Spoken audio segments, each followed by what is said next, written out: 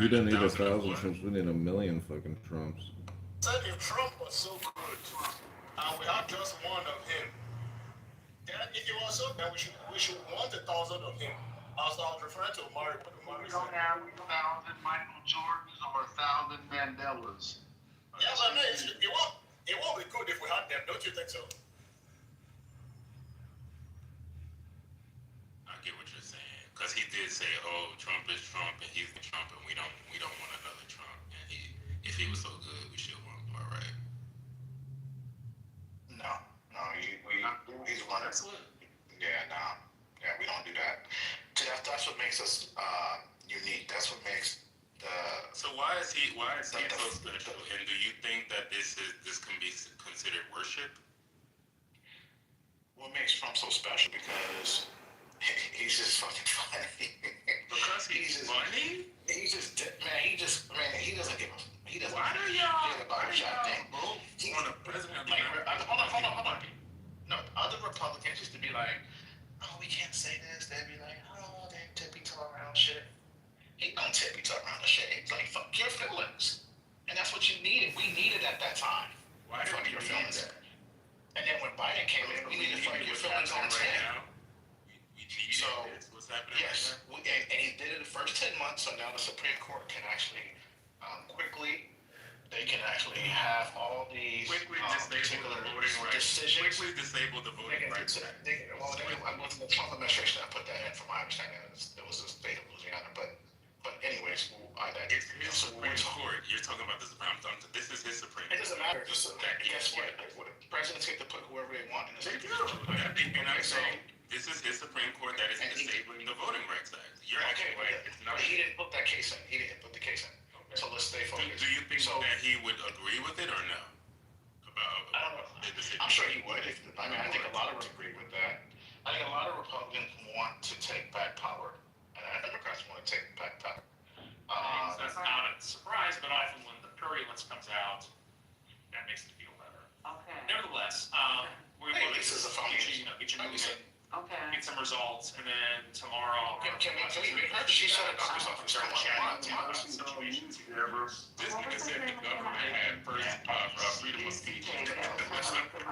No disrespect, I just want Come on, to so feel can y'all please mute her? Okay, What the hell? okay, all right, I'll do that. Okay, sounds good so far, but I told them, my mental status. Oh, Y'all may say something private. We need to mute her. Mods, where you at? I'm just being You honest. can't. You have to. No, mute her before she says something private. I've muted her twice. She's unmuted. Good lord. All right, then. I didn't think you were there. Poor baby. My poor son. He's working them long hours. Delirious. So Ron, don't you think it's pretty amazing? Donald Trump has been able to win the presidency twice. He beat I agree. I think in 2016. I do. Yeah, he won. The greatest upset ever. He won in 2016. Came back in 2020, right? Yeah, y'all won. So what? Okay. No experience in the political, right? So no, you were just trying to say that he wasn't, that why were we? You claimed that we were worshiping. I was just saying, don't you think? Because he won two elections. That's why y'all were worshiping. Because people have won two elections. I think his resume sort of speaks for itself, don't you think? No, I don't think it's resume. Not a resume. His transcript Your is resume is trash. It's not his resume, not at all. These people hate us. They hate black and brown people. Now they get to show it. Which people are you talking about? I'm talking about white people in general. They want make America great again, make America white again. Come on. The same white people that voted Obama in. Is that what you're Say talking all about? white The same people. white people who You were know better than responsible that. for Obama becoming president of the United States of America. definitely not the same set. Definitely not. You know that. All I'm saying is that the temperature is rising outside. These folks. I mean, I'm not even moving in with my fiance because he lives up with a whole bunch of white folks. Ain't no black people up there. There's only 2 other families. I had to tell him yesterday, I'm not moving up there. I'm not living up there. And he gonna say, well, you live around a lot of white people where you live. I said, but not white people that move 200 miles away from the city to be away from black people. Let them people up there have what they have. I don't want to be up there with them. I don't know what's worse. You know, I don't trust them. I don't trust them. Hell no. Okay, so hold on one second. hell You need to no. stop that. I heard you throw out the little Asian hate when she's giving her submission. You like to do stuff like that, and I'm on stage and I'm not for it. I'm gonna call it out every time. It's not necessary, and that's how you change the algorithm. And you should be doing that on Lisa's stage if you respect her. Yeah, Agent P and Sandra left her and left their man because of where they of whiteness. Leave my man. I'm just not moving 150 miles up north to live around a bunch of white people. He don't have no neighbors. They're 3 miles away from each other. He's got 150 acres up there. I'm not going up there. And he don't live without a fucking nut. It's crazy as hell. It's not because So of white he won't get registered. He won't take classes. I'm not going up there. I can protect myself. I got gun. I think the serious issue for me is just how disappointing people like Armari and other Trump supporters are. You guys have never mentioned once the well-being of children. Next month, they're predicting that 42 million Americans are going to lose food assistance, and that's going to greatly impact children. Children are going to be impacted by the loss of healthcare services. They're going to be impacted or hit by the loss of special needs programs, but yet you want to sit there and say, I like Trump because Trump is funny. And that to me is disturbing. It shows that you really don't care about humanity, don't care about children. So I think maybe you guys should start being upfront with yourselves and other people and say that you just don't give a fuck about anyone but yourselves. Don't tell me you care about don't tell me you care about children. Don't tell me you care about the future, the well-being of others, when consistently you never stated something. You have never considered the well-being of children, our elderly population, our disabled population. You have never considered that. You have never spoken about that. But yet, the only thing that ever comes out of your mouth is, Trump's a funny guy, and that's why I voted for him. What she failed to mention is there are Trump supporters. Hold on, there's the blind Republican on it. So there's a group on here in Clubhouse, a very larger group than blinds for Democrats, who voted for Trump. There are, guess what? Senior people who are on senior. Hold on, I'm talking about you. I'm not talking about them. I'm talking about you. We all I'm voted. talking about you. Why are you bringing them up? I'm talking about Because you. you're acting like the Democrats. No, I don't care about that. I'm talking about you. You're on stage. They're not here. And if I was ever in their space to speak to them, then I would have that conversation. But I'm speaking to you. Guess what? When you give us Biden, which is AKA almost Lucifer. He's not present. And yeah, when you gave us Biden. Yeah. The pivot you guys do is wild. The tactics you guys do is wild.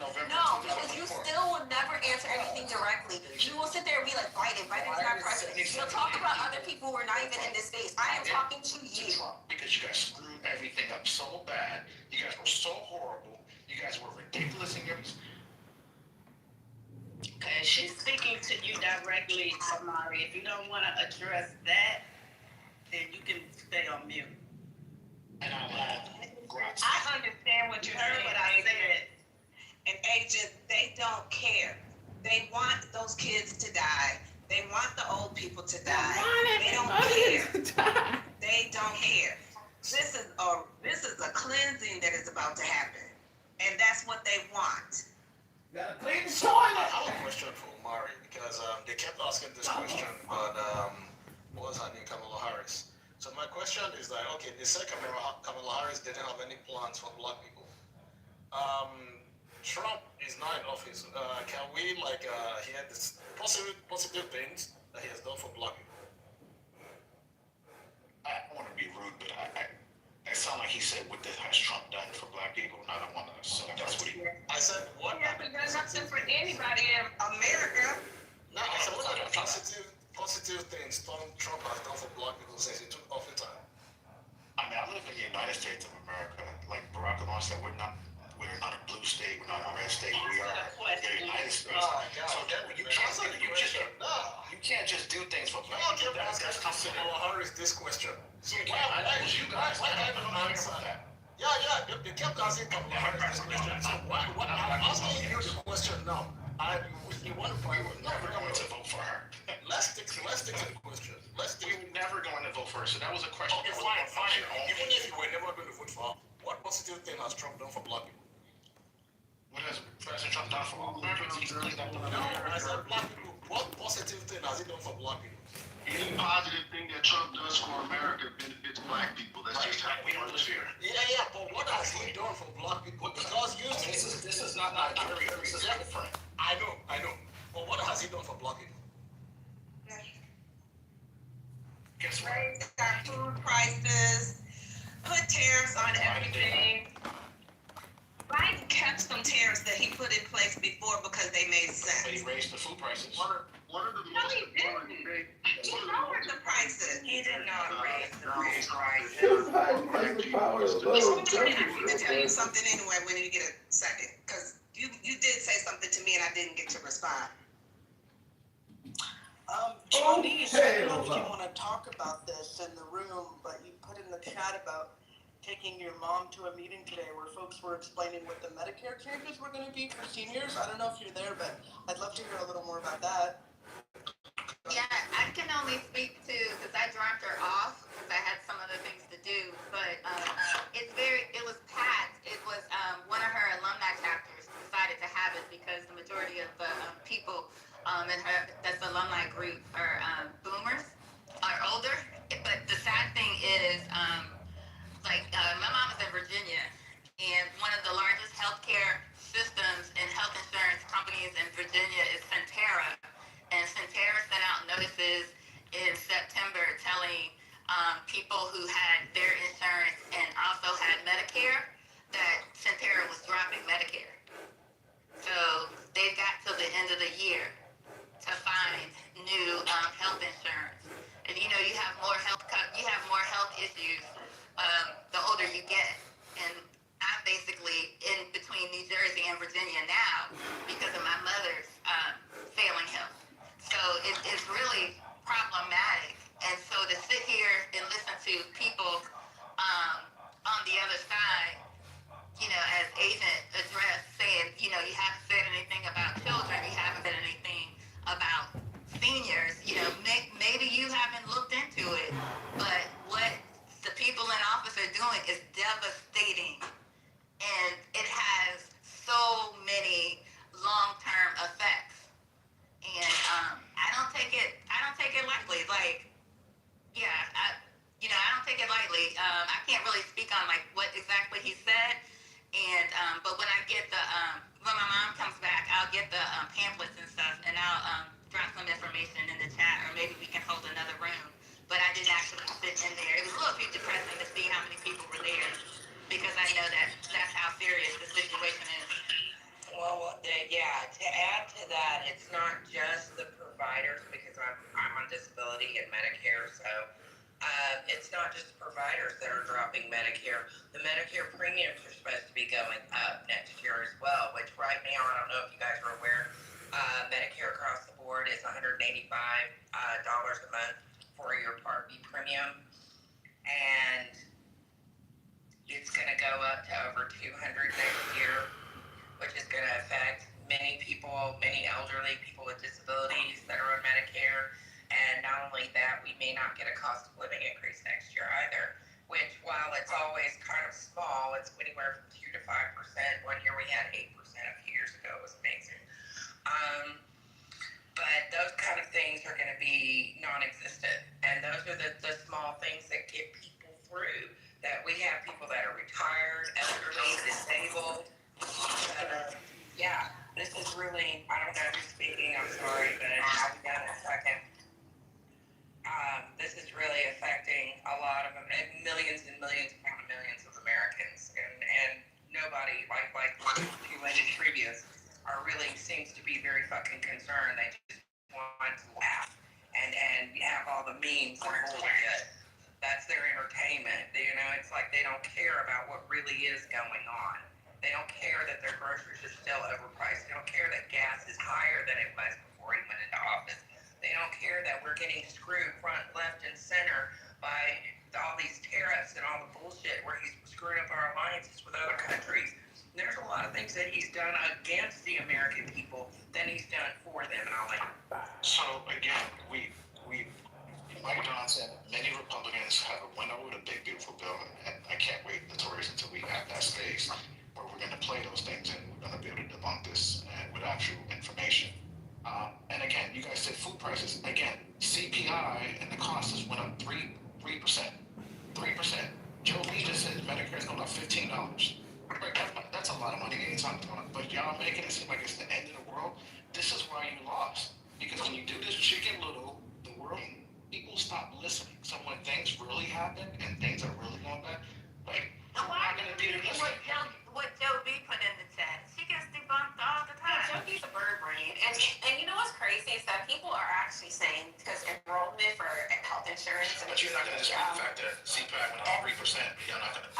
Why don't you fact check that? I was actually. You realize that, right? 3%. And majority of it, we looked at the majority of that. It varies. 3% is proportional, and what your income is, that could be a big difference. When you talk, so if your light bill is $100 and it went up 3%, you do the math. If your light bill is $500, If you're on a fixed income, it doesn't matter. it doesn't matter because the cost goes up every year over year. Yes, and if you're on a fixed income, it's a Have you ever fixed known income. The price of gum used to be fucking 5 cents back in 1970, right? What is the price of gum now?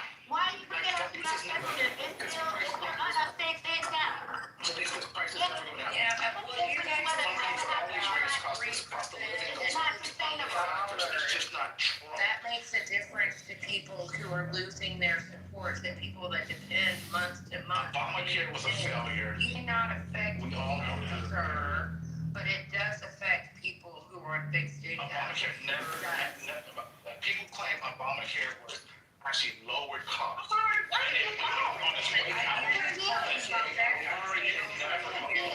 You don't think that the city, It did not actually help maintain prices. that you don't think that the city is just actually that pay taxes deserve healthcare, free healthcare from the government? Do I believe that we should have Other developed a countries. single system, a single payer healthcare? Or even low-cost healthcare, or even low-cost or affordable Or even healthcare. low cost. I mean, I can see an Australia option where you have maybe a single payer, and then maybe for higher income, you have more of a platinum plan or a silver. I don't know. Who's gonna pay for it? So you're like, well, maybe low cost. What would actually be wrong with free? What's the problem with that?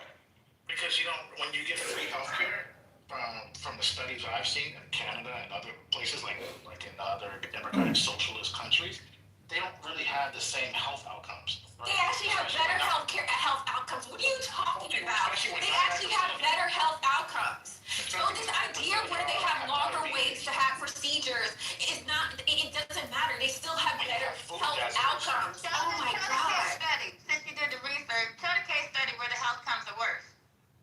Like I said, I'll wait. let me finish. Like I said, the studies I've seen, again, I can find studies, I can say Please Canada. do. and all Thank those you. others. Please and thank you. But guess what? America is unhealthy. We're the most unhealthy country. Because we have shitty healthcare. Because we have shitty healthcare. Shitty preventative care. We have shitty healthcare for shitty preventative care. It's extremely expensive. There is a myriad of reasons why America's health conditions are the way they are. But guess what, Omari? This administration is telling the FDA to remove warning ads for diseases and health and all. They also removing fluoride. They also cleaning up Yeah, food. and they're doing a lot of these So you should make regulations so guess what? You're a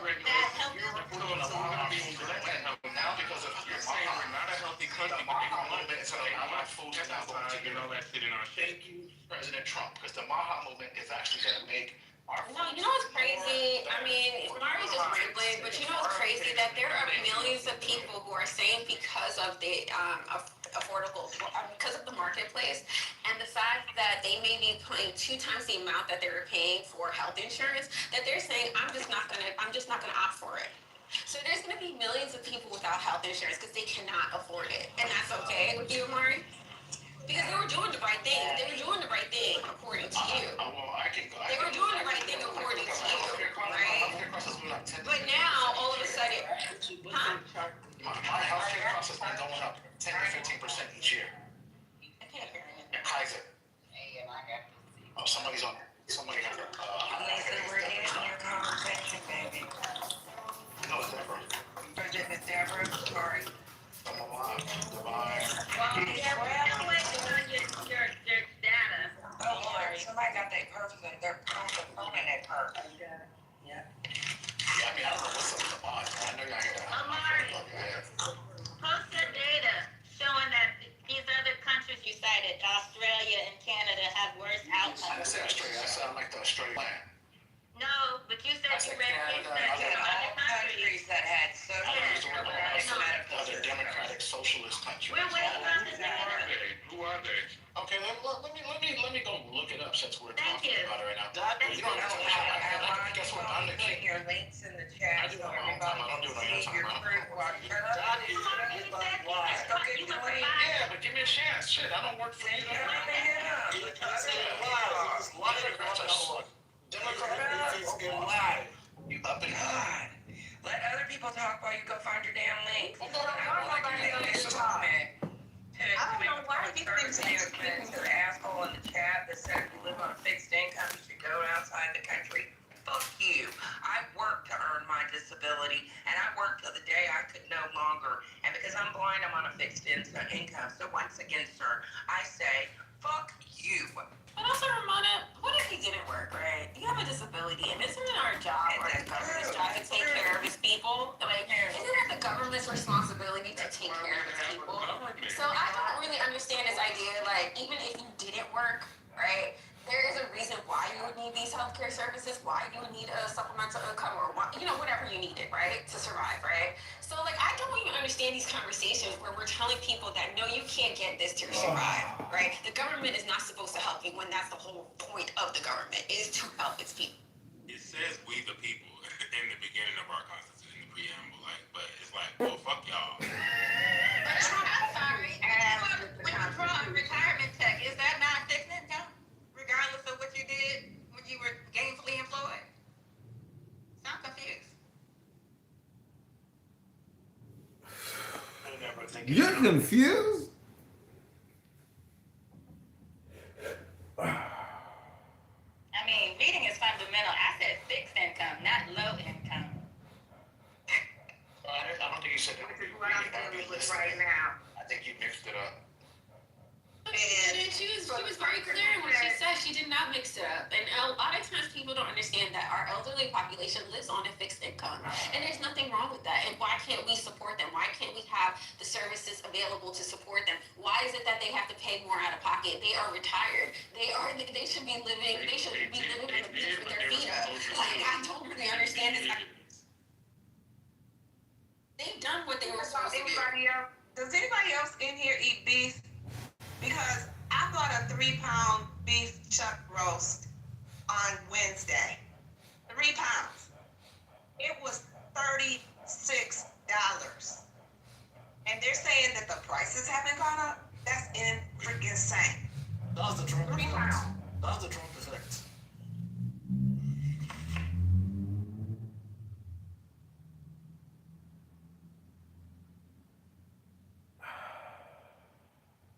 Old ladies gonna go back to eating cat food and shit.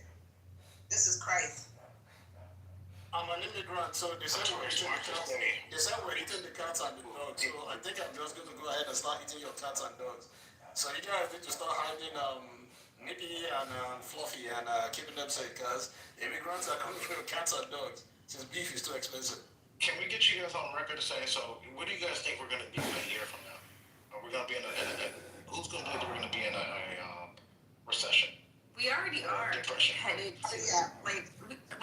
Do you not pay attention to the economic trends? Well, yeah. I mean, have you looked at your stock? Have you looked at your 401k or your stock? You really don't understand economics.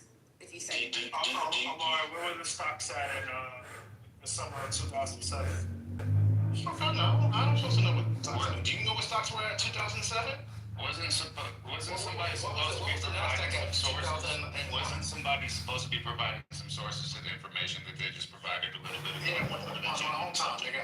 Okay, so you're just changing the subject. I got the link. Don't worry, I dropped the link on your head right now. I'm gonna drop it on your head, nigga. Drew, that's what's going on. Don't worry about it. Just don't worry about it. It's dropped on your head. Yeah. Drop it. Eat it up, sucker. Until kingdom come, man, that sauce will not be show up. Don't worry. So, yeah.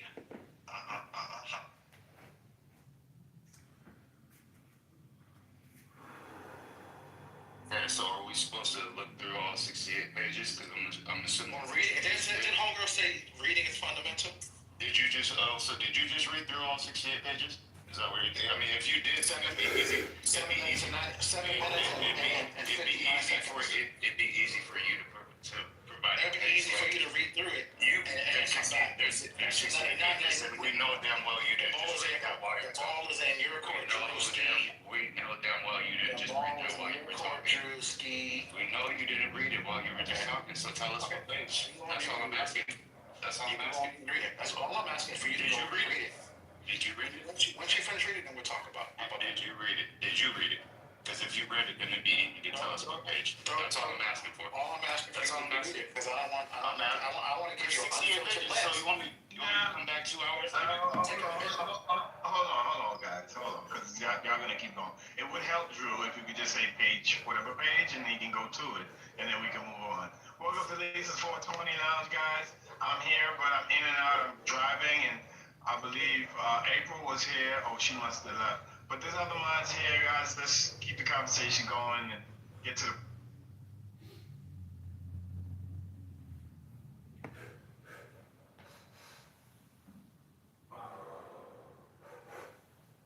have a page number for us. And we just ended up bickering back and forth of I gave a link. 68 pages is a lot. Look at page 99. Okay, page 99. Perfect.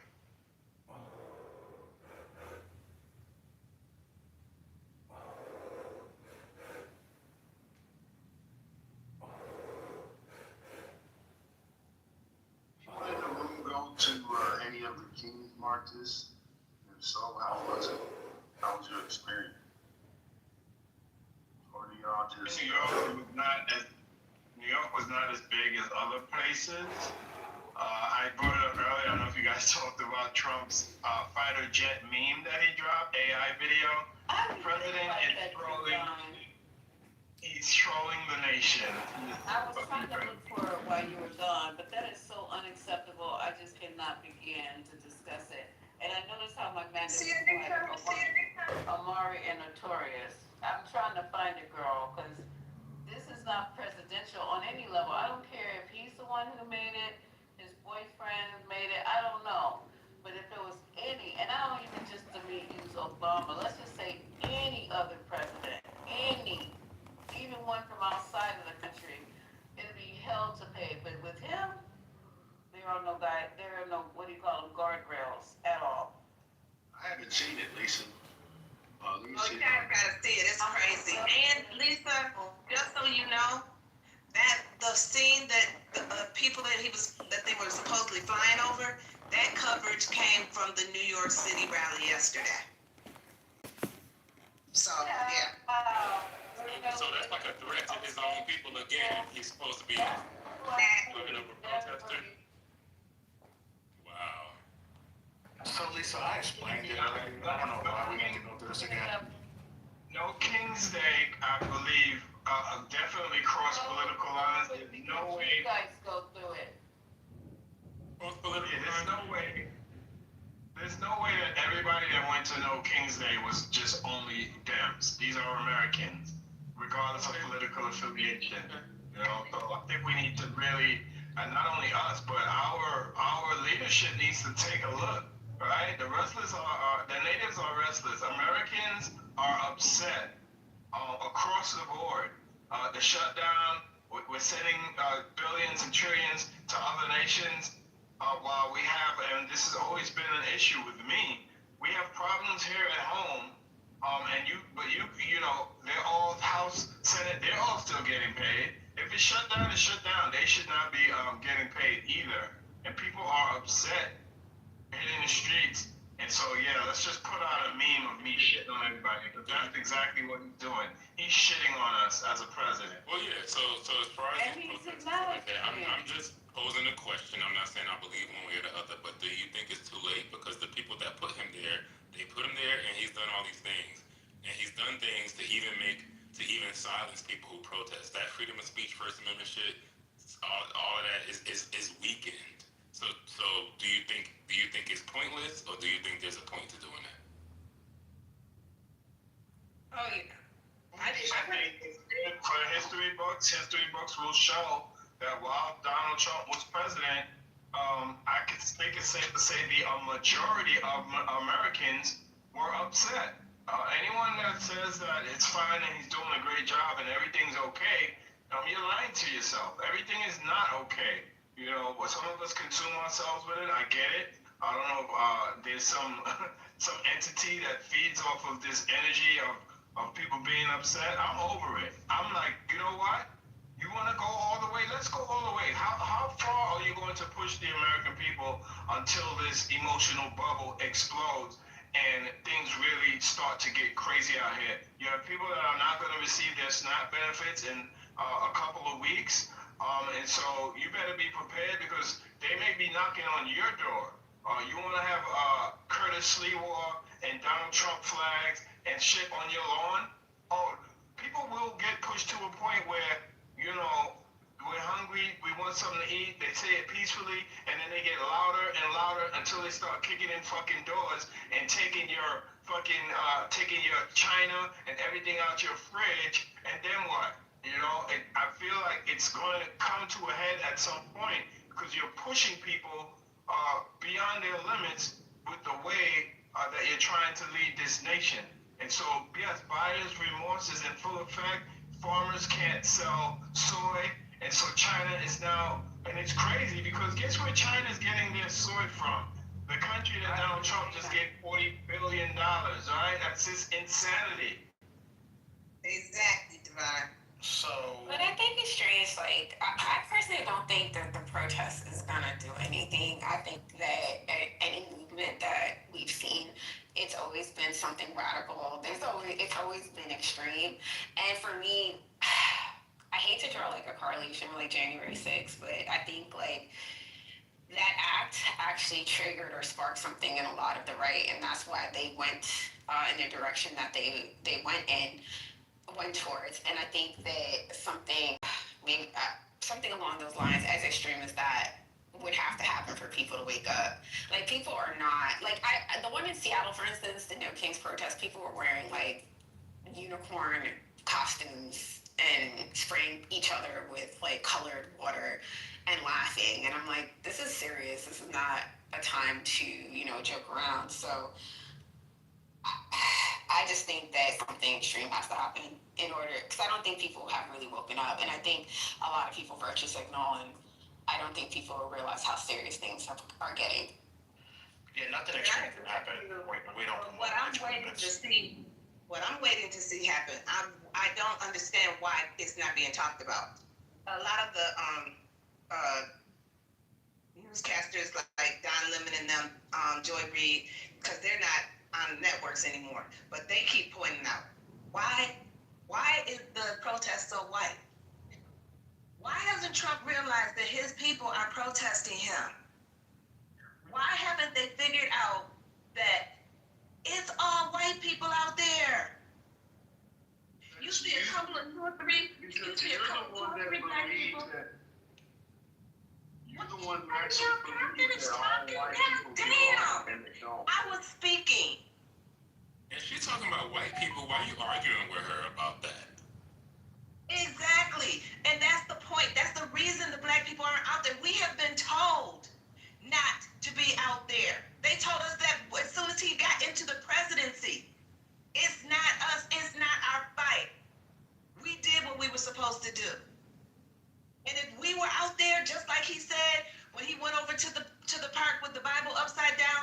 shoot them?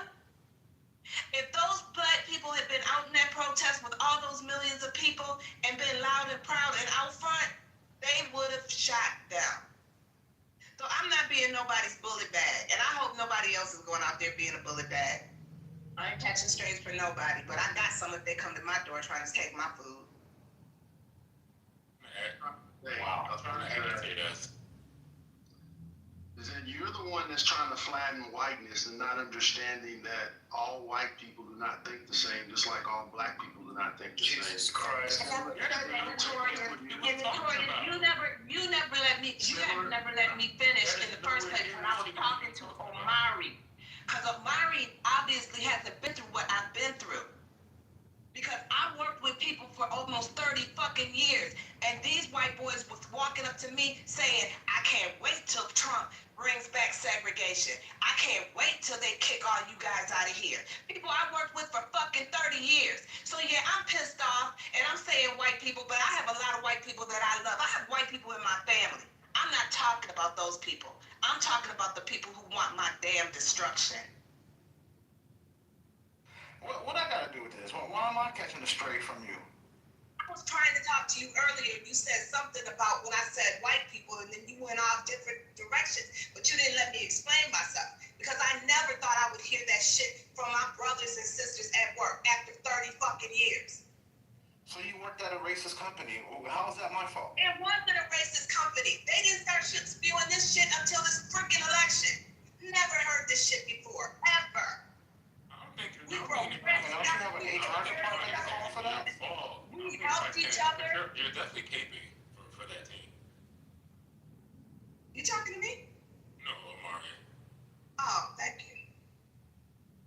No, I'm just saying because somebody said it earlier that we're headed towards a civil war. Yes, we are. But that's what they want. The ones that are extreme are pissed. They're extreme, and they're pissed. So, and they don't want to just get rid of the illegals. They want to get rid of us too. So there. I'm sure there are people out there, but they're the minutia of society. Like y'all letting less than How many do you 0.00.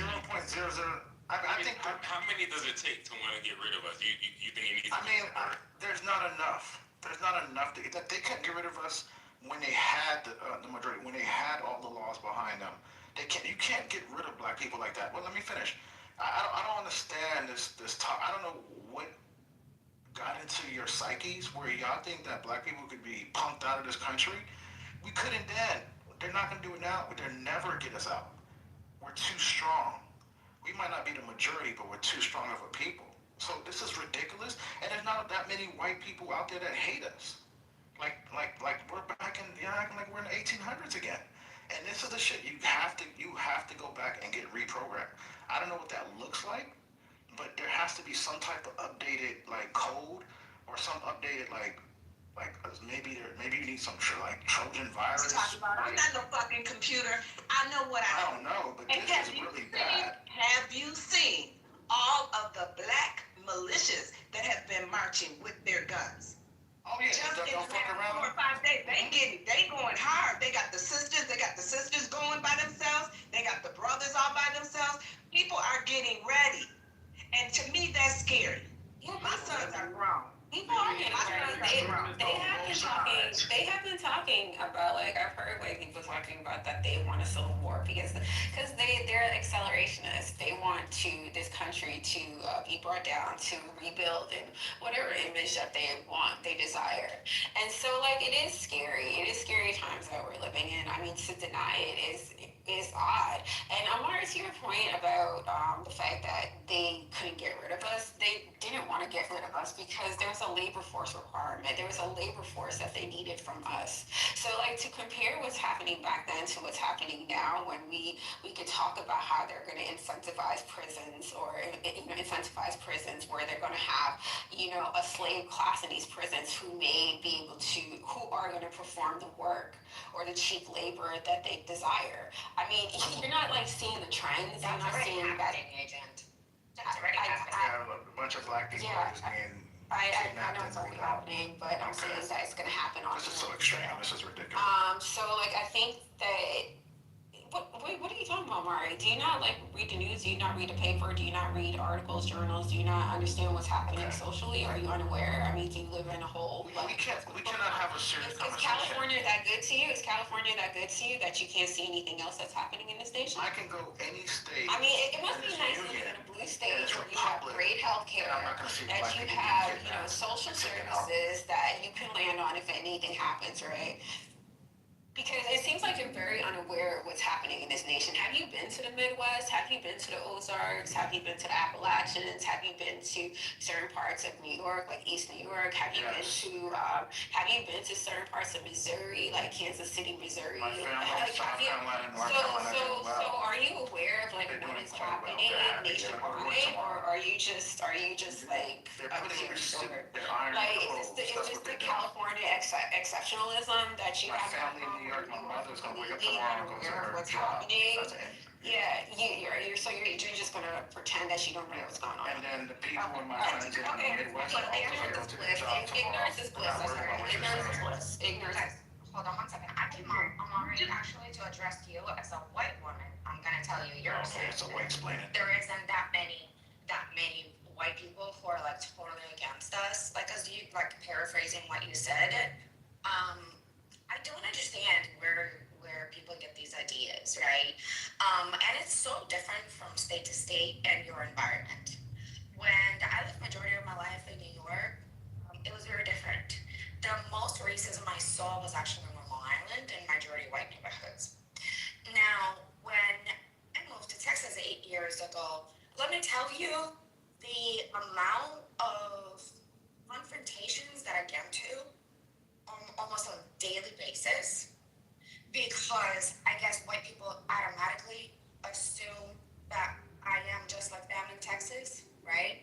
And they have no problem talking all kinds of shit when there is no people of color around, and it's a very small percentage of them in Texas, in the area where I'm at.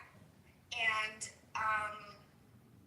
what you don't understand is that a lot of them had those views, but they felt that it was unacceptable to say those things out loud in society. It was okay to talk in between them. But now, we are seeing an increase, and they're loud, and they're getting louder because they feel like it's okay now. We're not gonna have that social quote unquote consequences and punishment. And that's what's happening. And I personally talk to people all the time in Texas, predominantly white, where let me tell you, not only that they don't want nobody but cisgender Christian white is what they want, and openly say that that's what America is, and that's how it should be. But they are literally would talk about what can they do to keep this country that way and get rid of anybody who doesn't fold into their standards. So I really I'm sorry, stop spreading that misinformation about, it's not as bad as slavery or whatever. We have rights now, right? We can go to all these places and we're not segregated anymore. But guess what? They never used to do it so openly, but they were still doing it. Karina, thank you, sweetie. Thank you. And Agent, I wanted to ask you, please, Agent, when you give the mic back, would you explain to Amari why they're changing the laws in DC so that they can convict them 14-year-old kids, the 1,700 hardened criminals that they got? They want to change the law to 14 to be an adult. Can you explain to him why that is? I mean, I don't even, honestly, I don't really understand the politics of DC, I'm not gonna lie. I feel as though, for me, my personal opinion is that they're looking up to the young black youth. That's what they're trying to do. They're trying to criminalize being a child, right? And so like that's essentially. Yeah, it's essentially what they're doing. They're just gonna lock these kids up. I mean, I'm so concerned about the youth. I'm so concerned about Palantir, their headquarters being here. I'm concerned about the future of predictive policing, which people have not been talking about. You know, I mean, there's just so many things that have been like I've been sitting on. You know, and I haven't heard the conversations, even going to the No Kings protest and not really hearing people speak about it. I mean, I go to the DMV occasionally, but I'm worried. I'm worried about the black citizens in that area specifically. I am because I think that's gonna be ground zero for all the fuckery that they are planning to do to a certain demographic of people. An agent also. The decline of black people in DC is just like by what percentage? The back percent. Very, very, very quickly. There is a couple states, red states, that actually have passed or in the middle of passing laws about child labor and basically forcing children to mandatory work certain hours, right? So I wonder why that's happening. I wonder who is going to be the mandatory working. Wait, what? It's not forcing them to work so many hours. It's allowing them to work full time and also allowing them to work overnight shifts. I mean, it would be absolutely horrendous if they were forcing them to do that, but they're allowing them because before there were labor laws in place. They spoke openly in their state Congress that they want mandatory work hours. They're doing it. Mandatory work hours for minors? Yes. I don't know if they passed it, but the whole point is that the fact that it's even being seriously discussed. Well, I'm talking about the thing they were trying to pass in Florida where they're allowing minors to work full-time hours and work overnight shifts. Yeah, I've not heard anything about forcing them to have mandatory hours. If you could post I'll find it right now. That would be great. Thank you. Yeah, I don't think it's about forcing. I think it was the law was to allow minors to work full-time hours, and hopefully people were against it, but I don't know people's thought process. You have Amaris out there, so. Yep, you have Amaris, but damn, but listening to y'all, just when I'm thinking like maybe the Democrat Party might be a little normal, just come on Clubhouse and I'm like, let me just get where I'm at. Democrats in here. Why are you talking to us like that? If y'all independent, y'all independently. No, I'm not pivoting shit. I slit my wrist before I vote for Trump. Fuck that shit. That's fine. You don't have to do all that. Just keep losing. I said I would. I mean, because he'll never get my vote. And I'm never going to vote Republican. Y'all talking about black people being kidnapped, black people are going, you have Katrina over Omari, here. close your eyes and go back to sleep because you don't see what's happening. You have Katrina over here that's putting fear porn in your minds. This is the deprogramming that you need. You need to get rid of the Katrinas in your life. And you need to detox from that. Take one of those poop pills. And they need to be friends with and take one of those really big poop pills or something. That's right. Yeah, or take an Emina, a coffee Emina. That would be. I never speak right now. Nothing wrong with it. The only thing that's wrong with me is I'm prepared to fight for my life. I'm prepared to fight for my life. I watched them burn a fucking cross in my grandmother's front yard. So I've been there. You're young. You haven't seen shit. And you probably been pampered. But I've seen this shit happen. So you can say whatever you want. I'm not stupid enough to go to sleep and think that every person that I think is cool because I found out that the people that I thought that I spent the most time with in my whole fucking 30 years were not my friends and did not want me around, did not want me to exist. So you can say whatever you want. Well, don't trust no Russian Karens. I can tell you that. Oh my God. I don't think she's Russian. I'm a Russian. No, I am Russian. I am. I was fucking into this country when I was very, very small. But I am Russian and Ukrainian. I have family on both sides living still there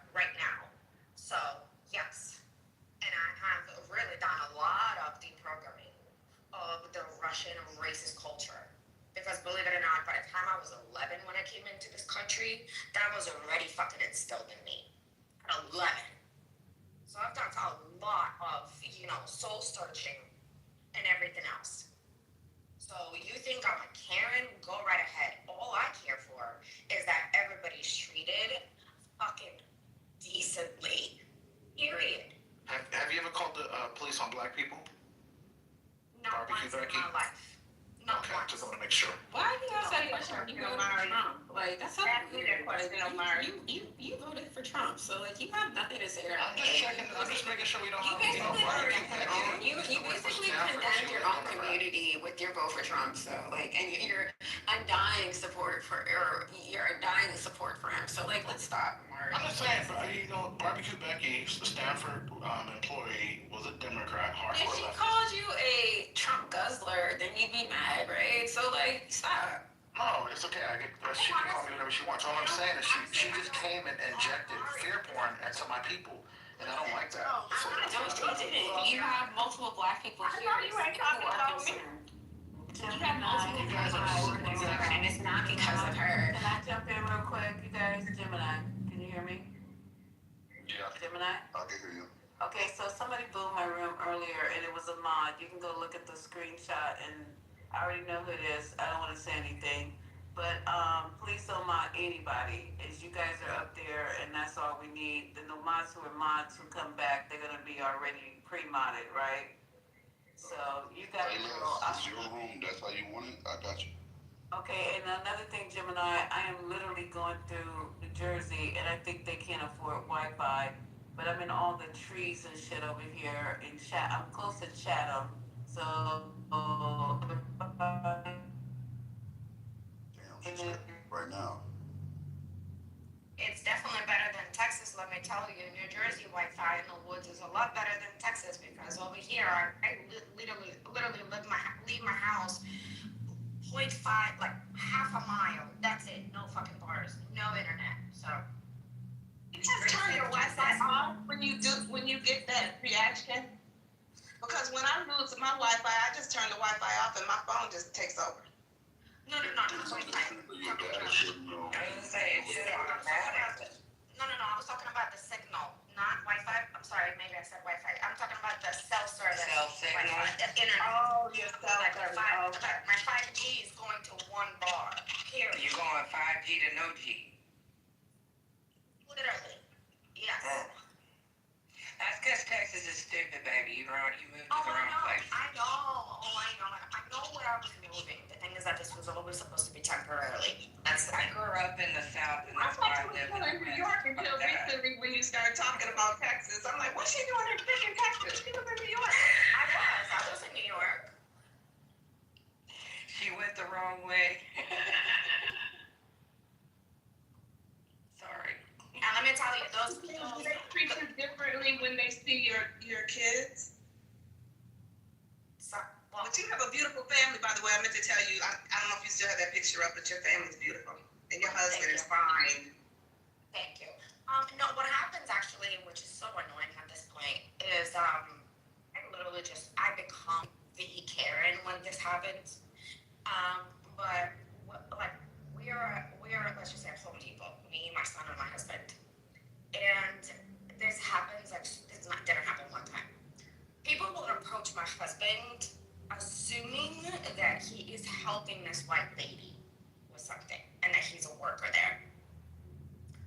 And a couple times I already lost it, and I was like, do you fucking see an orange apron on this man?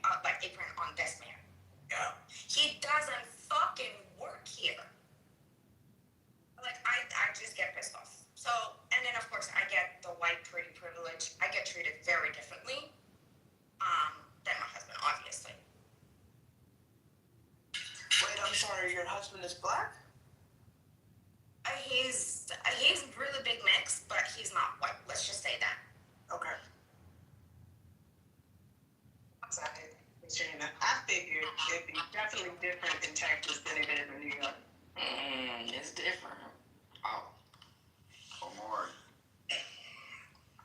What part of Texas do you live in? Gemini, what's up? Are you familiar with the numbers on black women being forced out of the workforce this year? you told me it was about 300,000+. Did it go up since then? It has. Do you think? How much is it now? I'll get you the numbers. Matter of fact, I'll put the link in the chat so you can see it firsthand.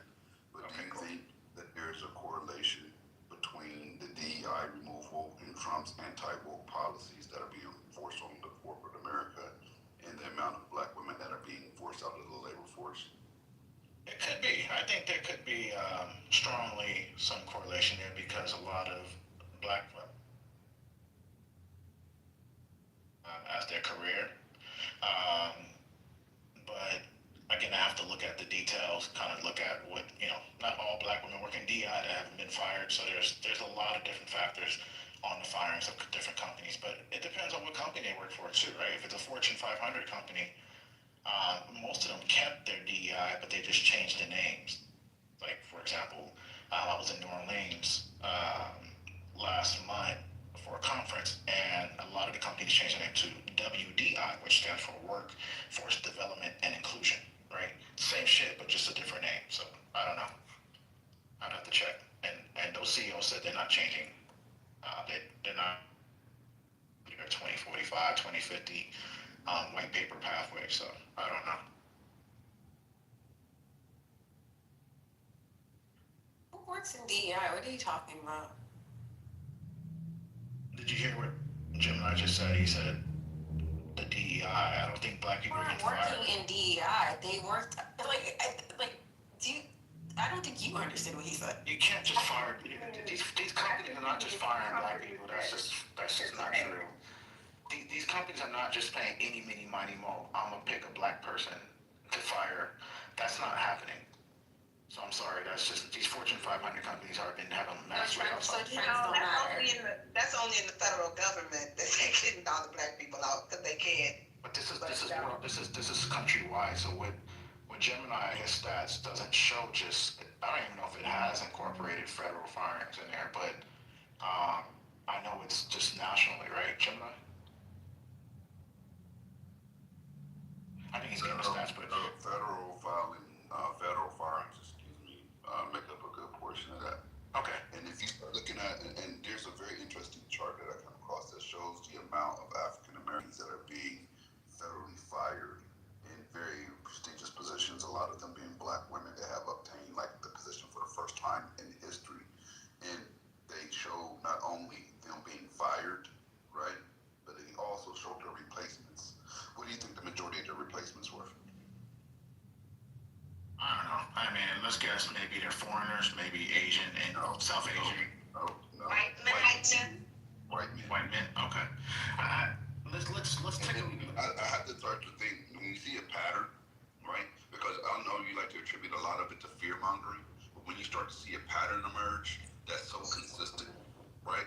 Black woman fired, white women hired, white men hired, black woman fired, white men hired. You start to think that there's an agenda at play, right? And I don't think that's if you're recognizing a consistent pattern, right? Like that's just like being supposed to look at the pattern, acknowledge the pattern, and start to add to the why.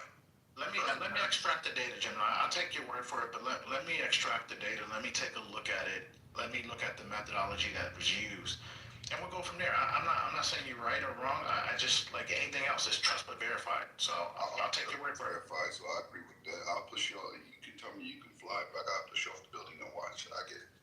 Yeah, no, I mean, I'll fly. Like, you know what I'm saying? I believe I can fly. So I believe I can. Even if I fall, I'll fall on my back and be able to get back up. That's how I work. So why are over 300,000 black women losing their job? Let's move on, because I don't have any detail, because to say that this is accurate, that only 300,000. So 300,000. No, I said black women, or let's say 600,000 black women, but then we have 1.5 million white people altogether have lost their job. I mean, let's look at the numbers. Let's see how many Asians. I put things. If you're gonna break it down by race, I need to see categories of all the demographics. I just don't need to. Well, it should be more white women losing those jobs. I was just saying, Because more white women benefited from DEI.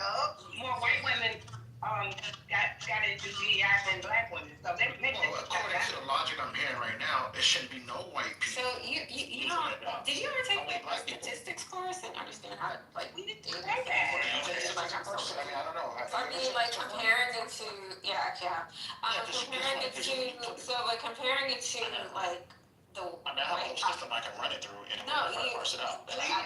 maybe you should. I have a sophisticated system that can actually do it. Omar, stop it. Let the woman talk. Like seriously, like I'm sorry. Like you are so disrespectful right now. Women are talking. Can you just be like a civilized man and let the woman talk and at least don't interrupt them? Like this is ridiculous.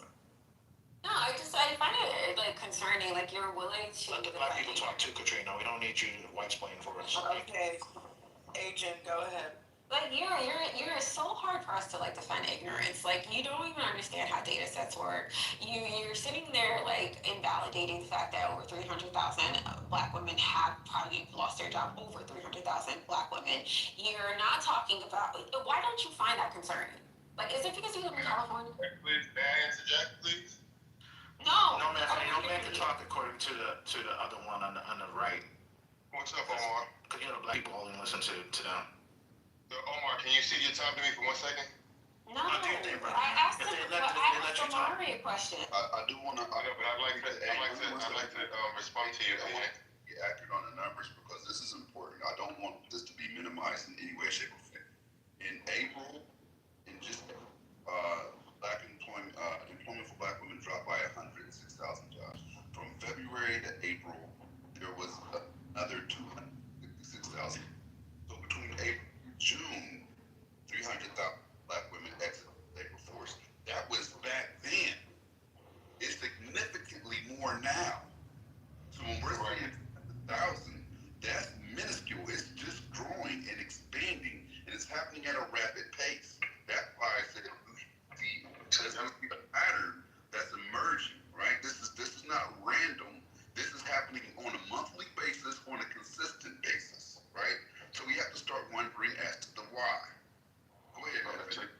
So Gemini, the points that you're raising are valid concerns and they should be discussed. I'm not minimizing or, as Agent said that Omar was doing, was invalidating. In fact, what I heard him say was, in order for me to have a proper frame of reference, I need to know how this same element of job loss in these various demographics, before I can respond in any meaningful way, I need a frame of reference. And by him asking for a frame of reference, she said that he invalidated it, and you didn't claim that he was minimizing it, but that in no way is minimizing this concern that, quote unquote, black women, I don't know what that means, because does that mean Caribbean women or American blacks? I don't know what that means by black women, but anyways. Women of African American descent. Okay, so that's excluding women who are of Caribbean descent? They can still be African American. Maybe you. I'm sorry? They will still fall under that category. Okay, so women who are Caribbean, women who come from West Where Africa. you're born doesn't matter. You can be African American and from Germany. Alright, so here's my question. So Gemini, the only question I heard Omar ask was, can we, to have a proper understanding of what's going on in the country, all he said was, what's the frame of reference? How is this same element operating in other demographics? And she said that he was invalidating her concern, and he did not. Oh, okay. Oh, I'll answer that. Oh, my hand's up. Let me tell you, they are the largest sector of people being fired currently. If you look at white women, if you look at Hispanic women, if you look at Indian women, if you look at any other racial demographic, they are the number one most fired in the current world, bro. So without challenging what you're saying, okay, so I'm going to accept what you're saying is true. I don't know if it's true, but for the purposes of this exchange, I'm going to accept. No, hold on. What I'm saying is I'm going to believe that you did your research, and I'm going to accept what you're saying is true. What I'm saying is, so now the question is, why is it? Aren't you the ChatGPT warriors? Like, why is it so difficult for you to Google it? No, you guys are the first to be like, oh, ChatGPT told me X, Y, Z. But it's so hard for you to look. It's so difficult. Why are you yelling? Why are you yelling? This is hyper-feminine. You screaming at me. You got the mic next. Little complete his thought, and then Agent goes, and nobody's going to interrupt her. So ChatGPT is not my authority. So what I was saying is, I'm accepting that what you're saying is true, Gemini. So the question becomes, why? And you're going to have people who are of one particular worldview, maybe like yourself, Gemini, who believe that this is happening because because they're black women, and people are moving them out of there because they're black women. And then there are people who are more with a different worldview who are going to say something different. So this is all what you call You're not going to be able to prove your claim that it's more nefarious, and other people aren't going to be able to prove. I wasn't done. And other people aren't going to be able to prove their claim that no, it's not nefarious. They're just doing it because whatever. So what I'm saying is this just becomes a fighting match over speculation in my worldview versus your worldview. There is no way to prove that these women are being removed because they're black. There's no way to prove that. So we can have this discussion all day long, but it's just a Here's the problem in what you're saying, Manfinity. Even if the intent is not, let's say, racially motivated, right? They're being fired specifically because they're black women. The impact is racialized, right? So all these black women aren't losing, let's say all these black women aren't losing their jobs because they're black women. But there's a disproportionate effect of job loss specifically on black women. So that's still a problem of a racist impact. That's what you're not getting. I agree, but couldn't that have been a response to the fact that they were given those roles? And again, this is controversial. I'm asking you, what if they got the positions and it had a disproportionate impact on people who were other qualified, all of the races? So what I'm saying is, this could be the system. This could be the system. Hold on, this could be the system self-correcting itself. So you can look at it one way. It's all a matter of perspective. Okay, can y'all hear me, Katrina? Can you guys hear me? Yes, ma'am. I'm getting a red bar. Go ahead until I get. Go ahead. We can hear you. Okay, so I just heard the most outlandish crate a few seconds ago. Can somebody address what he said? Self-ding disproportionately affecting other groups. Y'all, please don't let that bullshit slide in this room.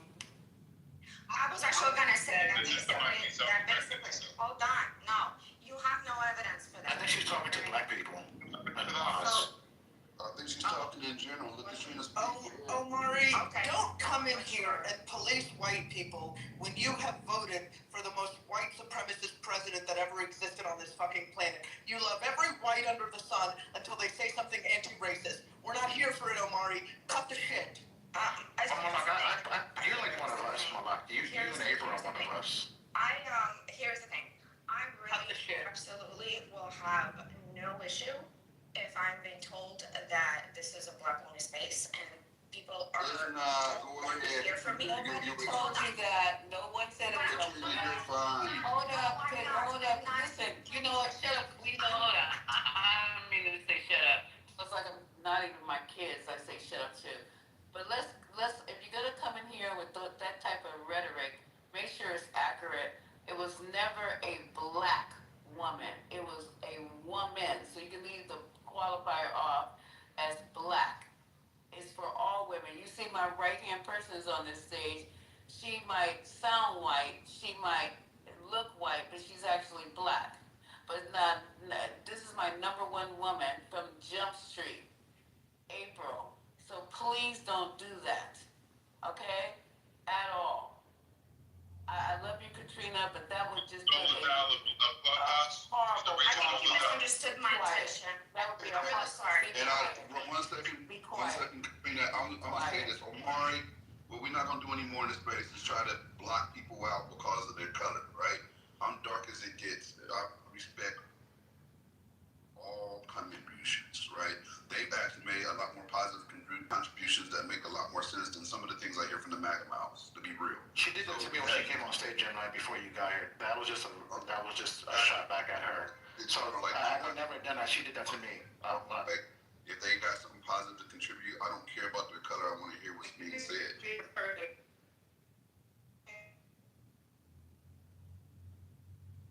You're in the matrix again, baby. Yeah, you're in the matrix. You're in the matrix. We can't hear you. I don't know if you can hear it, but we can't hear you right now.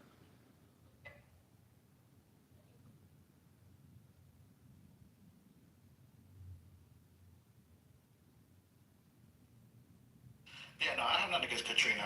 When she came on stage, that's why when she said as a black man and stuff like that, I hate when people do that. Don't do that to me. I won't do that to anyone else. So You're doing it though. we can stop. But it's only respectfully. It's only when y'all be disrespectful to me and call me. Despite how I sound and look, you would be surprised at the amount of white people that I work with that I consider family, bro. Right? And that there's white people I can't stand, and there's black people I like and work with, and black people I can't stand. It don't got nothing to do with color for me. If you solid, you solid, and if you're a piece of shit, you're a piece of shit. That's what I agree. We're on the same page as that. No, 100%. Hold on, Amari. Alright, give me a second. Lisa, if you're there, I just wanted to really clarify this, and gentlemen, I really do want to clarify. I think you guys misunderstood my intention of what I was saying. That wasn't in like how can I say, sarcastic or sly comment. I was actually trying to be very genuine. Like if Amari, you want to have a conversation and not hear from white people, that is okay. I understand why you would want that, right? But this place is not, as far as I understand, is not that. This is not exclusively. So if you want to have that conversation, it's okay. You can have it. Katrina, just speak some white supremacy talking points, and then he'll be fine with you speaking. Welcome to the stage, Kimberly. Mama, why are you taking this personal? I am confused because seemed like Katrina was offering data. I didn't know that the data about the job market was racialized. If you the first Friday month, we call it Jobs Report Friday. It didn't come out this month because the federal government is shut down. But the BLS releases. I'm sorry. I'm on the treadmill. That's why I'm talking like this. The BLS releases what's called the job situation, and they go through all of the data. If you look at that data, everybody in this country has increased unemployment since January 1st, except for white men. That's the only group that has not lost significant jobs.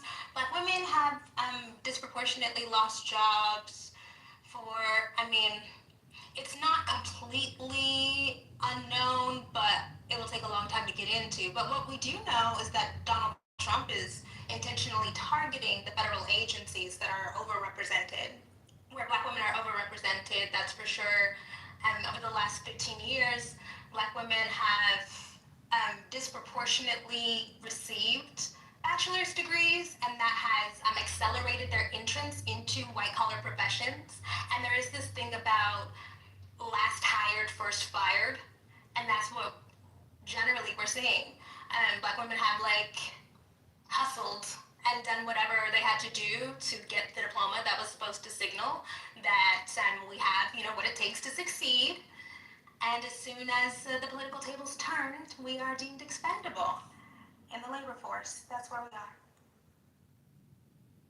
Sorry, that was long. I'm talking.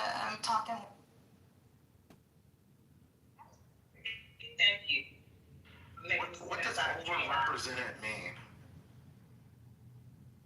You don't, okay, so a statistic, this is funny, this is good. If Black people are 13% of a population, if we in a company are 18% of the company's employees, then the statisticians, and by that I mean your 8th grade math teacher, would say that we are overrepresented. Okay. That's just weird. That's a little one. I don't know. That's literally Sorry, you don't understand how many Black women work for the federal government. Do you not understand? In the country? I mean, Do you not understand that? If 100% of Black women, hold on, I wasn't finished. I want you to think about this. They like to use that with blacks in jail, right? They'll say they make up X amount of the population, but they make up X amount of the jail population, which means they're overrepresented in jail, which means they have to be inherently violent because that's why these numbers. Well, because they're committing the crime. I'm trying to break it down to a MAGA term where you might be able to follow it. Yeah, but what you're missing out of this is very simple. If 100% of the Black women who applied for those positions, let's say they all got it, it's because they got it because they did the work. Black women are very strong, they're very smart, they're capable of doing any job that anyone, regardless of what Joe Biden said. I don't need help understanding something I already know. Move from that square and get this learning thing. You on a square, I'm on a motherfucking circle. No, Look, you I'm on a circle. you confused. We trying to slow you No, down. no, no. I don't need your I don't need your education to try to explain something to me that's basic. You guys have to understand. Hold on, Katrina, don't cut me off again, please, Katrina. Katrina, don't want me. I wasn't finished. I know you guys get your. No, you're not doing anything. I don't need you. I don't need you. Miss Katrina, I need you to nip your Omar, go ahead and then the mic goes. Thank you. Please, no one please cut me off this time. So what we're saying is that black women, when they apply for positions, I don't care if they're 18%, 19%, 100% of a job, of a department or organization. They earned it. Period. So who is that's disputing that? So who cares? So there's no such thing as overrepresented. No, right? There's no such thing when it comes to people in the workplace. Overrepresented is a descriptor of a statistical reality. It is not a value judgment. It is about comparing numbers. It's about comparing ratios. I'm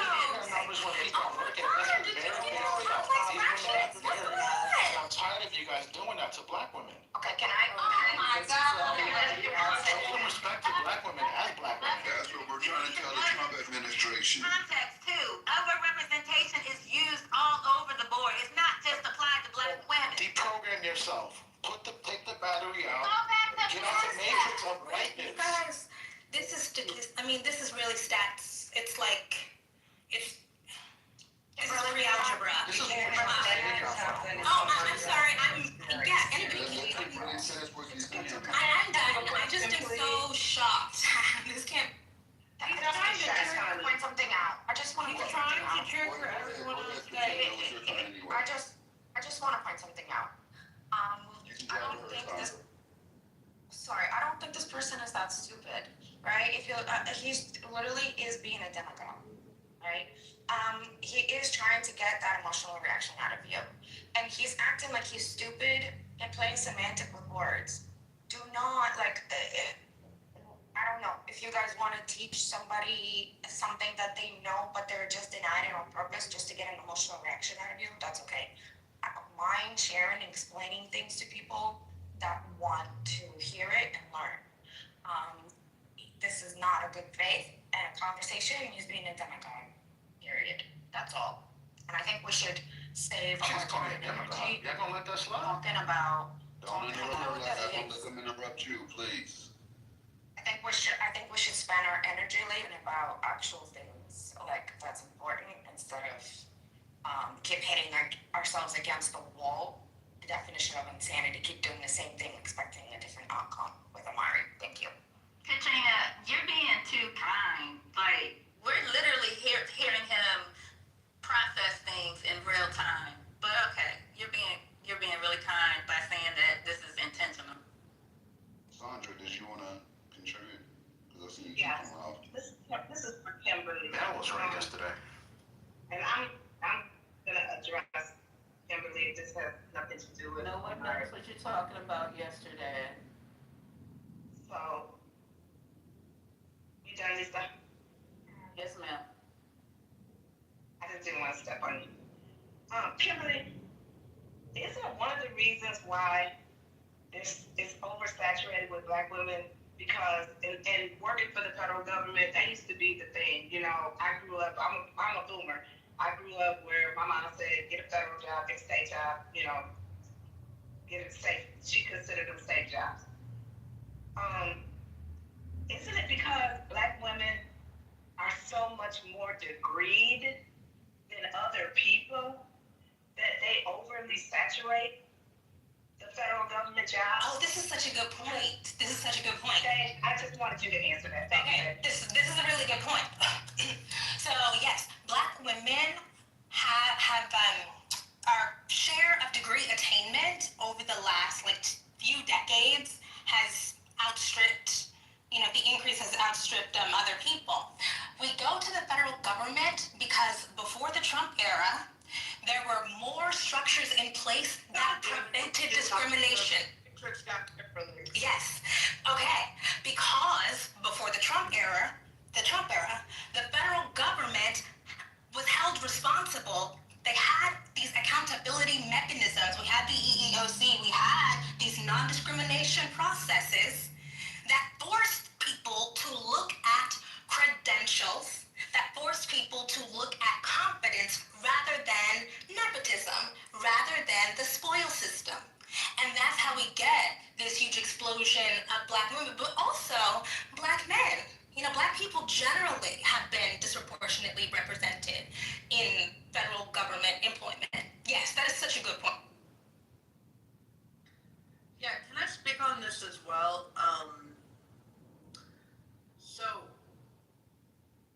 So a lot of these public sector and federal government jobs are explicitly merit-based because they require applicants to pass standardized tests or meet certain, educational thresholds, or they go through like formal ranking systems. So, like in the civil service, for example, you have written or computerized like civil service exams, scored interviews, ranking matrices, point systems for education and experience. They have a lot of like periodic evaluations and things like this. So that means to get in and to advance, you have to keep demonstrating your qualifications, your knowledge, your performance in measurable ways. So that also, like, these are some of the most merit-based jobs that you can possibly get. So it really shows the lie when people like in the Trump administration are saying, well, we can't lower, we can't have all this DEI and lower our standards. It's like, actually, when the standards are as strict as they can be, what you see is more diversity, not less. Can I just say one more? I'm sorry, Bucket.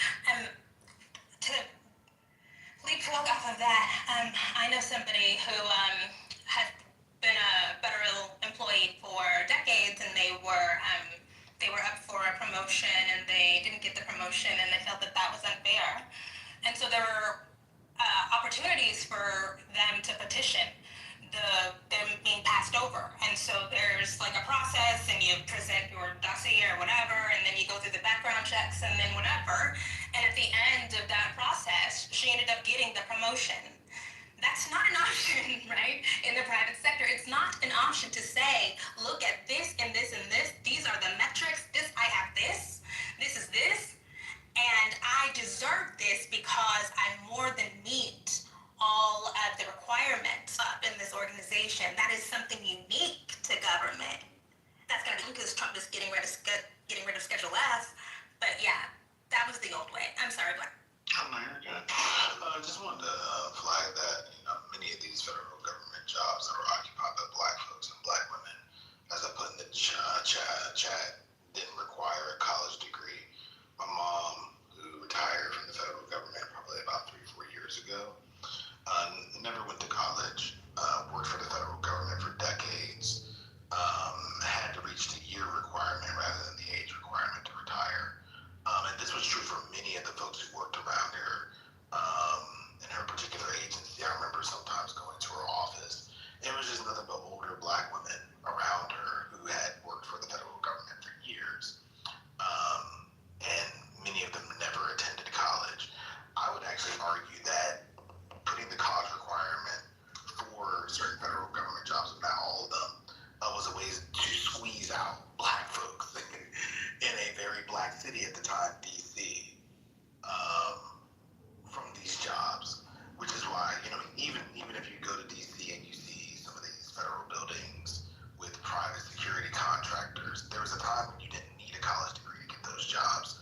Now you need at least some college to get those jobs to make $20, $30, sometimes $40 an hour, and good credit so you can get a security clearance. These weren't requirements back in the day, but because I think black folks were the ones who were getting these jobs, they started to put more requirements up in order for folks to have them. I'll land there.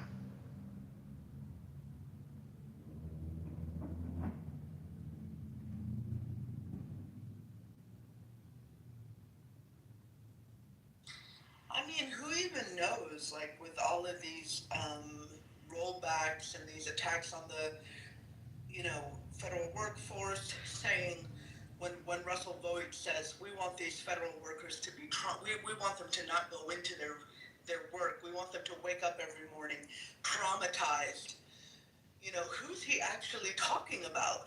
And when they talk about all these, like, rifts and the reduction in force, Who are they talking about? Who are they targeting? And once they get out all of the non-white men, what, is it going to be hiring time again so we can get all the white men back in? Yes, because white men have been disproportionately being pushed out by the minorities who are not even qualified. They have stalled their jobs.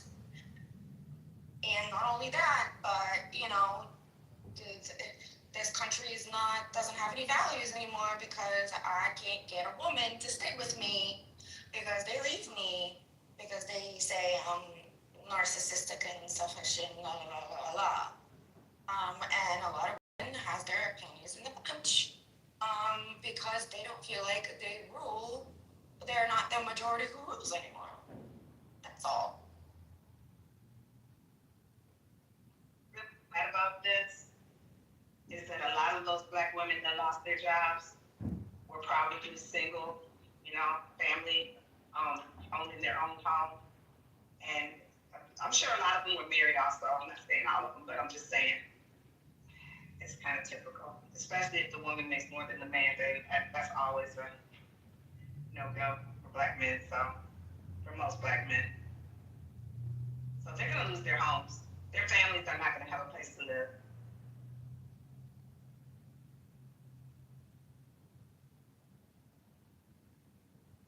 I'm gonna,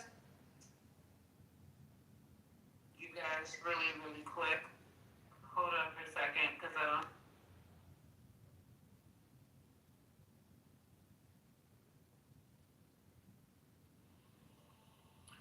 if you guys can hear me. Yes, we can hear it. We hear you. Okay. Oh, I can't hear you now. You can't hear me? Can you guys hear? Okay, now I can hear you. No, I can hear you. We're not talking about the report. Hold on. So Trump is calling Colombia's president a legal drug dealer. Prince Andrew falsifying information on Virginia Guthrie before she killed herself. You all know across all 50 states, the No Kings protest was a success, even though people were in the chat, 420 chat earlier saying that it wasn't. Israel has violated the ceasefire 47 times and killed 38 Palestinians.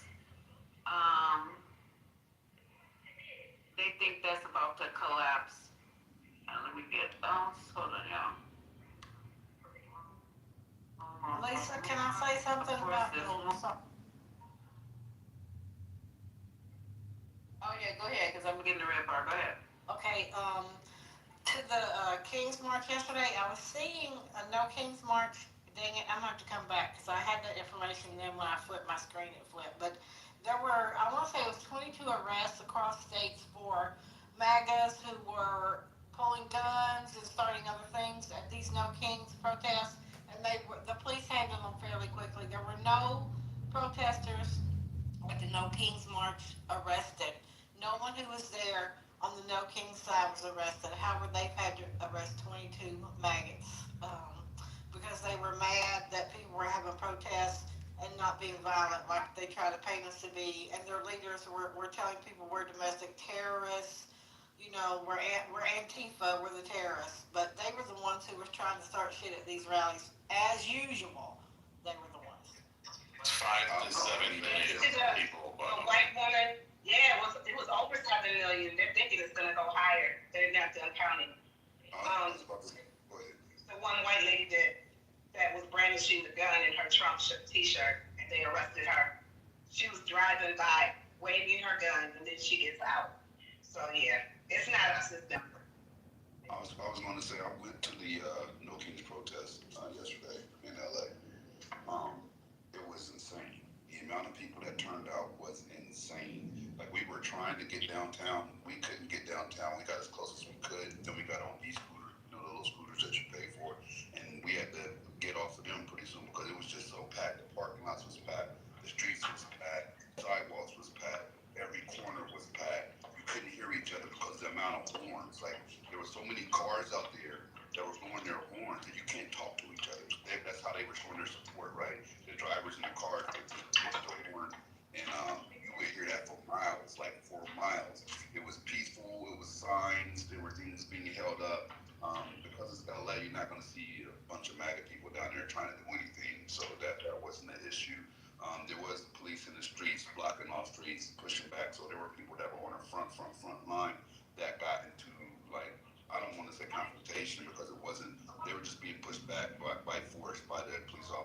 were trying to clear the streets.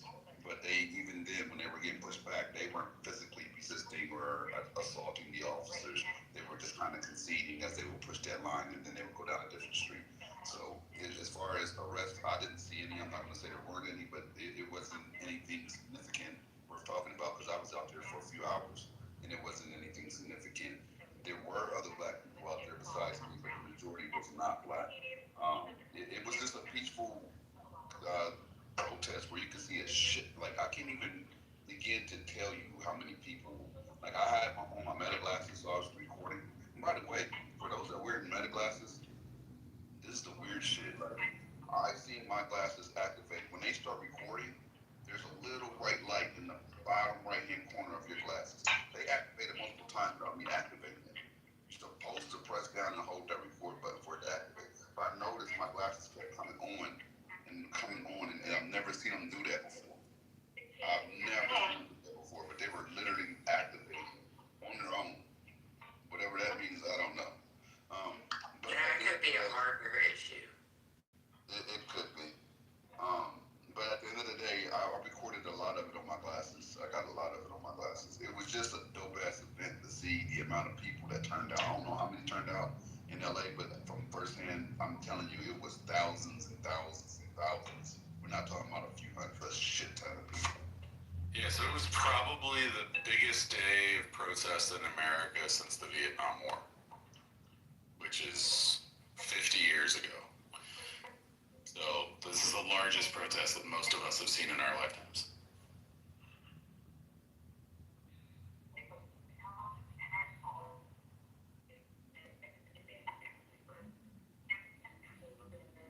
Lisa, are you playing something for us, hon? It's just real choppy and really low. Can anybody else hear her? No, you just can't hear me.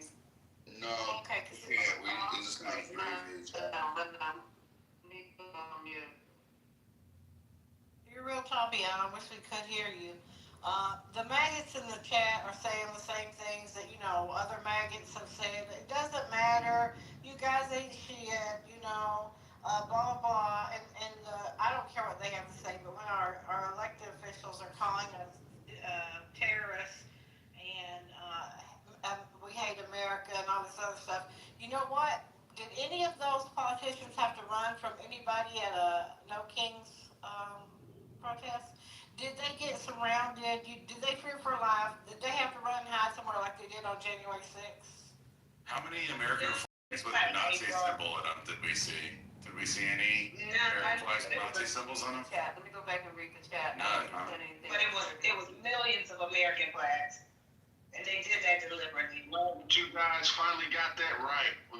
We're glad to see you guys get out there with your American flags. That was You know what? I was there, so I don't know. Because those mainly white people. It wasn't like the commies. Asshole. I've always had an American flag, asshole. I was raised with the American flag and respect for it. How to display it, how to fold it, how to put it up, how to respect it. You MAGAs wear it on your ass, okay? So you can miss me with that. You think you judge us all. You judge us all by one person. You try to make us look like we're bad when all of us had the flag. None of us. You didn't see any fucking Confederate flags out there with No Kings, did you? No, the fuck you did not. You saw Confederate flags with the motherfuckers who stormed the Capitol, but that's okay with you. So you can just shut the fuck up and don't talk to me about a goddamn flag of any kind. Because this bullshit, we're tired of it. We're not doing it anymore.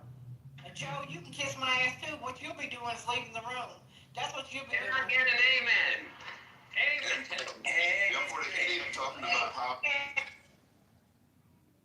For the idiot in the chat talking about how can I afford better glasses, like that just lets me know how broke you are. If you think $300 or $400 is something expensive to you, then what the fuck are we talking about? Shit, you should try to buy a pair of Orcams that are designed for blind people. The same fucking thing, and they're $3,500.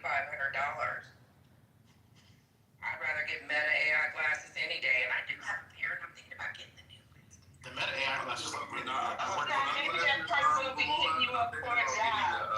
Clear version too. I want some clear lenses also.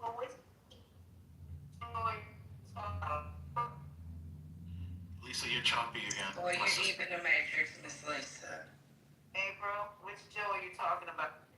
The Someone who's embracing authoritarianism in the chat, Joe Blackator. Yeah, she just came in and started talking about me being angry. She's not a racist, Lisa. Don't. No, be quiet. They said she was Be racist. quiet. I didn't ask for nobody else's voice but April, so don't dump her until I read. I I'm like not to gonna read. dump her at all, Lisa. She just wants No, I just want to read. Okay, I'm not gonna do anything with her. She just wants to come in and, you know, anytime that you have any kind of passion or you have any kind of pushback on these MAGAs, then you're violent, then you're loud, then you're angry. We're not allowed to have a voice around them. I don't really want to even deal with them anymore because they're lost. They're lost to what they're lost to. And it's not my job to go find them. So, you know what? It's whatever, Joe. I don't give a fuck what you say. Basically, I don't look at you as even being on the same level as me. Because he's not. Okay. Joe is a woman. Okay. I was just looking at some recent polling data. Donald Trump is based on a few different, so I looked at AP, I looked at YouGov, AP North, I looked at YouGov, and I'm gonna keep looking. Donald Trump is in trouble, you guys. He's underwater with men in this AP poll. In the YouGov poll, he's underwater with men. The right track, wrong track number, 70% of Americans think the country is on the wrong. I mean, like, this is a catastrophe for him. Obviously, actually, I can't even say what I want to happen to Trump because I think the FBI is listening. I am not a Trump supporter, but I'm just saying, like, as somebody who pays a lot of attention, like, I'm not sure I've actually seen numbers like this at this point in a presidency. He's doing people. They haven't happened. Oh, okay, that makes sense. Trump is winning in the most important areas, which is immigration, crime, and the economy. It's funny that he's not actually He's winning not those winning areas the economy. anymore, dummy. He's winning in all those areas. No, he's not. Look at the numbers, Notorious, and report back to us. How about that? I'm glad this room's on replay because we can always come back and revisit it. I'll put the link in the chat right now.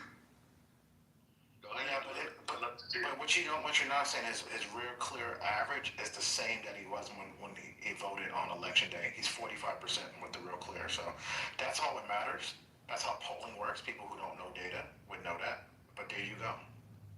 Not Mr. Overrepresented talking about data. You're on timeout.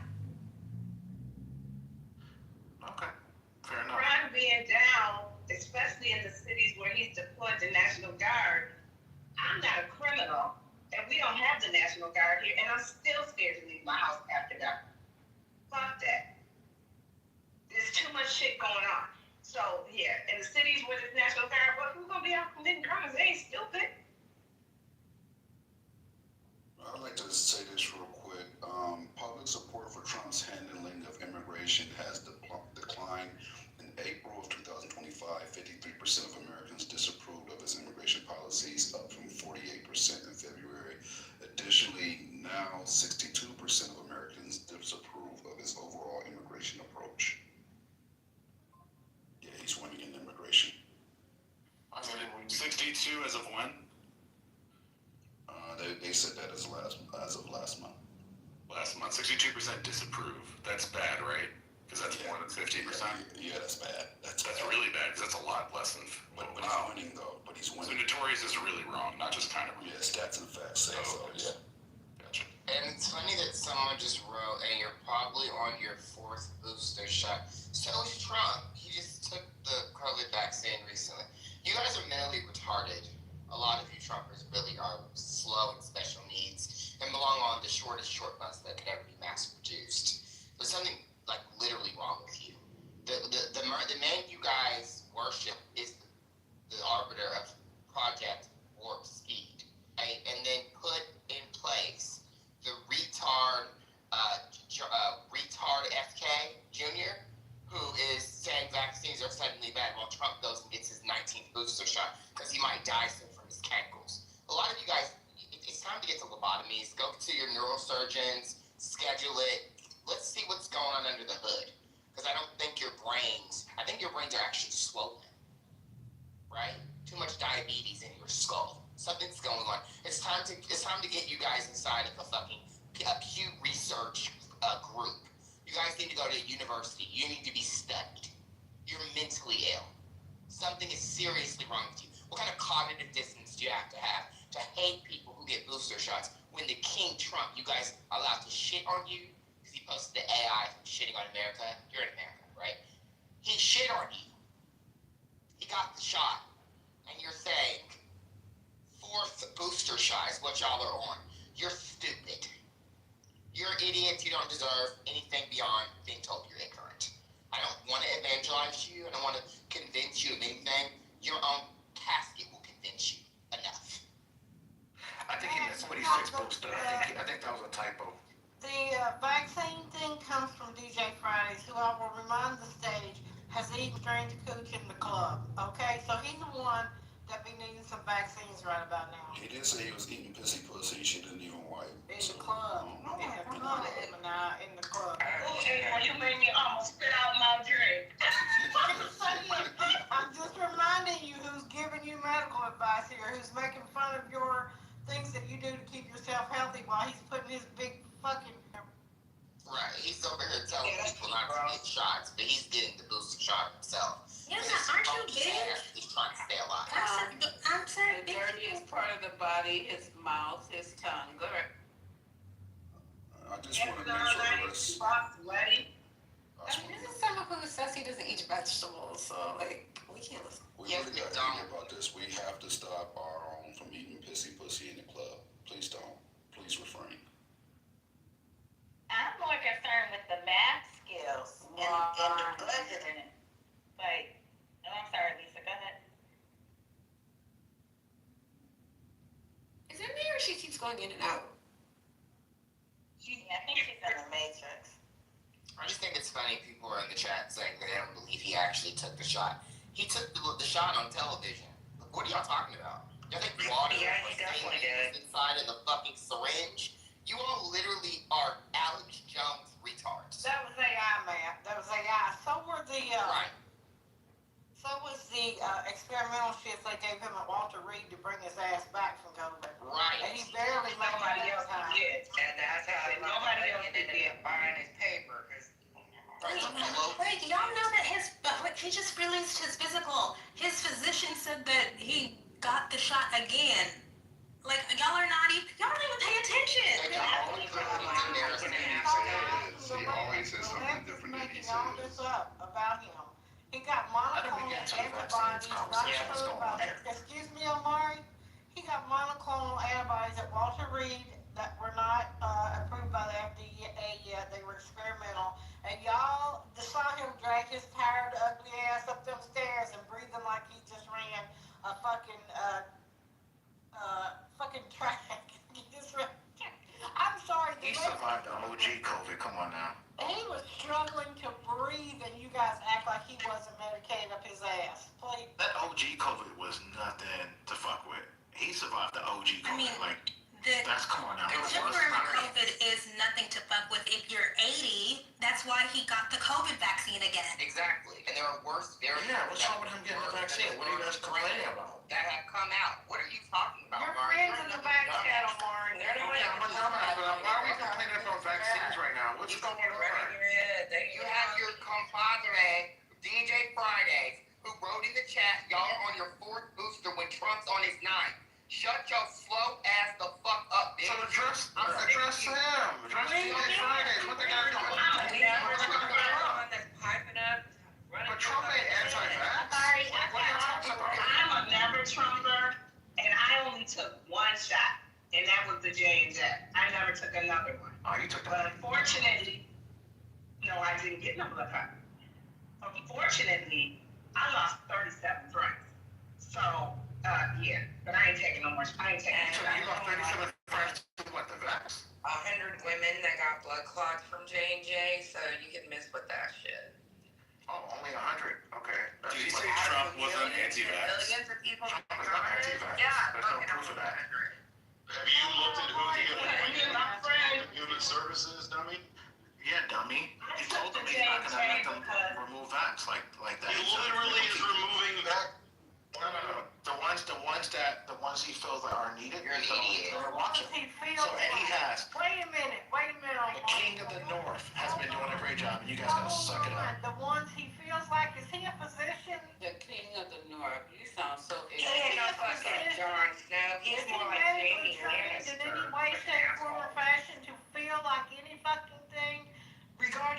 Oh, no, he is not. I feel like a lot of y'all are gonna meet your doom. That's what I feel like. Well, most This of is them MAGA are brain on polls anyway, so we're not gonna do anything. Quiet. This is- He's literally bragging over us having a king. Y'all are missing the Exactly. Oh no, wait, exactly. You know what though? No, you know he's like Trump is like the one that did the red wedding where he was sitting up there killing everybody. Because you know what happened to his fucking ass? The little girl already come back and killed his whole fucking clan right there in his face and made He's him Jon Snow, you're wrong. So I think that's who Trump's like, is that fucking asshole right there. But Not Jon Snow. Do you know that Trump let's had be a clear that personnel is policy, right? This is like one of the oldest political adages. And if you hire RFK, perhaps the most famous anti-vaxxer in the world, is there anyone more famous? No. The most famous anti-vaxxer on earth to be your head of health and human And he was gonna work for Obama. You are effectively anti-vax. You don't get to hire someone who is pursuing anti-vax policy and not be called anti-vax. And he was invited to This is MAGA brain. This is MAGA brain on full. Yep. Like He killed all right the here people because in like Samoa. you have to hold on a second. Hold on. I'm almost there.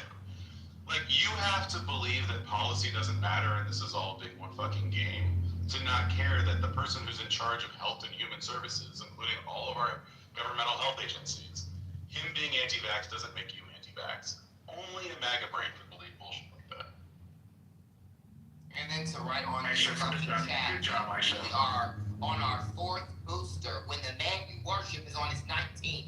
You guys we're not moving away from that. You're retards. Yeah, look at the last one that they hired. Did you see that person? You, Omari, because I was never even speaking to you directly. I was talking about DJ Saturday, Sunday, Tuesday, whatever the fuck damn day of the week. His dumbass goes from work at a Sunday party to DJ and play Kids Pop. I'm talking about that nasty ass motherfucking turtle face nigga. That's what I was talking about. Another one of your MAGA brethren. Yeah, y'all are all cut from the same slow cloth. That's right, You're baby. dumb Don't forget as that. fuck. You hate people who got shot in their motherfucking arm. Your damn king got shot in his motherfucking arm. He almost died. He had to have another shot We in don't his hate motherfucking anybody. arm. You are an idiot. Just like the rest of your slow ass, retarded brethren, which y'all still Klansman asses. I hope y'all get lynched next time y'all go to a Klan rally and dick suck those motherfucking He said it again. He said we get lynched. Fuck you, bitch. This is the violent left. The violent left, sure am. I'm gonna violate you. So come over here and do something, bitch. There you Okay, go. so, The violent left is so, hilarious. hold on. The violent left. This is the violent left. One mic on Can you Lisa. stop? Because I'm in a bad area and I told you guys I'm not gonna come off mic until I know you can hear me. Amari, quit it because you the violent left my ass. Okay, you have no proof of it. Put proof in the chat. Number 2, about y'all don't hate anybody. You hate everybody. Immigrants, gays, children, old people, veterans. And we have proof of that by the policies. I'll go on mute until I get better. A black man just said he wants black people to get lynched. Let that. And I hope you and DJ Friday, the next time y'all go to Dicks Up, because you're the KKK water boys. Remember, you hand them Gatorade at the Oath Keepers marches. I hope they turn on you and beat your ass. You need that, bitch. This is what y'all want. This is what you guys support. And You you are a want him traitor on. to Just came off and said, You're a wow, traitor to the this is not anti-black. Let him finish what he's saying and you can respond. That's what the way it goes. He has a right to say what he has a right to say what he wants to do. He has a right to It's got to be a respond. red flag. I mean, this has to be a red flag. I hope people don't have any weapons. You tell people on the left we're the pussies. No, bitch, I ain't no pussy, hoe. I'm telling you what the fuck need to happen to your weak ass. You see the nigga in the photo right now? Yeah, I look bigger than you. And I ain't fatter than you, bitch. I got more muscle in my arm than you got in your whole body. I can take you. I'm not a liberal pussy like you try to say the rest of us are. And I am gay. I suck dick and I'll beat your weak ass up in a heartbeat, bitch. Fuck you thought. Yeah, the violent left, the violent mad. Stay mad about it, pussy. You ain't nothing but a weak ass nigga working a desk job. You work 9 to 5 and make $14 an hour. I'm rich, bitch. I own a home. I have 2 vehicles. What you got? Poor ass broke bitch. Shut your ass up. Let him finish. I won't let him cut you off. Don't cut him off. Stand I'm up. gonna say to this You violent need to leftist. respond. I don't respond to violent leftists. I I mean, I honestly think that the left needs to be more violent, but that's just my We opinion. should be red flags.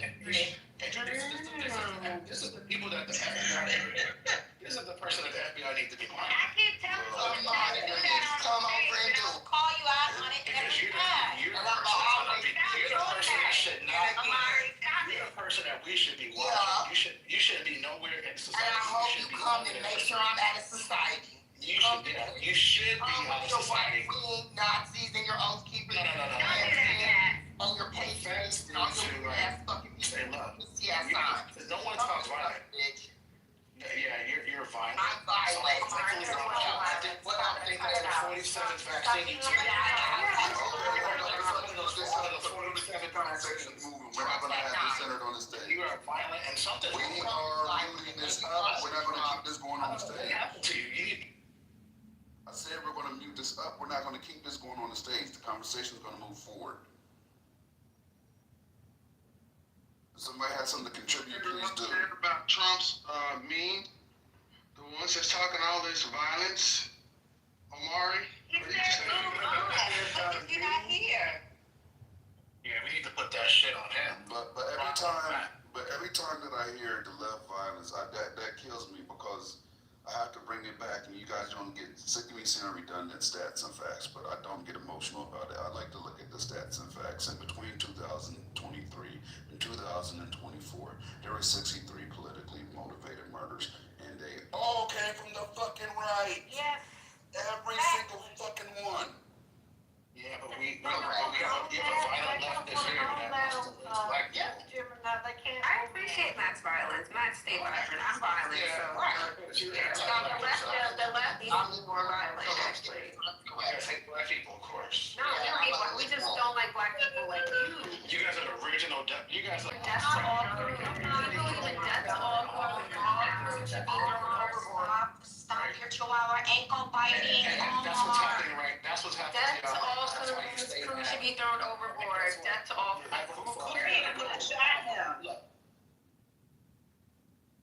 I voted for a man to get rid of y'all. Cool's gotta go. I can't wait. Oh my God. Listen. All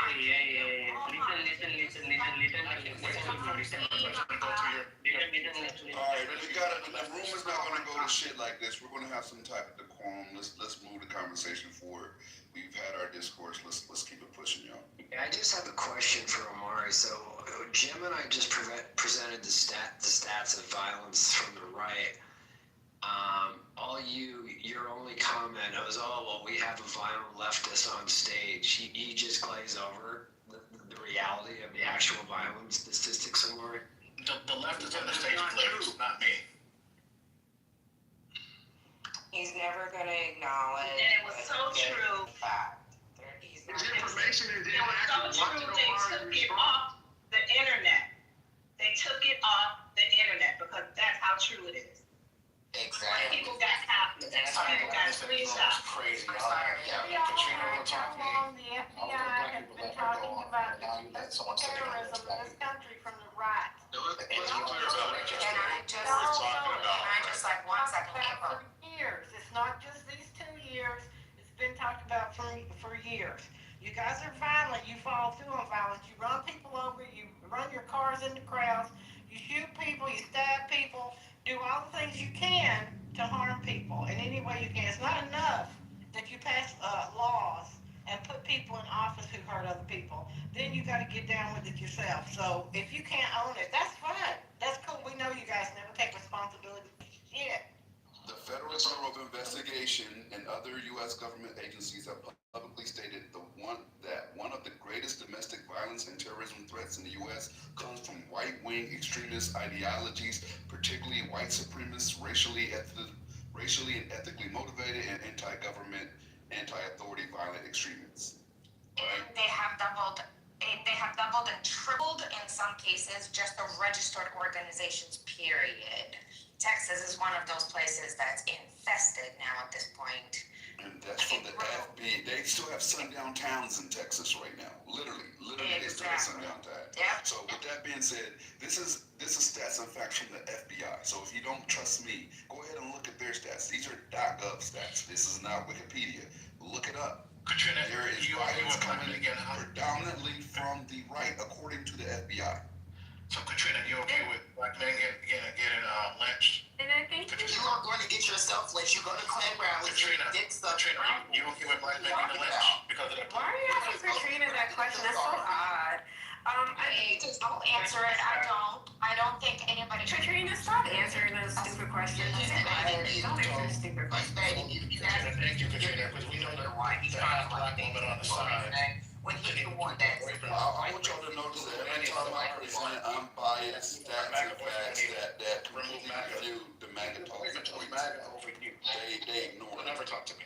Every time What are you talking? Are you talking to me? Like, dude, get out.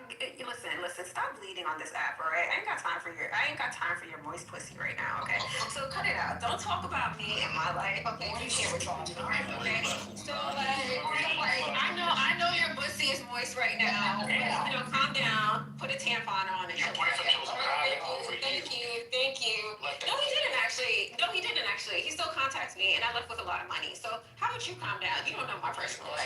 This is why I only have to work 6 months out of the year. Okay, so calm the fuck down. Thank you. Omari, what do you think about the FBI saying that the violence is predominantly coming from the right?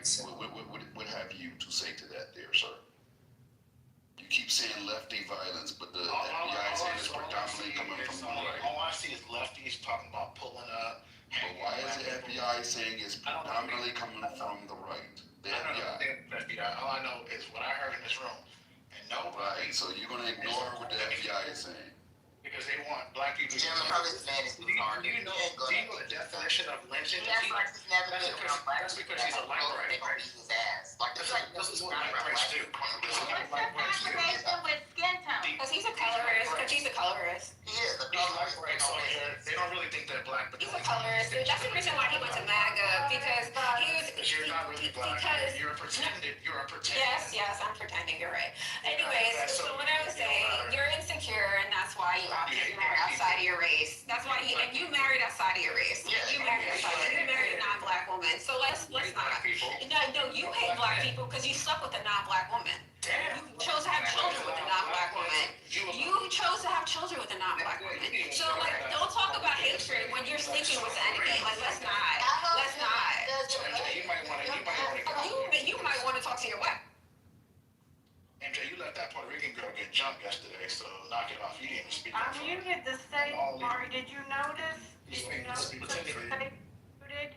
Stop the argument. Stop it now. Gemini, he's not going to answer your question. He never will. He's wrong on statistics and math and everything else, and he's wrong about this. So we can carry the conversation on without him. He's done it at this point in time. Maybe later he'll be able to speak about it. Does anybody have any breaking news? Before the breaking news, just so that y'all are clear, because Lisa keeps going in and out. She's trying to redirect the conversation every time he brings up what happened yesterday, and he's just being messy on purpose. So I just wanted to make sure all the minds know.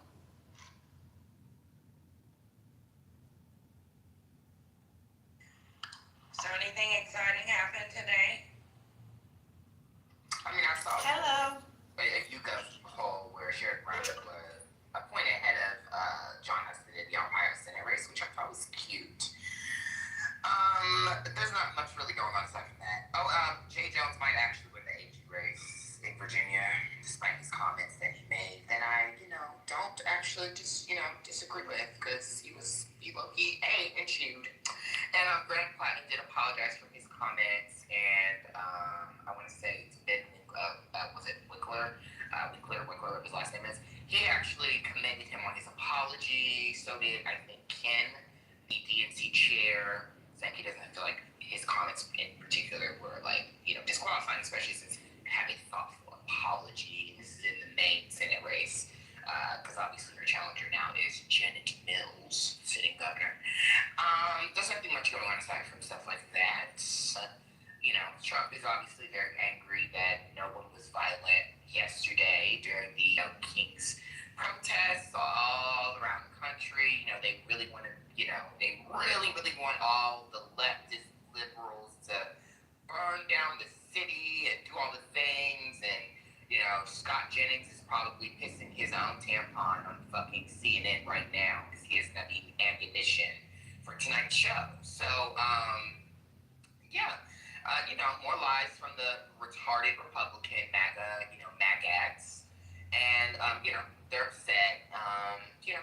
There's nothing much really going on now. I'm sure there'll be something this week, you know. Ain't that about a bitch? Hello, everybody. Happy Sunday. And welcome to Misa's 42-0 Lounge, the 420, excuse me. Breaking news. It's okay. I'm sorry. If you receive BBT benefits or food benefits, your food benefits may be delayed for November due to the fact that the government is shut down. And once it's shut back up, wait, I said that wrong. Well, maybe you're right. Patty, you smoke more than I have. You smoke more than I have today, haven't you? I did. I had a We gonna shut up that government, damn it. You feel me? I do. Oh, God. Talking shit. Quinn, go ahead. I'm just messing with you because it's fucking around. It just rolled off my tongue like, oh, I can hear that she bleeding through, baby. No, that's funny. Whatever you believe in. Yes, so if you are enjoying food here in LA, we're doing a food drive. Susie Cakes is one of our partner sponsors. She has some ultra amazing, delicious cupcakes, pastries. I used to work at the Brookwood location at the flagship store. So they're donating good gift cards and baked goods. We have other partners that are partnering up to feed individuals because let's be clear, all right? If the government cut off your food benefits, you're going to be hungry, right? So we're doing what we can here in LA. So just know that we do care. Ain't that about it? You're doing the Lord's work, Ultra. One mic on Rosalind. I think she was trying to contribute. Oh, shit, that's not good. Hi. Yeah, I was going to give you just a poignant moment of the New York City No Kings. Can you hear me? Yes. Oh, great. So when I got to 7th Avenue and 42nd Street, yes. So there were lots of old white people, but there was some scaffolding, and this holding had all these white boys, looked like white boys from middle-class white families, like 8 to 10 years old.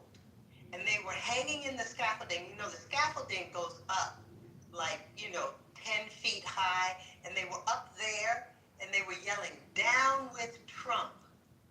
It was such a poignant moment. It looked like it was from a movie. Because these were like blonde white boys, regular clothes, regular kids.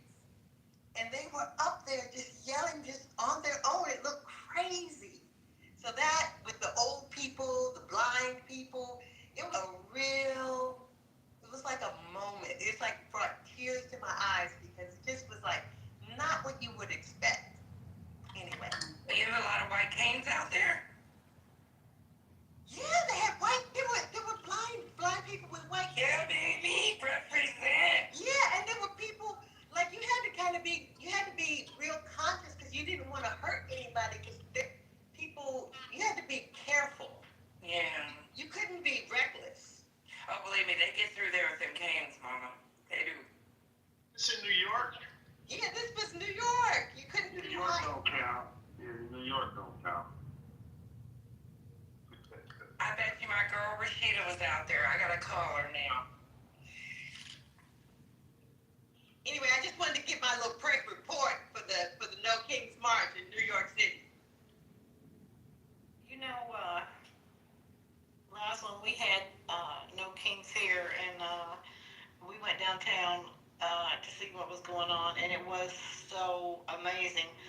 I was touched by how many veterans carrying signs about they were Antifa. It was beautiful. There were so many of them. People came in their costumes, their frogs. We had Superman, we had dinosaurs, and everything going on down there. It was a beautiful day. The weather was a balmy 45 degrees, which to us is still warm. The skies were blue. We hadn't had a day this good in a long time, and I was just so pleased to see all the people out. I was waving and honking my horn. Other people in my house were, out there enjoying the protest. It was more like a rally And definitely more numbers than Trump will ever see in his lifetime of anybody coming to see him. It was a beautiful, absolutely wonderful display of people who will not stand down and allow democracy to be trampled over. That's right. And people were yelling things like, this is what democracy looks like. This is what America looks like.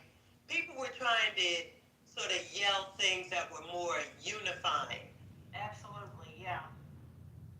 People also did. You guys, breaking news. Trump says he has unquestionable power to deploy National Guard. Says San Francisco is next. Trump has declared that he has unquestioned power to deploy the National Guard. San Francisco is next. Oh, he's mad. He's gonna be king now. Yeah, that's also the Supreme Court that's backing him up on that, because every time a federal judge issues a restraining order on him being able to do it, they then overrule the federal judge and allow him to do it. And pretty much they give him no timeline on how long he's allowed to keep these people there. So, yeah, I mean, I'm actually also excited the Supreme Court's running out of money by the 18th. I think that's what they said, or by not the 18th, I'm sorry, the 28th, or I can't remember the day. I want to say it's next week. They won't have any money left to, hear cases and make decisions. So maybe they'll shut the fuck up. Shut up. Good, because most of them look like Blade vampires from the Blade movie. Ain't that bitch? I'm dead. All pale and shit. Oh, excuse me, allegedly.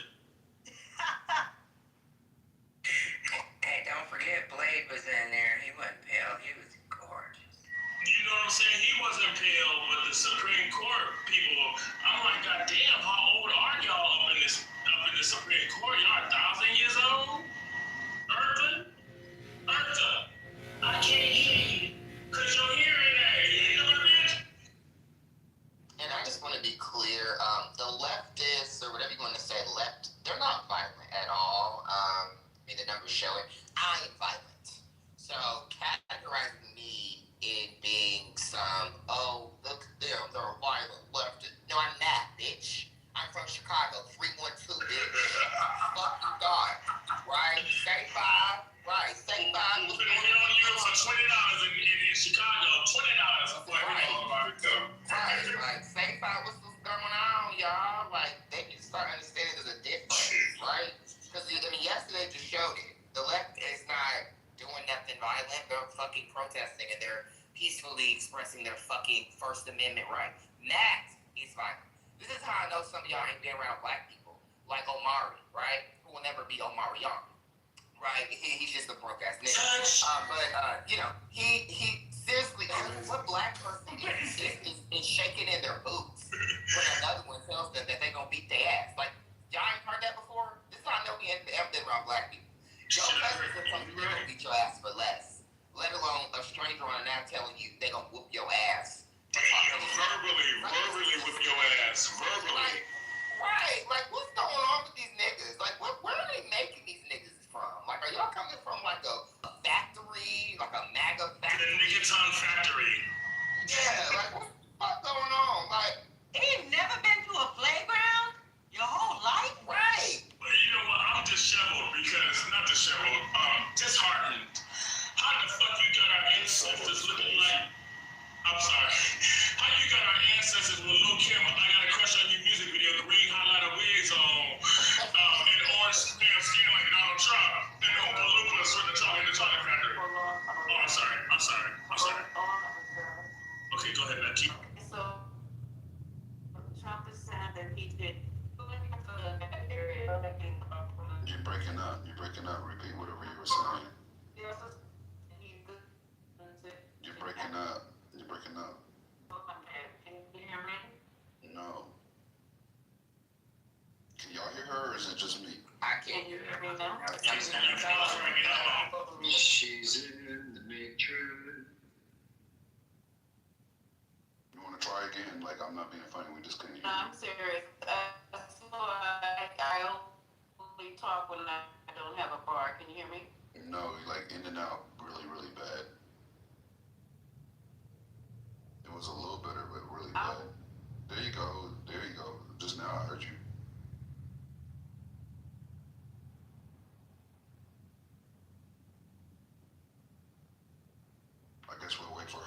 perception. For those that thought I was just making up the stats earlier, it's right there at the top of the room if you choose to peruse and digest the actual stats and facts from the FBI. Not as a .gov link, so it's not no bullshit link. It is what it is. The violence is coming from the right. Oh snap, you actually put a link up. Look at there, Omari. It can be done. There you go, up there. And what's her name? And Joe B, shut your slow ass up with your child out your woman ass. Always got something to say in the chat box. You barely can talk, let alone have a read you can give somebody. You literally sound like you got every form of Down syndrome in your throat. You talk like RFK Jr. You shake me, you talk like Susan Collins. Please shut your slow ass up. You look like Mildred Ho. Don't nobody like you anyway. You don't know what you're talking about. You your special education ass. Please stop talking in the chat. Stay out of the chat. Talking to me. Stay your white ass over in your little white picket fence monkey's ass city you live in that you love so much. With your racist ass. I'm so sick of you trying to talk in the chat about me. This is the third room I've been in and you talking shit in the chat. Bitch, you can't even talk, let alone. I wasn't talking to you, dumbass. You love that racist ass white woman from the WWE. Wasn't talking to you, dumbass. You are a slow ass old nasty AARP recipient. Stay your ass right now. You want kids to go to private schools and you can't even afford to put your own kid in a private school. My kids have been through it. Get that gas together, bitch, and complain about the prices and don't blame Trump like you Okay, asshole. Yeah, don't Talk your shit, Joe. Talk your shit, Joe. Rebuttal.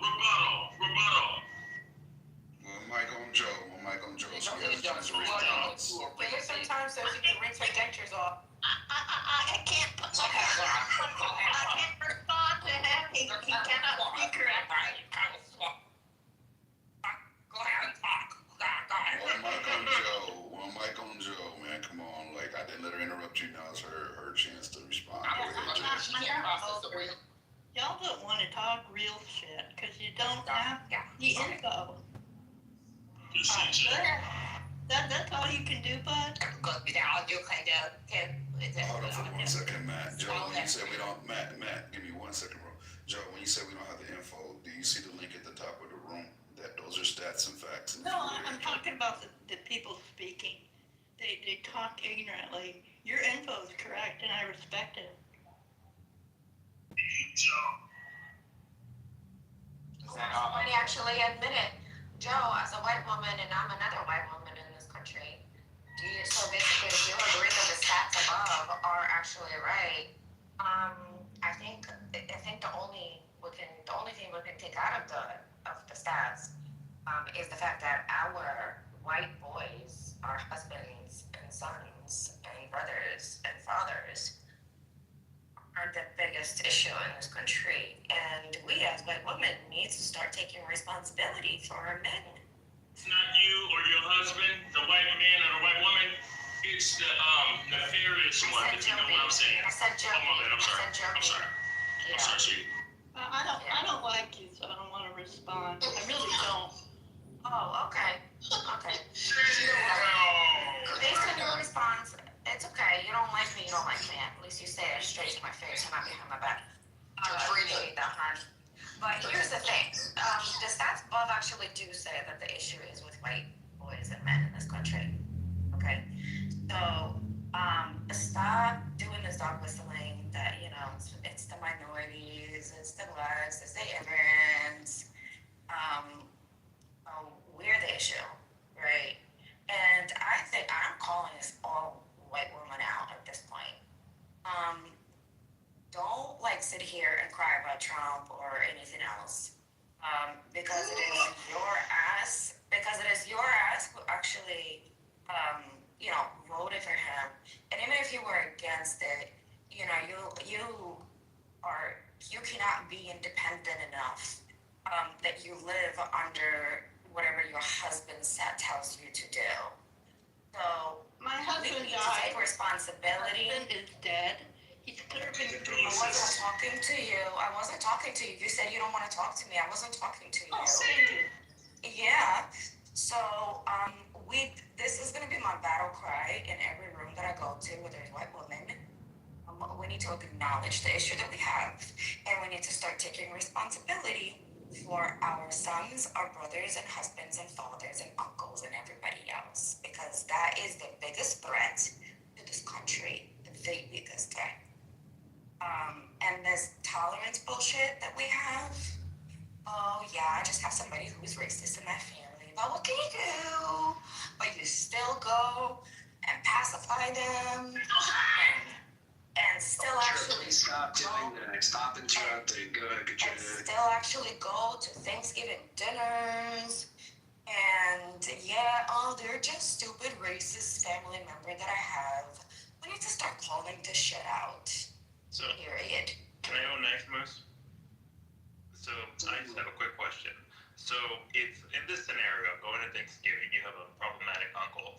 Am I supposed to lunge across the table and beat his ass when he says something? Is that what I said? Like, come on now. Is that what I said? Don't get triggered. A man is speaking. You can go next, Is right? I that didn't cut what you I off. said? Did I cut you off? Well, entitled white women don't know when to stop interrupting, right? Like the arrogance. But essentially, my point was going to be, I think in when we say some of these positions and these statements, we know that in the real life application, it doesn't make any sense whatsoever. Trying to hold people accountable because they don't align with your political ideology, I find to be odd. Yes, you can have conversations. Yes, they can be constructive, but you can't shove your point of view down someone else's throat because you want to. Okay, so I was, so just to clarify, if anybody else thought like Mother did, maybe I wasn't clear. I mean, I understood what you were saying, Katrina. I know, I'm being facetious right now, hold on. So, here's the thing. I don't think that words came out of my mouth, and everybody else can correct me if I'm wrong, that you need to launch across the table and like physically beat the shit out of somebody who you disagree politically. I didn't say disagree politically. It's just called having morals and standards, right? So if I know that that person is a pedophile, and I'm just gonna allow them to come to Thanksgiving dinner and hang out around our children, you don't have to lunge against the table. Like, they shouldn't be there in the first place. You know, there's a thing that I really recommend for white women specifically to read up, right? It is called a paradox of intolerance, or paradox of tolerance, right? If we're gonna live in a like tolerant society, you can't be tolerant to intolerance. And the fact that shit gets slide all the time, the fact that nobody says shit in public, and we know we have the right of speech, but the thing is that there's also consequences for the shit that comes out of your mouth. And if we don't check people that society is not accepting this type of moral grounds, then okay. I mean, I guess we're just going to be a disgusting society, right? A hateful society, and anybody can just do whatever they want. But, Mother, again, really quickly, look up paradox of tolerance, please, and just use that next time. It's super, super easy. I know it sounds complicated.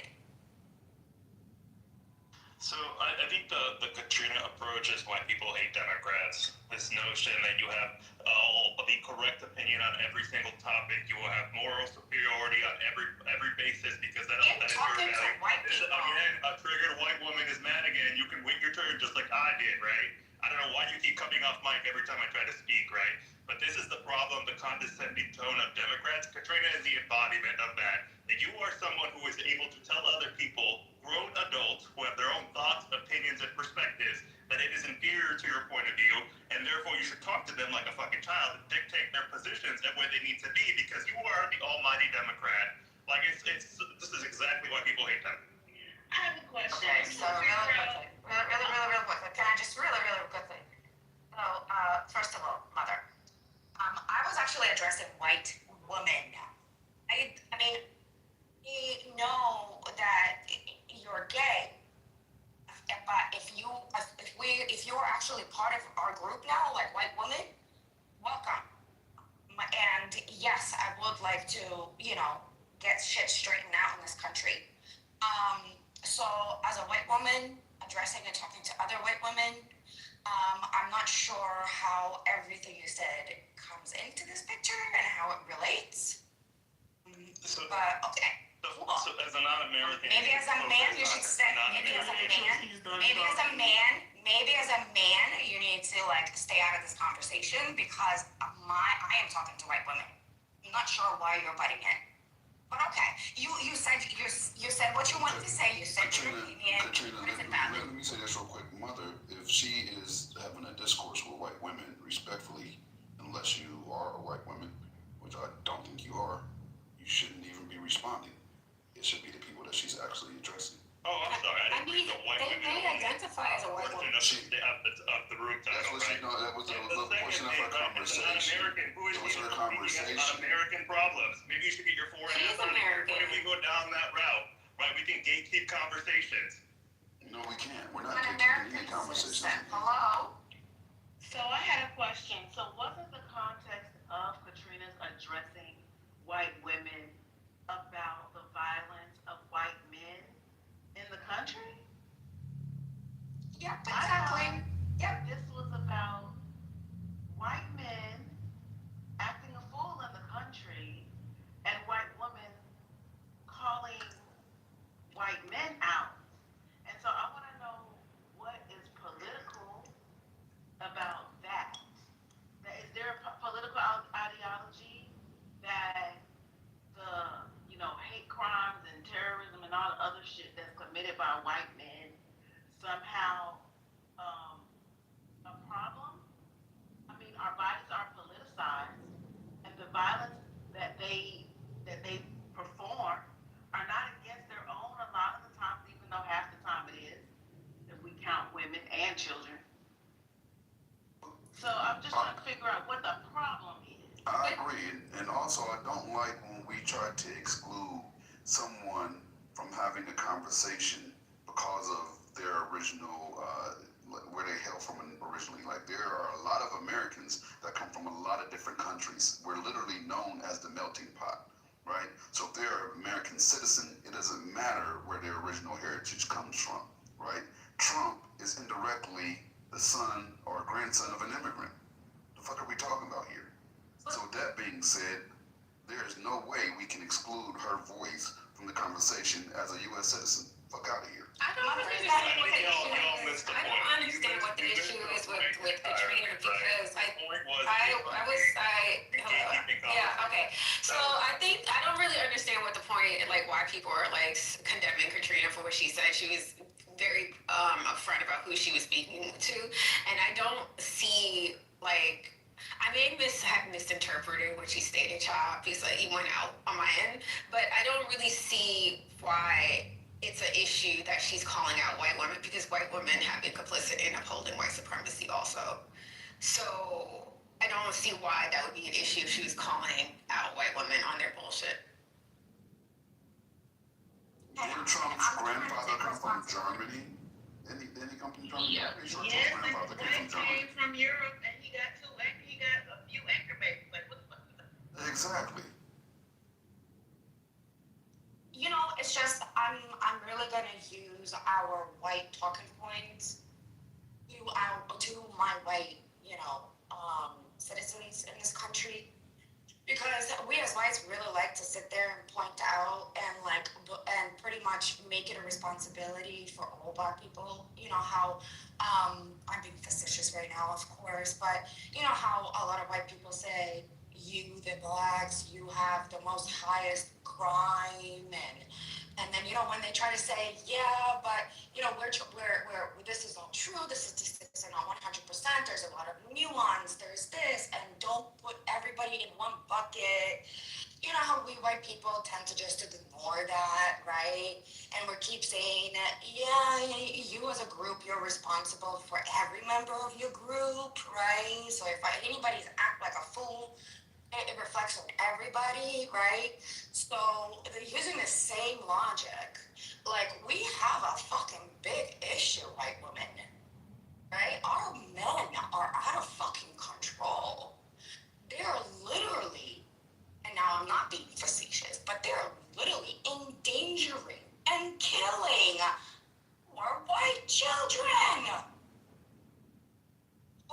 fuck? Where is your mother instincts?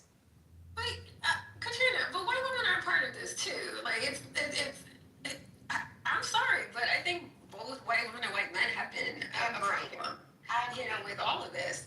So, like, I understand what you're saying to a certain extent, but to solely, like, say it's white men when white women have historically aided in upholding white supremacy, like white women should be called out. Like white women literally smiled in our faces and made it seem like they were gonna, kiki with Kamala, and didn't vote for her.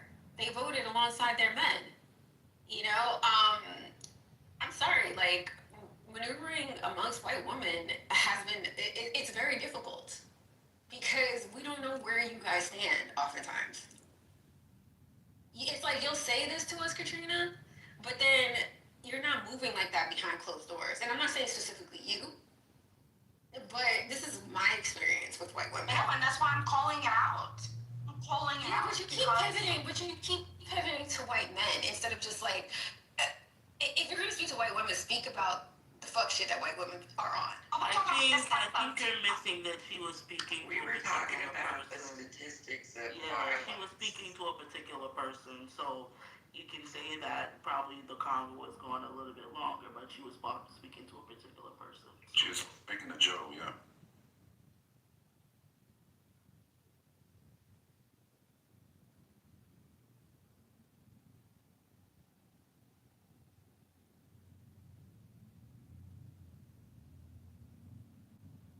Gemini, have you guys spoken about the voters' right case that's happening in Louisiana right now? No, you're more than welcome to do so. JD, come to the stage, bro.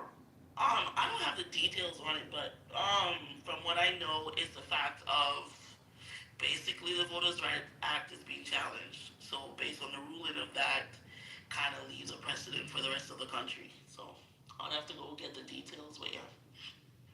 Yo, what's up, everyone? What up, JD? Damn, I forgot. You know what? I wasn't even supposed to mind nobody. Damn. Nah, it's all good. Yeah, I don't mind.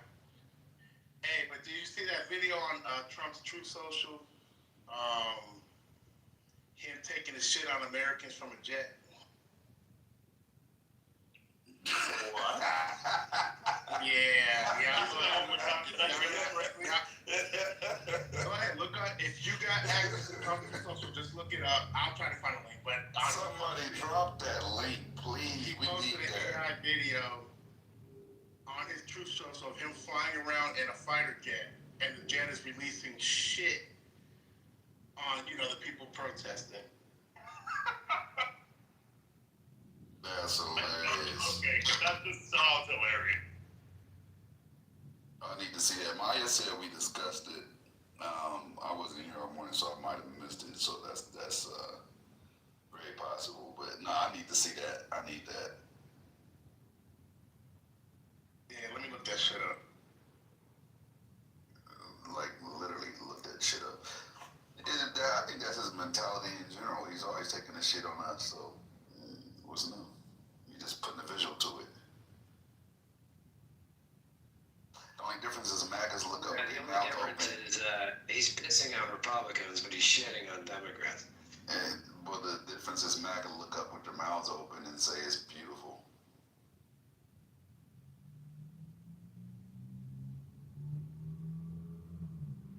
They try to convince you it's chocolate.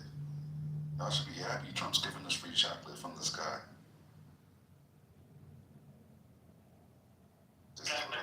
I think the No Kings thing is good for y'all, but I also don't really know like where are the politicians aligned with that? Like, what's the message? Because I get it, you're chanting No Kings or whatever, but like. The message is very clear. They're saying that they don't believe in a dictatorship. They feel like he's overreaching, utilizing the executive powers. They feel like he's abusing his power as a president. They think that he started off with, I'm not for big government, but now he's all about big government and government overreaching, like deploying the National Guard to locations that it doesn't need to be in, things of that nature. I mean, the message is extremely clear. If you don't understand that, I don't understand how the fuck you have a functioning brain. Well, I mean, I'm not the only one who doesn't understand it. I just didn't get, the message. If you think that is clear to the average person, you and I will disagree. agree on that, but I also don't think I'm the only one who doesn't really understand what they're protesting. You can be condescending all you want, but I'm pretty sure I'm not. There's no king. That's why it's called No King's Protest. There's no king. Exactly. There is no king, and that's why they were able to protest. So the protest in itself seems like an oxymoron. It doesn't even make sense. Exactly. That don't make no sense. No king, and you're saying there's no king? How is it an oxymoron when they say we don't want any king? That's the point of the protest. Because they're trying to flip it and say, well, there isn't a king. That's what they're trying to do. There is no king. Bottom line is, Obviously, he wants to there is be. no king, but when you have somebody who's also is taking over two parts of the government when you're only supposed to be functioning in one, and not taking control and not going for the third part, you don't see that as dismantling of what the country stands for? It just sounds like a democratic problem, like you guys just lie. It's not a democratic problem. Hold You on. guys do not have a vision. You don't know what you want, right? All you do is really just talk in circles. All you guys do is attack. The same way anytime someone in this room has a difference of opinion, all you do is attack them. You know what? You know what's crazy? That coming from the that's crazy coming from Notorious. I just posted a video of the president attacking people with difference of opinion. But I just want to ask you, what's your vision, Notorious? Since Democrats have no vision, what is your vision? Well, our vision is pretty simple. It was in like a 20-point bulletin. It's America first, strong borders, strong on crime. I mean, it's pretty simple, right? Like nothing has changed, right? Those of us who voted for Donald Trump, you know, we wanted certain things done, and he's accomplishing those goals. And I believe that majority of the voters who voted for Donald Trump will continue to stand behind him because they understand that these issues are very complex. Just like you guys were arguing a little earlier about the war that's been going on for like 3,600 years. You expect Donald Trump to stop it within a week, and we all know this is going to take a lot longer than that. But we are happy that he's making the steps towards doing it. He's doing a better job than the Democrats would have done. Cool. So then before we go, I just want to. That for a government, you say America first, when right now Donald Trump has taken money from the farmers, right? Farmers in the Midwest, right now, they're about to go bankrupt. Their food is about to spoil, but yet now he's sending money to Argentina. Is that America? Exactly. 40 billion during a government shutdown. Hold on. I want to hear you tell me that's America first. Yeah, we'll point that as America first, Notorious. 40 billion to Argentina. Yes, I'm gonna give you an example. There are micro goals and there are macro goals in this country, and Donald Trump is working on both. And all of those farmers. Answer the direct question. How is that America first? And please tell me the macro and the micro goals, please. I don't because know. I'm curious. No, if you don't know, then stop talking out your butthole. Stop talking out your butthole. Do you want me to answer the question or all y'all know? Don't respond. We got a little. But answer the question though, please. Thank you. Go ahead. Like 6 hyenas like carping at me, barking at me right now. Please answer the question, man. So the simple answer is all of those farmers will be taken care of, and Donald Trump has already said it, right? And this is what you guys don't understand. What are the measures? You didn't name anything. Please let them finish, and then you'll have a chance to get full pushback with the same. Questions. Answer the question, Notorious. Please be direct. Yeah, no, I'm saying you guys are talking about. It's one question. No. Let him finish, please. Let him finish. How's that America first? Just one question. You guys are carving about the tariffs and this and that, and the tariffs are a micro goal to put America in a better position, period, in general. And sure, there might be some issues or collateral damage with the farmers, but Donald Trump's going to take care of it. He's going to pay the farmers with the additional tariff money that he's getting. You guys just have to be patient. That's it. Okay, are you familiar? I want you to really think about this, Notorious. Are you familiar that? Let me start here. This is redundant. This is not the first time this has happened. This happened during his first term. The same people were affected the first time, the farmers, right? He was supposed to give them some form of reparations, which I think it came to like 23 bill. I forget what it was. Are you familiar with that aspect before I go any further? I am not familiar. Okay, well that will say a lot. The reason why I'm bringing that up is because history dictates the future. And the first time Even after all the reparations, they were still left at a deficit. They said even with 23 bill, they were hit so hard, they were still left in a hole, right?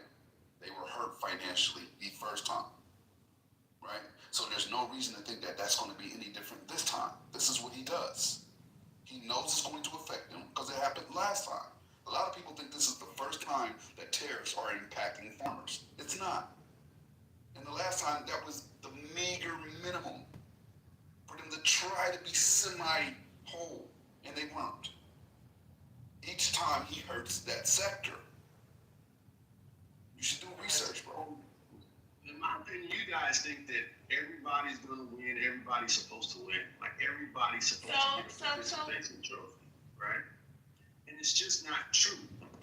If the tariffs overall help America and put America in a better position, we'll have to figure out how to make those adjustments with the farmers later. But overall, if our goal is achieved, what difference does it make? Well, I want to ask you a question. It does make a. Hold on. What position or what better is that going to place America in? I'm very curious because when people can't afford food, when people are losing their houses, when you have active men and women are going into food lines so they can feed their company because their family because they're not getting paid. Please tell me, how is this going to put America in a better position? I'm curious to know in the future. Please tell me. As I said, you have to be patient. No, you said that they're goals because I'm curious. You said that they're macro goals and their micro goals. You have yet to name any of the goals. So it's either no, hold on please. So it's either that you're speaking from assumption, which they say assuming the ass out of human beings, or you just don't know what you're talking about. You don't.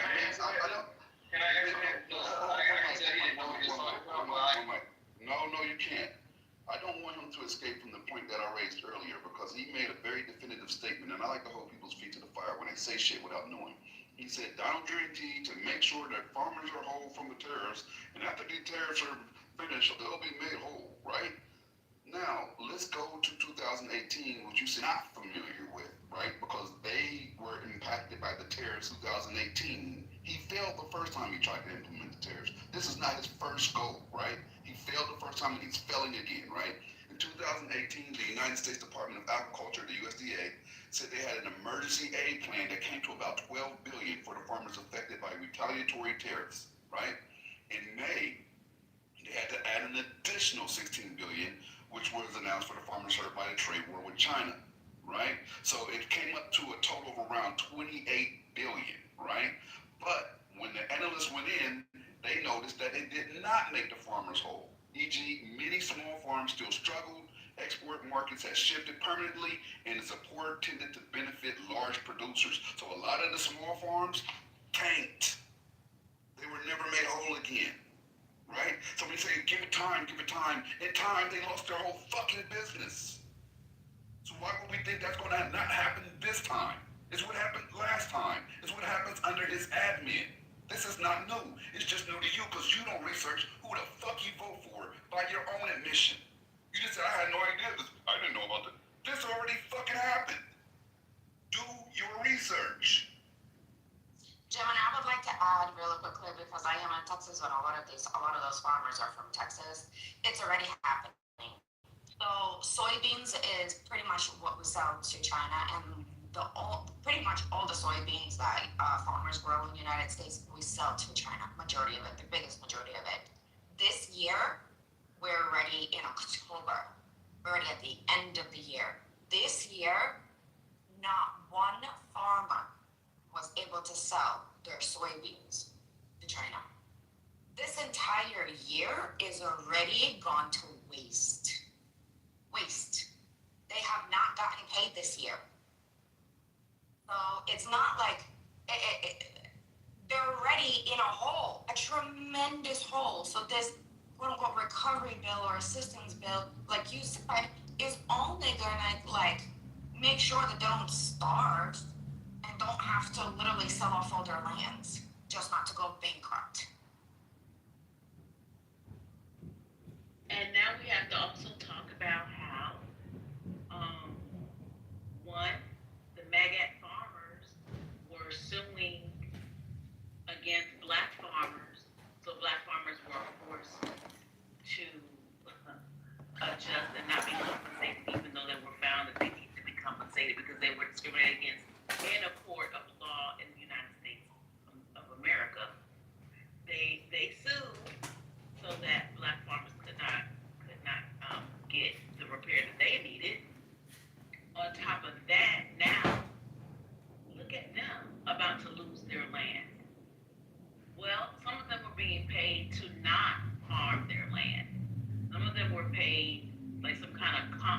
conservation stipend to actually not develop the land and to actually conserve it, right?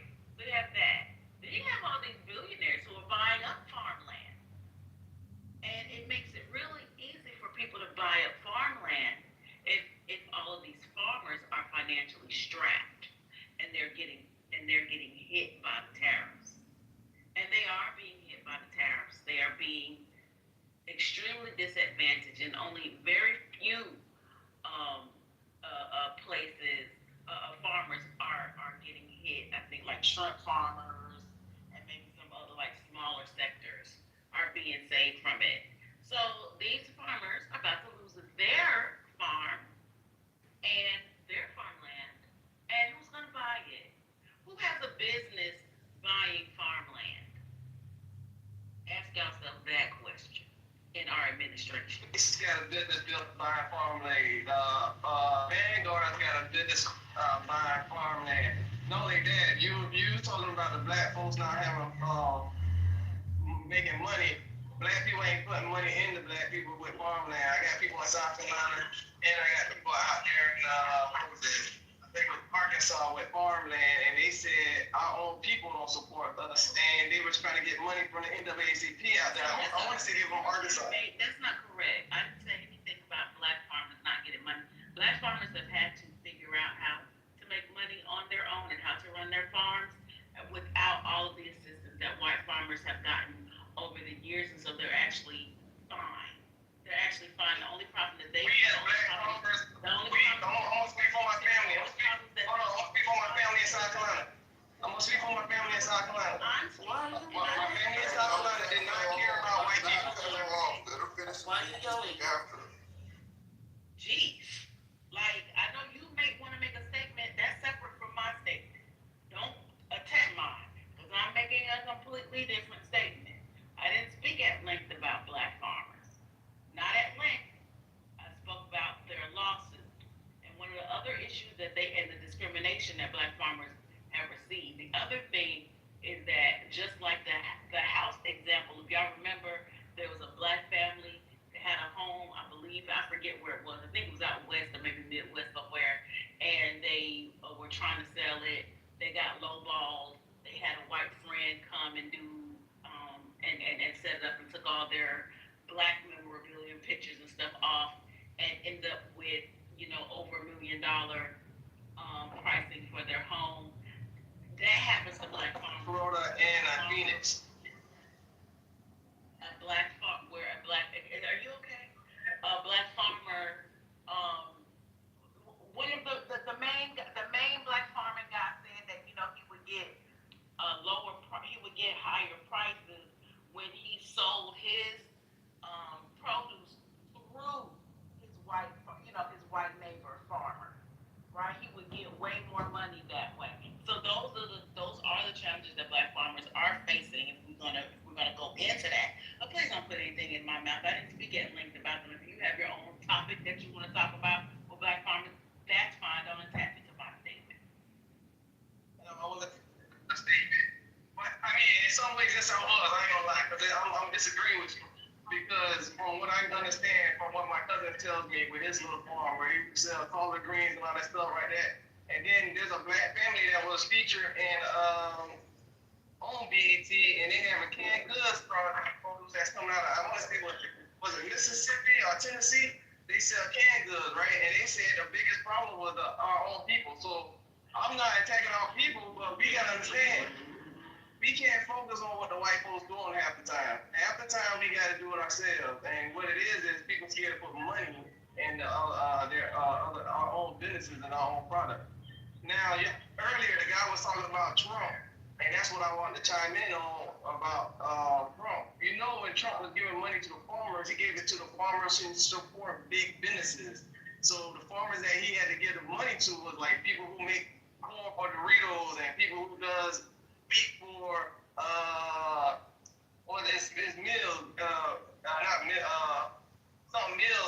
Millhouse, yeah, the pancake company. He had to give money that way.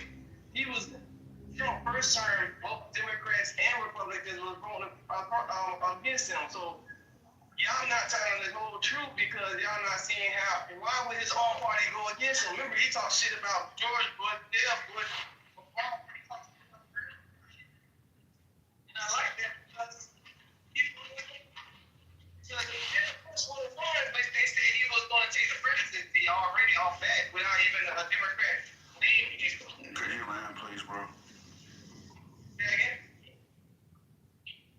I am about to land. I'm sorry, sir. But she had all that time and I didn't. I do apologize if I take too much time. But like I said, Jeb Bush would have won. Jeb Bush's first thing was to try to get a war in South America and in the Middle East. Why South America? And then I realized when Brazil president kept saying, hey, look, I'm burning down the entities in Brazil, nobody really cared. I land there. We appreciate your submission. I feel that much dumber for it. What I was saying initially was that Trump did not make all of the farmers whole. The only part of your submission that I align with is the portion where you said he only, the larger farms benefited the most when he was handing out the reparations, which substantiates exactly what I said. A lot of these smaller farms were not made whole and had to close their doors at a loss, right? Which does not benefit the economy at all, right? When you hurt a sector, you repair the sector. You don't just repair the largest portion of the sector that you like, right? The small farmers make a big part of American business up, right? They're a big chunk of what American businesses are. And when you hurt them with your tariffs and make it so they can't function anymore, and then you only give reparations to the larger ones, you just squeeze them the fuck out. You literally just squeezed them out. Can I say something? You cut me off on I need a land, and then I was going to try to go that route. I told you about the big farms. When the little farms came in, he even said, he asked the American people, if you follow a farmer that benefit this money, please put their name and their thing and talk to your local governor. How many people talk to their local governor? How often do you go to your local governor and say, hey, this need to happen in this city, in this town? Nobody does that. Obama said the same thing. I'm on no side. I don't like neither party. Democrats are the worst because they KKK, and then they laugh in people's faces all the time. Nancy Pelosi just said they're going to vote for me regardless. Come on, bro. I'm on no side, but I'm going to say here, I'm going to vouch for Trump because I don't like how people just flip. Everybody flip all the time. Okay, all right. I don't understand shit you just said. Would somebody else like to contribute, please? I would just like to say, I don't like people who shit on me. I don't want anybody to shit on me, so that's why I don't like Trump. I don't like shit on me either. I never was. It's disgusting. You know what? When I saw it, just like... I haven't saw it yet. Can somebody drop that? Look up top. The gentleman posted it up there. Got you. Yeah. You know, when you see something like that, you know that the human mind isn't built to look at that. To look at somebody do that to somebody else. It just... Yeah, this is the president of the United States doing shit like this. You know, it only says one thing about the people who constantly cave for this man. Like, and you know, I don't want to hear no more from, like I said, from Megan to come up here and say, you know, there's always insults. You know, that we can only throw insults when we have a objection. Now that ain't true. This is proof that, you know, the person that you worship, right? He has an issue with the protest, the No Kings protest. Difference of opinions, and look at the video he has to post on his social media page. I mean, come on.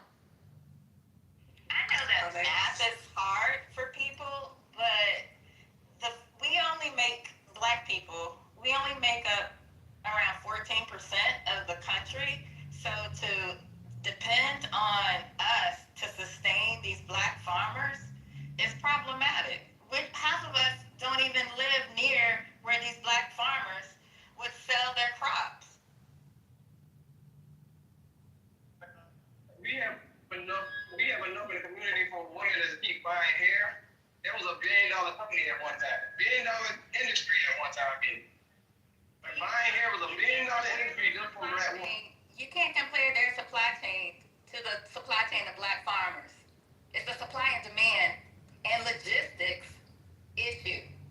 And if we don't have the numbers and we don't live where those black farmers crops, how are we supposed to sustain?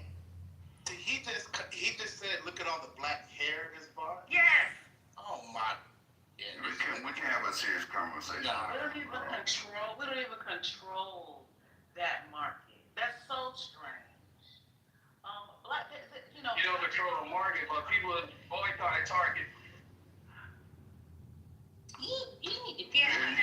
Honestly, I usually respect Lisa's stage, but you one don't comment from me put my foot on the back of your fucking PTR for real, bro.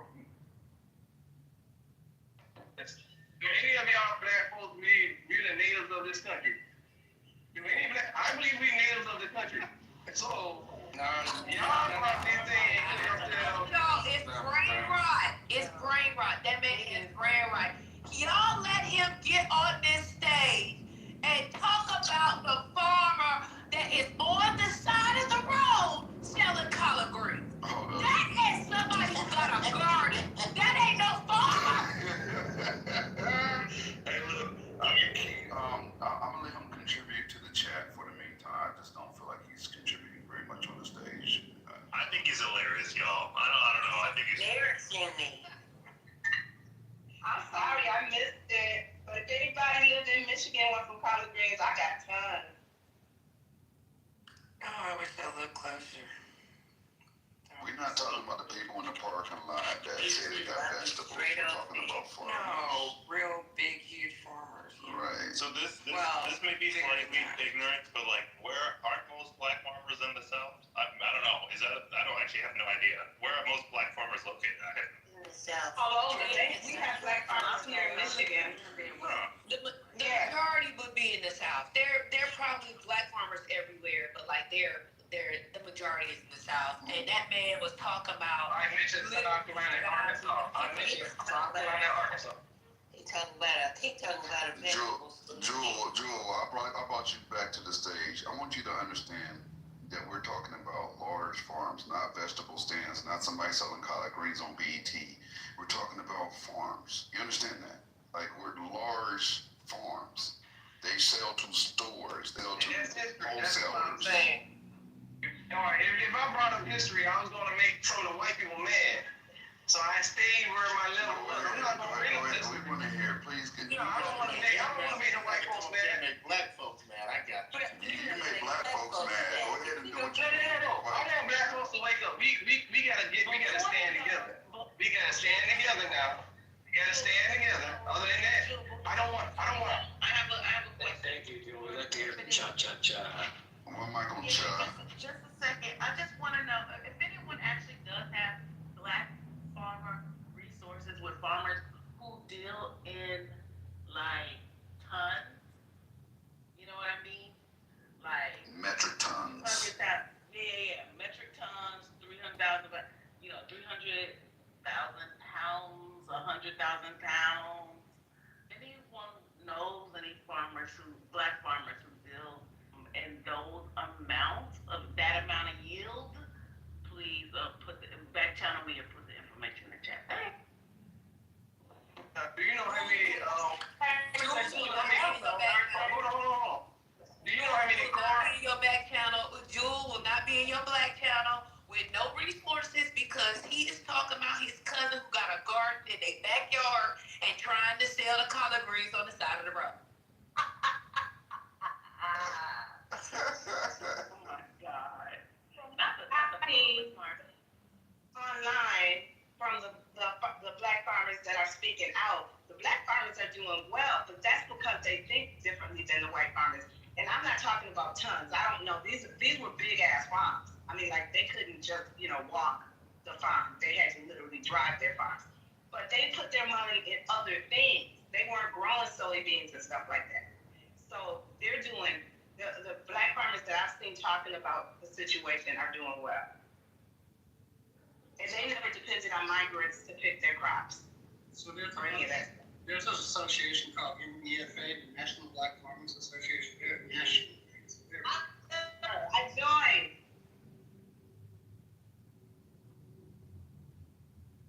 They said do something and sell it. It could be a bouquet of flowers or it could be some vegetables. If you sell it one time, you can join. So I joined.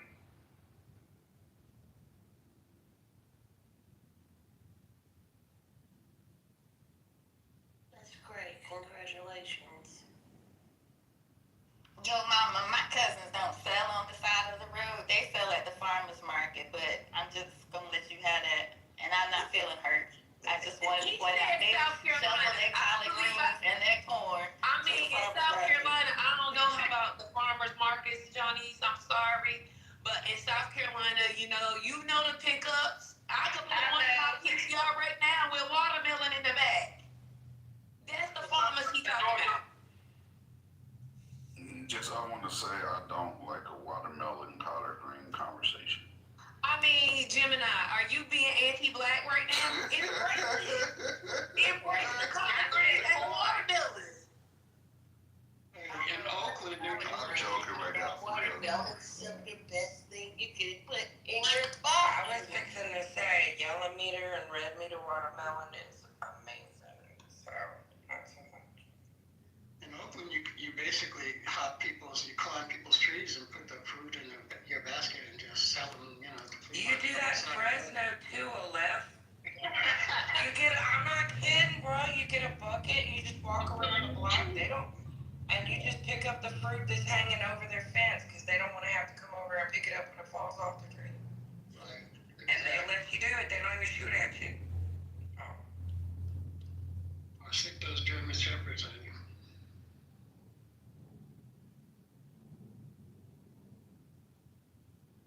I just wanted to mention, Shaw, you mentioned about large acreage, and farmers who are selling large bushels and that kind of thing. Y'all might want to check out the Black Growers Council because it's different from the black farmers. The black farmers includes everybody, anybody who is from a garden to on their deck, and they sell it. They will include you as a member. But the black growers are sort of the large farm, the large acreage farmers. And it's called I think the National Black Growers Council. And to that one brother's point, there is a company called Good. It's the Good family. They are the ones that are canning. I don't know if they have frozen foods, but they certainly have canned food. So you might look for them at your local grocer and support them.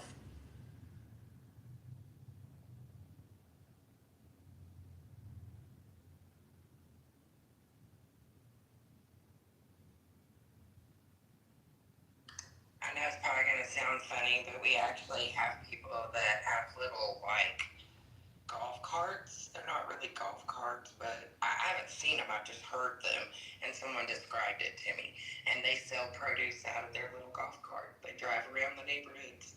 So, it happens.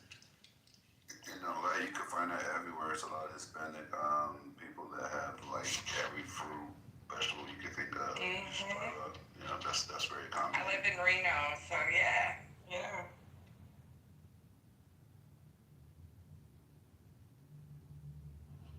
Another thing I'll tell y'all, learn how to garden, man. Have a little small garden. You can never go wrong with things you grow personally that don't contain all the pesticides and all the bullshit, the growth hormones and fuckery that corporate America injects for the dollar. Never They can go taste wrong. so much better, Jim. You can enjoy what others say. Do you have collard greens? I do. I grow them. I actually grow them. Oh, okay. I'm a gardener. I'm going to just check it. Yeah, I don't have watermelon, but I buy that, but I would grow it. Shit. I love the watermelon, and But at the end of the day, I'm being dead serious. Having that skill set can never be a negative thing. We are so into technology that we feel we're disconnected from the land. And I know I'm gonna sound like a hippie or whatever the fuck, but having that skill set can never be negative. Even if you don't have a lot of space, they got hydroponic towers that will fit on the balcony of an apartment. And in your house too. I want to, and I'm in the process right now of stuff that I can bring into the house because I have grow lights too. So I'm going to bring in some of my small baby bubba okra plants so that I can still. They produce 6 or 7 pods each plant, and they're not only about maybe 10 inches tall. So I'm bringing in some of those because I drink okra water every day. But I've been canning all season. Do you do it hydroponically or you're doing soil?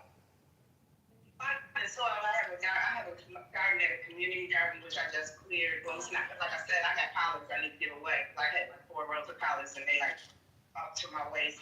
And how do they ship? You're gonna notice a difference, I promise y'all. Like, there's a difference in homegrown than what you purchasing at the stores. The taste, the size, everything about it is different. I think I've been putting stuff up. I've been canning my tomatoes and freezing some. I give a ton away because I have to harvest them, so I've been giving them to my neighbors. But yeah, I mean, I was raised to garden, at least garden. So there's something You can get a really nice hydroponic kit with grow lights on Amazon. I think it's like $600. You can get them cheaper than that. Or even are they cheaper? Yeah. No, I'm looking at it called air garden. Oh, not bad. I have an air garden. Yeah, I have an air garden. Nice. Because I'm getting ready to get the big one. Yeah, if I have the one that sits on the counter. But I'm getting ready to get the big one. I want fresh. Yeah, I want fresh, at least fresh lettuce and greens.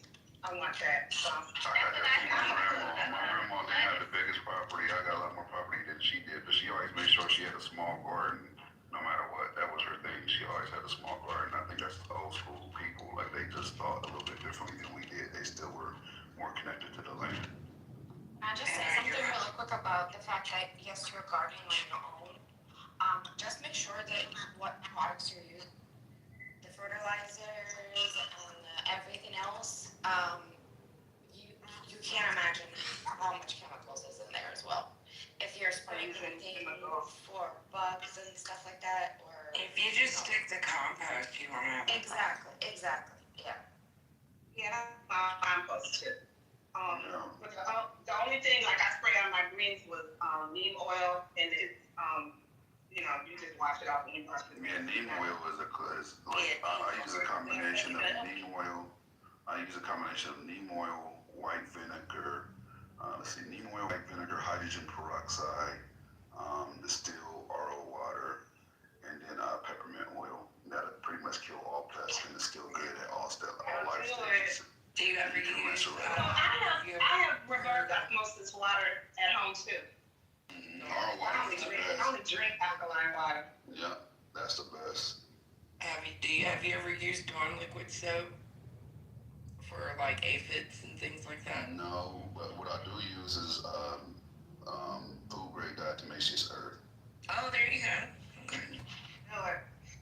That shreds them up. Yeah, cuts them like the fuck up. Yes, sir. If anybody with a hydroponic system figures out how to grow spinach, and kale, let me know. I struggle every time I try.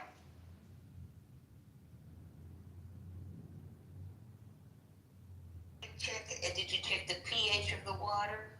Always check. Yeah, I check the pH. I think it's because the temperature isn't cold enough because I'm growing it beside, even though it's in its own little tent, I grow it beside lettuce. Like the majority of what I grow is lettuce or cherry tomatoes, and they're at a different temperature. So I haven't quite mastered the temperature. Because I commercially cultivate and I garden as well. Yeah, I've learned a lot, and I started kind of using some of the things I learned from commercial cultivation. Like I cultivate cannabis and sell it to 63 dispensaries in LA. And I started learning about the pH and the ppm. The pH, obviously, y'all know about the ppm is the parts per million. It's what's inside of the water, how many particles are inside of the water. And what I did at first was I just took water from the sink, and because I have those devices to measure that, I measured the ppm on the water coming out the sink. Now you always get these notices in your mail, but you don't never know exactly because they don't include the ppm. They don't want you to know. Our ppm was like 400. That's how much bullshit is in your water. That probably doesn't make a lot of sense to y'all, but that's a fucking lot. RO water, the bottled water your guys buy at the store is 0 ppm, right? And if you have a good RO system, your RO system should be at 0, or you need to replace your filter, right? So with that being said, when you start realizing how fucking dirty your regular drinking water is, it's crazy. I have to say that the only place where you could drink water was pretty clean. It was New York because the Pop Strip, the water is very different. But I've never realized that, like in other states, you cannot drink tap water. This is it is really disgusting. You're right, and I test my water because of the hardness and everything else. So I do all the test kit and everything. And you're right, this water is horrific. You don't even not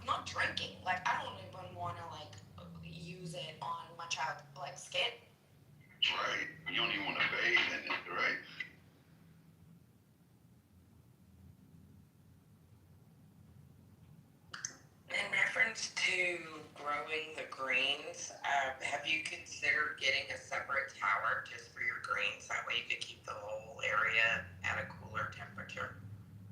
Yeah, but my tent is small because it's basically the size of the Aero Garden. Like that Aero Garden has 9 pots. So I think because of where it is, I try to control the temperature, but it's just really a small space for everything to happen. And then, I didn't want to have like a whole bunch of like power outages and stuff, so I just gave up on growing spinach until I could put it like in its own room. Spinach and kale, because they pretty much are the same. So I just focus on lettuce and spices and tomatoes this season. I'll try it again next year. Johnny, you could just do kale and spinach microgreens, though, and still get the nutrients. Yeah, microgreen, it's okay just to feel accomplished, but I don't really like it like I like real greens and lettuce and stuff. It's not the same for me either. Like, I get it that it's a good supplement, but it's not the same for me. Because I like spinach and kale to eat like as a salad or in my smoothies and stuff. You can't really do that with microgreens. I put mine in a smoothie. Oh, yes, you can with the microgreens, Johnny's. It's not the same, Katrina. Not to me. Oh, okay, no, because my child, he's on the spectrum and we have a lot of, he has a lot of issues with like food sensitivities and textures and stuff, so he doesn't eat. Anyways, I always put microgreens into his smoothies, and for me, they work better if you don't like the taste of the greens, because the microgreens really do hide it a lot better. You can't really taste them.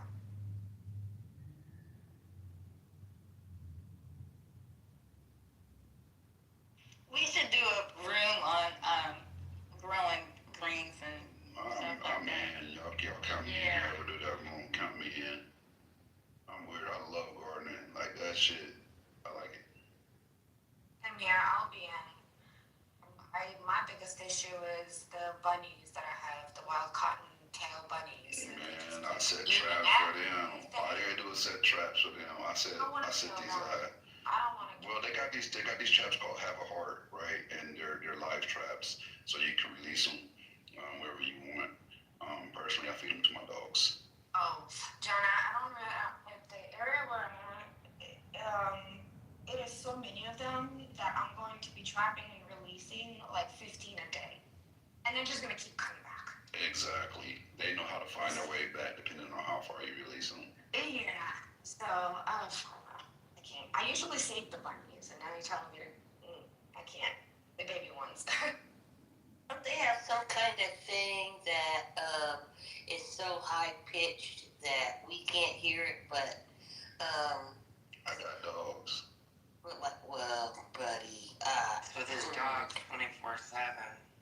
But they have this thing. It's like an electric, some kind of frequency thing. No, some work, some don't. I promise you. Like I swear, I done seen something right next to it. You like, is this thing on? It's plugged in. Like, what's going on?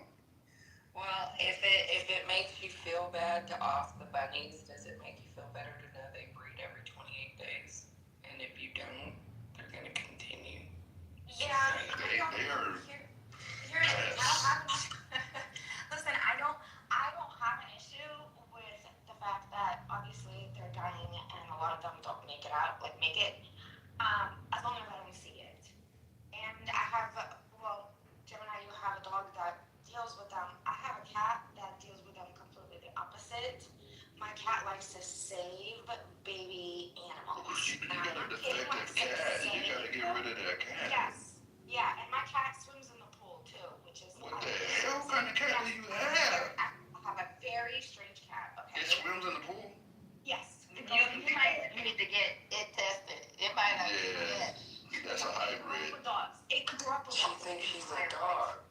Yeah, he grew up with dogs his entire life. He's 16 now. Yeah, so he brings them in. So what happens is, when I just, you're just randomly walking in my house and all of a sudden I see this tiny baby bunny that has like barely eyes open, struggling, like I have to help it.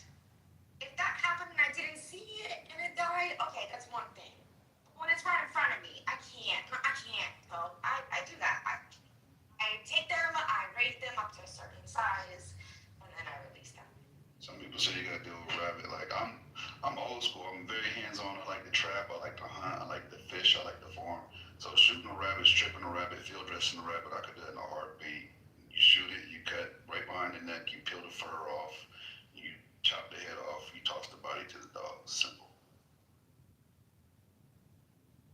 No, I can't. Ew. Gemini, I'm making my dog's food right now. Everything I just described would happen in under a minute and a half. Everything. It's not a long process.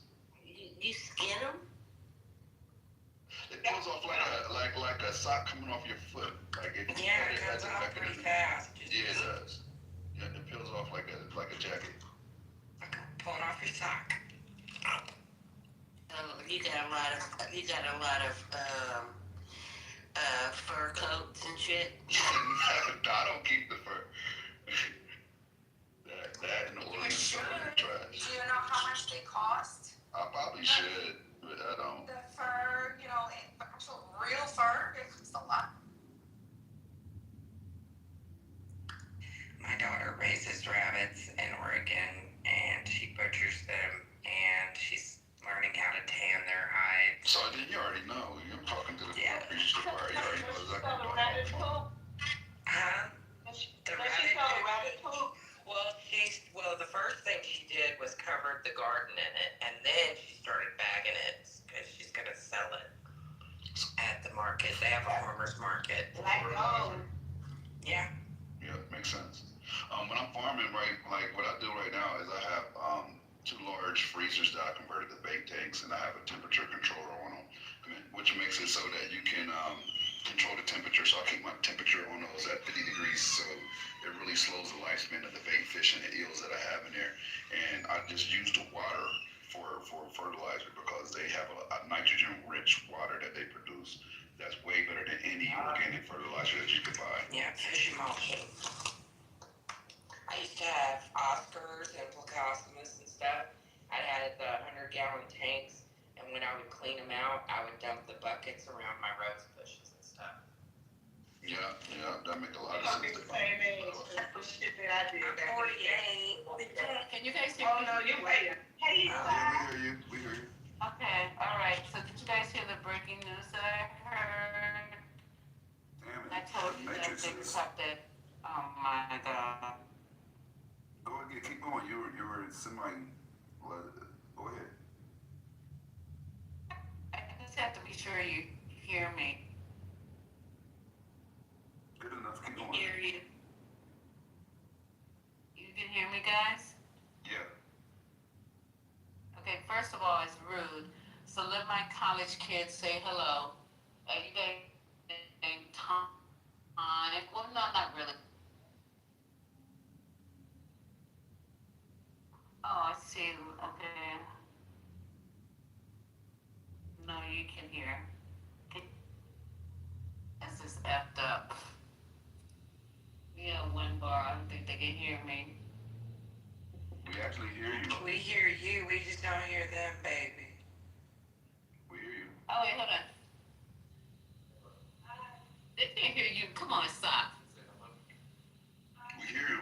If we say hi, we can hear you. Hey, guys, good to hear your voice there. That's rude for nothing. That's rude for them to be sitting here and you guys know that I'm talking about,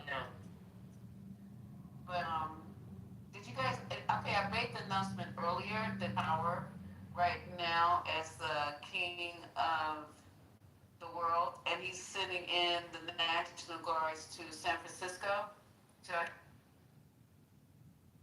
Yeah, we heard you say that earlier, yeah. Yeah, that tripped me out because I'm trying to get more research on that, and it's supposedly he's mad, and it's supposed to be happening like ASAP. So let me keep researching it. And does anybody else have any breaking news? Y'all either? I'm still trying to understand the justification on sending the National Guard to San Francisco when they don't have a significantly high crime rate or a crime problem. Like, what's the He's purpose? throwing a fit because he didn't get Said that the other day. anything yesterday. Yeah, He didn't said have that no the other day. bullshit yesterday. So now he's going to take it out, and he could closed his eyes and pointed and said, "Ooh, San Francisco." So a week ago, Because it's a liberal. So a week ago, Mark Benioff from Salesforce actually came out publicly and said, I'm doing research. he needed to send a National Guard into San Francisco, right? But now he's just apologized for that. That's one thing. Also, this isn't related to San Francisco, but Chrissy Nunn, the Coast Guard is buying 2 private jets for her, and the cost for that is $176 million. Wow, and Why? no money in their budget, correct? Right? And we have no money. Wow. Why did Money she need for money. jets? Oh. She got money in the big busted deal.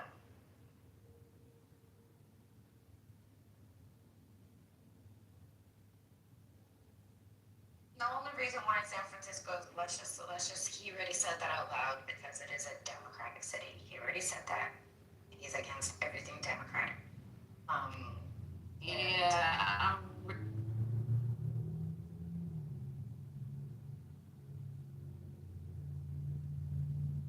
If we're talking about crimes, Lisa, I'm sorry, I don't know if you started and then you closed off, but Gemini, talking about crimes infested cities, I think I looked up statistics last week, and correct me if I'm they're wrong. talking about Democratic cities, but basically not, because if they're talking about crime, they would have been in red states. Yeah, that's what I was saying, is that the top, I think Dallas is in top 3, the most violent cities in the United States. I don't see why Greg Abbott is not sending our troops there. Interesting. You know what's crazy is Trump is so childish at this point that we barely even acknowledge when he does the most outrageous fucking weirdo fucking let me drop poop on protesters AI shit. Right. You know what's even weird? What even happened to him sending troops to Memphis? Because that was one of the higher crime areas, and I didn't hear shit about what happened with that. No, they're pissed. No, they're pissed. They're not liking it. I go out there earlier this week. Yeah. And people are upset. They're frightened. Yeah. I read an article about that earlier this week. Okay, because I was surprised a lot when about that it. lady. I'm like, well, what's going on? Are they cleaning up the streets, or are they just looking around picking up litter like DC? I think he would pick San Francisco for one reason. What do y'all think that one reason is? Yes. What, to disrupt the Very liberal. Newsom. Oh, Newsom. Yeah, that too. I mean, he did it with LA. He tried, right? And he won. Think about it. The reason why he's sending them there because was it Washington State, right? Or what was it? What state was the judge basically said no, you can't send the nationals. Oregon. The troops. Oregon. Was it Oregon? Was it? Yeah, I think it was. One of them. So he can't send them there, and now he's like, well, I gotta send them somewhere. And at this point, he's like, oh, California, I already had case 1. I'm gonna send them there. And they created a whole jingle or rap beat to No Kings. Have y'all seen it? No. Do you have a link? It's so dope. Like I forget what city it was, but they had drummers out there and everything. Oh, there's not like a clip that has it. That would be so cool. I'll try to find a clip. I think I heard the one that they were playing at the Chicago rally with Pitzer. Yeah. Oh, did you guys see the New Jersey Montclair impersonating Melania Trump? No, on stage there was like a singer. I think she's like a singer or something, and it was hilarious. I'll put a link in the chat one. I don't know why that girl came for Jasmine. She already know that girl got clapback that's unlike no other. But man, she went for the jugular on it. Who did? Yeah, it was Ayana said that Jasmine was ghetto, and she said Laura Loomer? You talking about the blonde hair? Oh, the one that looked like Saul? Oh gosh. Okay, sorry. You talking about the one that said your mama, right? No, she called her Ghetto. I don't know her name, but she looked like the character from Saw. No, but yeah, not her, but Ayala did said it at a party. Whatever the Trump girl's name is. How do you pronounce her name? Oh, there's so many. Oh, Are you talking about Ivanka? The White House. Ivanka, yeah. Oh, The daughter. Ivanka Trump was talking shit about Jasmine Crockett? Weird. Yeah, she called her ghetto. And then Jasmine replied, yeah, but at least my father never touched me. Oh my God. Oh, wow. Oh shit.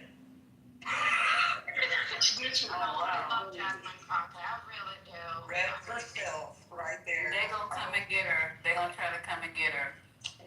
They already did that, Lisa. They're trying to get. I think didn't they took her district out with redistricting in Texas? Yeah. They drew her out. They ain't gonna try to get her, but they gonna try to do something. Yeah, they're not gonna just let that go. Seriously, guys, I'm a Trump interpreter now. So if anybody here who I got service.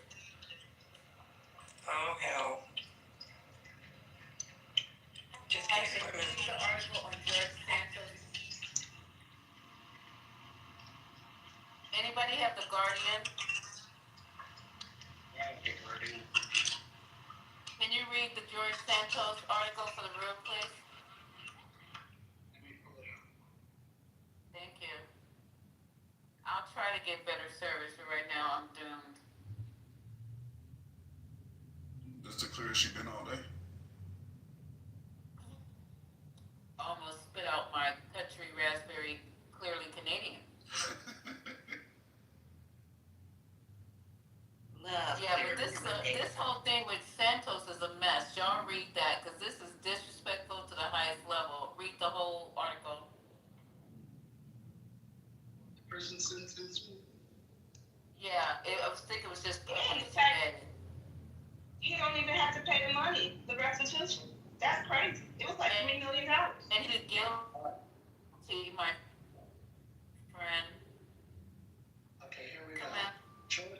George Santos says prison sentence was disproportionate with large slice of humble pie. So disgraced former U.S. Congressman George Santos said on Sunday that his prison sentence had been disproportionate, but that he had been served a very large slice of humble pie while lashing out at his critics in his first interview since Donald Trump commuted his sentence. Speaking to Dana Bash on CNN's State of the Union, Santos said he was all politicked out and called for his former campaign staffer, Samuel, to also receive a commutation. This isn't about a glitter, stars, and glam, or going back to Congress, he said. This is a very personal journey and a road for me ahead. Trump announced on Friday that he had commuted the sentence for Santos, who was meant to serve more than 7 years in federal prison in New Jersey after a whirlwind of political career tainted by serial fabrications and fraudulent scheming. I just signed a commutation releasing George Santos from prison immediately, Trump said in a lengthy Truth Social post. Good luck, George. Have a great life. Santos, who pleaded guilty last year to wire fraud and aggregated identity theft, was less than 3 months into serving time before he was released. He said Trump's decision to commute his sentence came as a surprise. I had no expectations. I wasn't even aware until I learned it off the chyron of mainstream media inside the prison to myself, he said. Other inmates saw it and called me over. Bash pressed Santos on whether he had received favorable treatment as a loyal ally of the president. There's a lot of people who were upset with President Biden pardoning his entire family before he left the office in an unprecedented move, Santos quipped back. Pardon me if I'm not paying too much attention to the pearl clutching of the outrage of my critics.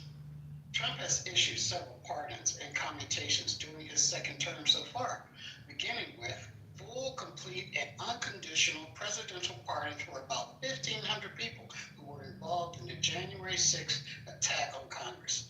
In February, he pardoned former Illinois Governor Rod Blagojevich, who was convicted of corruption-based crimes, including trying to sell a U.S. Senate seat vacated by former President Barack Obama. As part of this plea deal, Santos just agreed to pay nearly $375,000 in restitution and $205,000 in forfeiture. When asked on the State of the Union if he was planning on paying back this restitution, he said, "If it is required of me by the law." I've been out of prison for 2 days. I agreed to come here to speak with you candidly and openly and not to obfuscate, he said, visibly frustrated. If it is required of me by the law, yes, and if it's not, then no. I will do whatever the law requires me to do.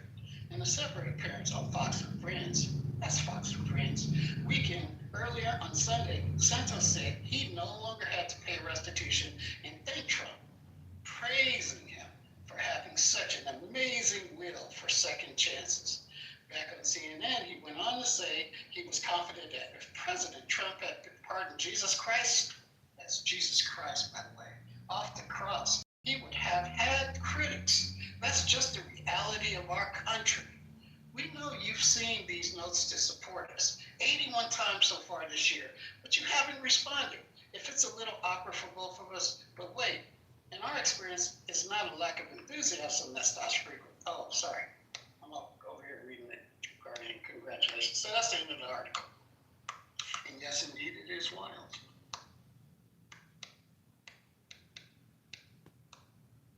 I told you the amount of shit that they get away with, and he had the nerve to bring up Biden doing his family. Well, you're a lying piece of shit. That's what you are. I'm curious what was the restitution that Santos had to pay, because it's one thing to, have him not serve his term. That sounds like he's elected. But they forgave the restitution. That's kind of a big deal if you owe people money. It was $1 million. The article that I read yesterday was over $3 million. Well, the credit card fraud, right? Yeah. Let me see if I can.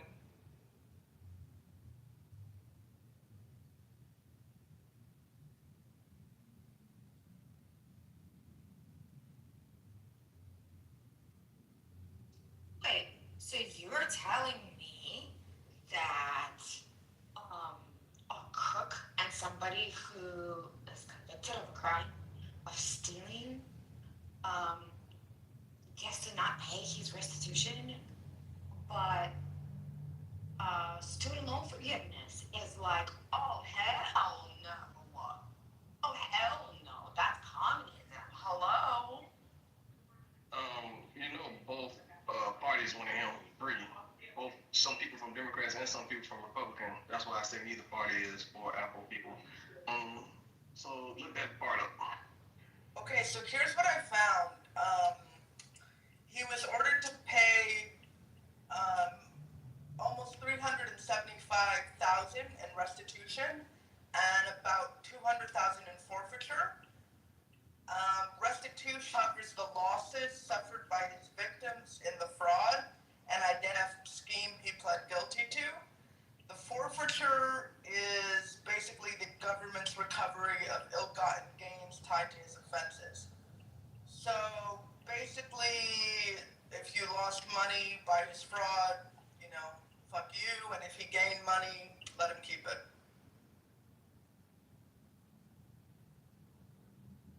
Yeah, in one case he had donors, right? So it's donors that contributed to a campaign he had, and he used the funds for personal use. That was one of the words.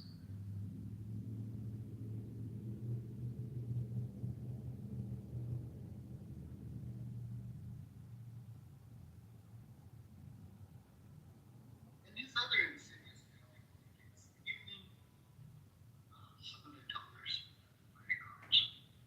That was the intent.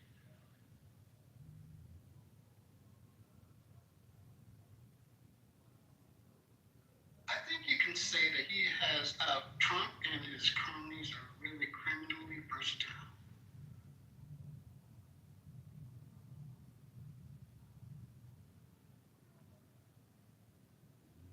future psychopaths.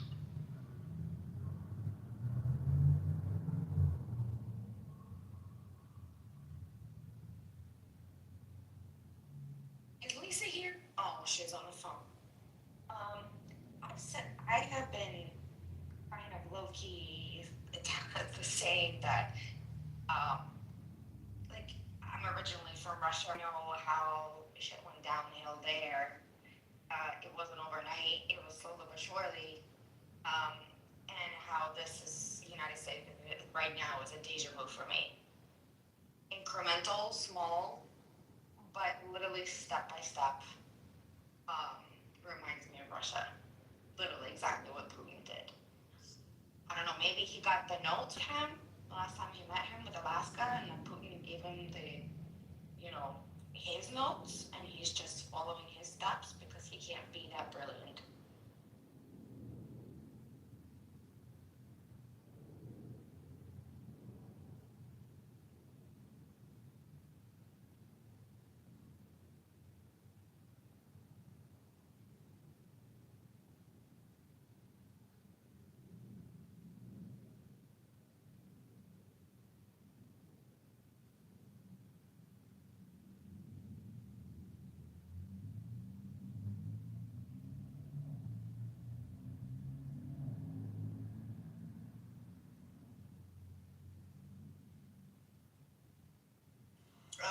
Did you see this? He was pardoned to appease Marjorie Taylor Greene, who asked for his pardon. I didn't hear about it.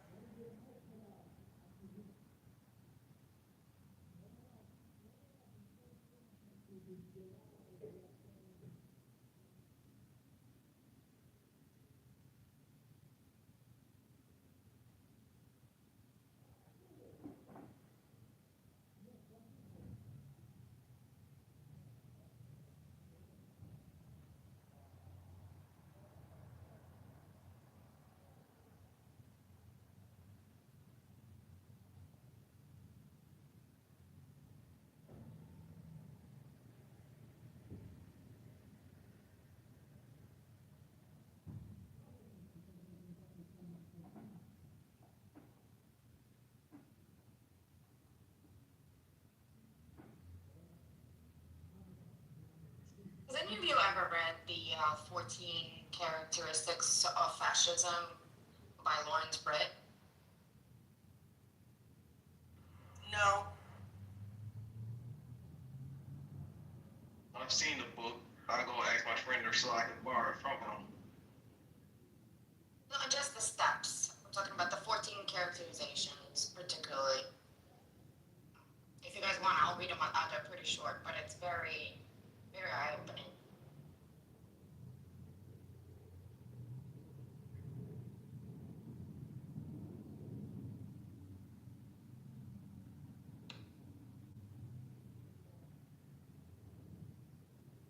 You guys want me to read it or not?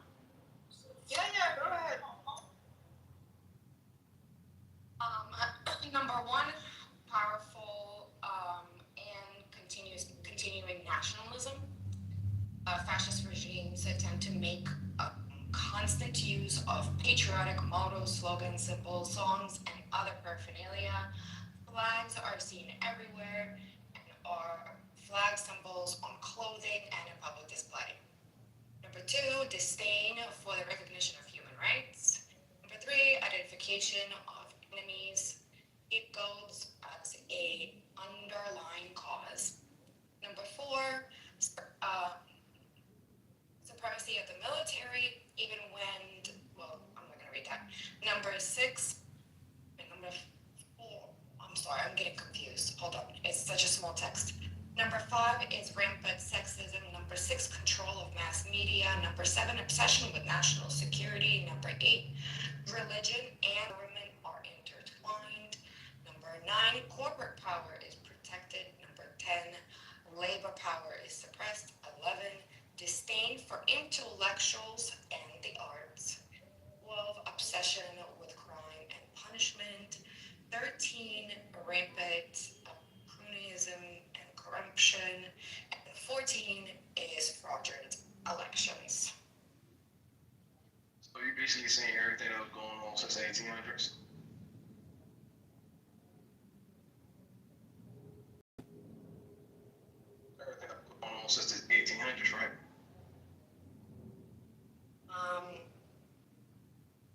you're trying to say that like corruption exists everywhere and all of those things exist everywhere. Ma'am, don't do that. It was going on since the 1800s. Okay, you don't think that it's getting a lot worse now. At least it's white out in the open and it's becoming like, no. Yes, I believe it because I'm sick of tired of seeing the same crap over on TV. The media keeps saying, oh, this Donald Trump, that. We literally had Biden office saying you vaccine, and I didn't even care about it until I realized I'm sick of tired of hearing it. Sick and tired of feeling it.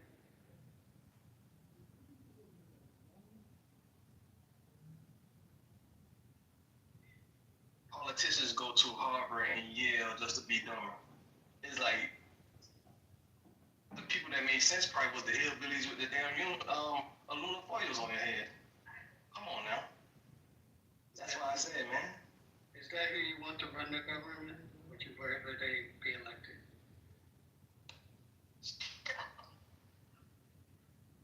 It was by people who asked for it one time. But then they decided, oh wait, we could do this against another Territorian people. And that was the British. I told y'all if I wanted me to talk about history, I talk about history. I'm not gonna go that route. So what I'm saying is they going backwards. You're supposed to not repeat history. Do you think offering an inferior solution is a good solution? Because you kept going in and out on my end. No, I was just asking because you said the hillbillies should, be in some, would be better. What I'm saying is, no, I didn't say that was better. I said that means the hillbillies could have ran it arguments. I'm not saying it would be better. So this is really responsible for the hillbillies to run it. Do you think the hillbillies should run it? No, unless they got an open mind. Wait, hold on, listen. Listen to what I'm about to say. If they have an open mind to put black people in the same position, yes. Other than that, nah, because it's gonna be the same thing. So it's gonna be the same. Out of respect for the stage, I would expect that you would say things that you would think would contribute, right? Not that would decimate the stage. That's why I put it together to what you said to be a better thing or a better. So hold on. Why are you gonna say that for? So you're saying I'm trying to destroy the stage? No. You should ask yourself, why did you say the hillbillies? Why do you keep saying? I know what I said. Why do you keep saying? Why do you keep talking about stuff that we're not even talking about? Why are you talking about the 1800s when we're talking about 2025? That's what you should be saying. Okay, so you're trying to tell me there's only one man doing this whole thing? Or the whole country? You're off base. You're not talking about what we're talking about. You're not in context. That's what I'm trying to tell you. We got serious stuff that we're facing, right? We can't just throw the shit in the garbage can and go away. So, and I just said history is repeating itself. No, so the comparator is this, okay? We got a choice here. Either we're going to go with the agenda as it is, or we're going to change direction. We're going to change heading, okay? You got two choices. You got a fork in the road. Are you going to? Because you said Trump. All I heard was positive on Trump. To me, that's a fucked up thing to do right now. When I say that. That's what you've been saying. No. I didn't say that. I'm saying one. You were like the media, this, that, and you said, okay, well then say what you're gonna say then. Say what you propose. If it's positive or negative, I don't get how.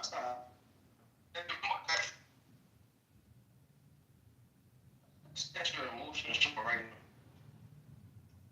now. You're doing something you said so just your passion. Hey, I'm just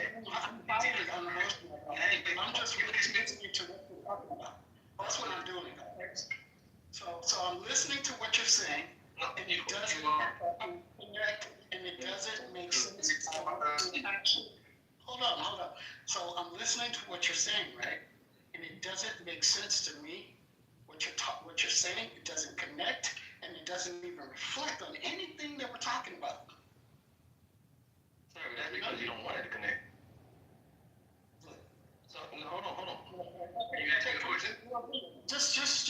Chrissy, Al, if you hear that, you can will it to connect. Did you know that? oh, I forgot about that. My manifest. Oh yeah, let me turn that bit on. Yes, manifest it. You asked him, let me answer. That's what is that? What kind of, why ask me a question, keep talking when I'm trying to answer? Question, just, you know, keep trying to, You're being recorded. you know, no, I'm smart enough to, You're being recursive.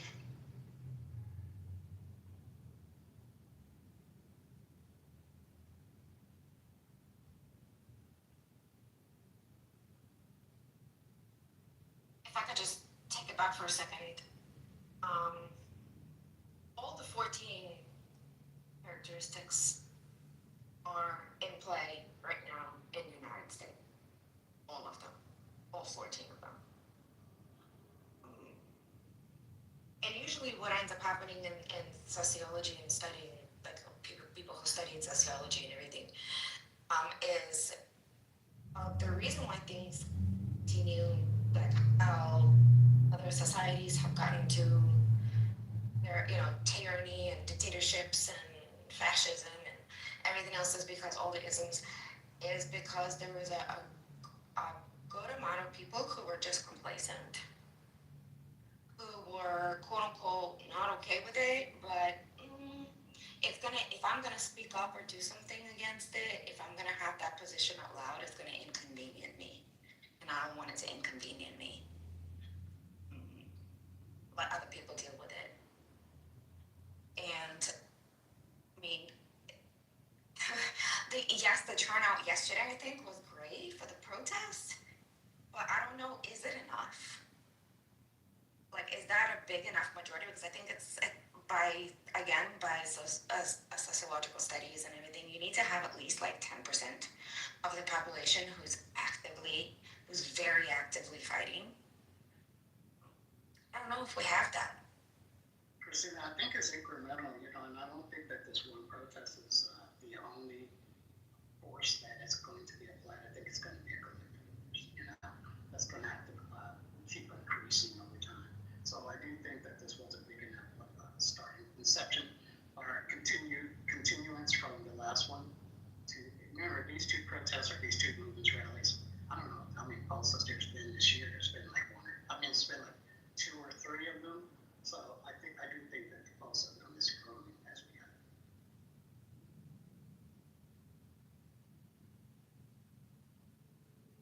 The question that I would ask, what as people are we willing to do other than protest? Because yes, we can protest, but if that's not affecting any decision, that's not affecting the trajectory that we're going, what else can we do that will actually let our voice be heard? Well, that is the thing. I feel like, me seeing this and moving through this in other countries where this happened, there is that breaking point. And if you miss that breaking point, the government tightens all the screws so well that there's no way you can ever coordinate and even coordinate to have your voice heard or even to protest, right? Because all social media is being watched, and anybody who's quote unquote up to go and protest against the power, they're jailed. I really hope we don't get to that point where it's a little too late. Because the example that I'll use, right, is what happened with Jimmy Kimmel, right? The only way that man is back on TV, the only reason why they placed him back or even dropped Apple's subscription so people could join back is not the fact of, they cared about us protesting or they cared about our views. It's the fact that it affected their pockets. Because in 2 days you lost how many $1 million? They don't want that. They want our money. So the question is, we're going to protest, we're going to do stuff, but what are the things that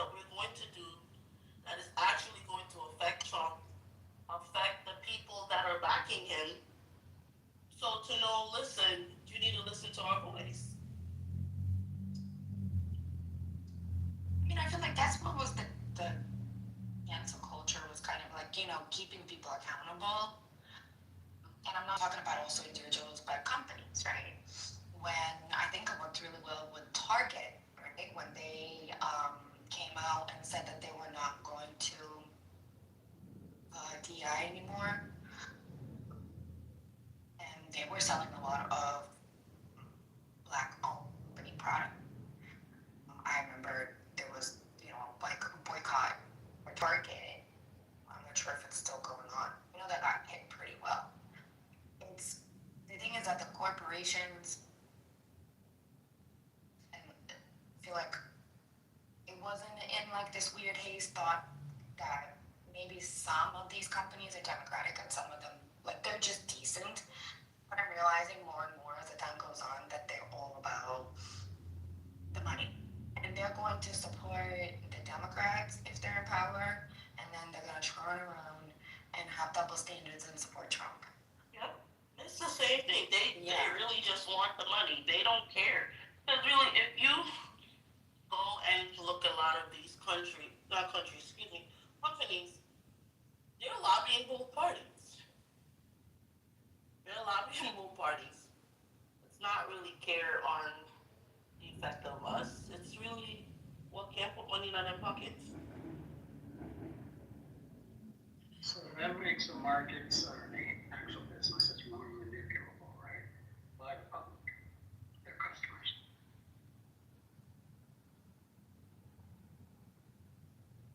But again, I feel like if that works really well, if there is no, I feel like we're kind of a little bit foregone because of the monopoly. Where in the past, like somebody just commented, are you willing to give up your Apple, Facebook, and Amazon? I think these companies have monopolized so much that people are relying on them now, right? So much.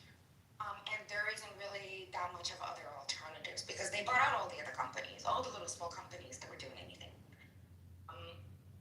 And pretty sure it's done on purpose so that like you can't boycott them because that's like pretty much the only thing you have. Do you really think you need Meta? Me? No, I'm just saying in general, like when you look at Mango, right? Microsoft, Apple, Netflix, and Google, and OpenAI. Or you look at Facebook, Apple, Netflix, Google. I think over 50% of those companies you could drop overnight if you had to politically, for your own, to keep it, to support your own interest rate politically.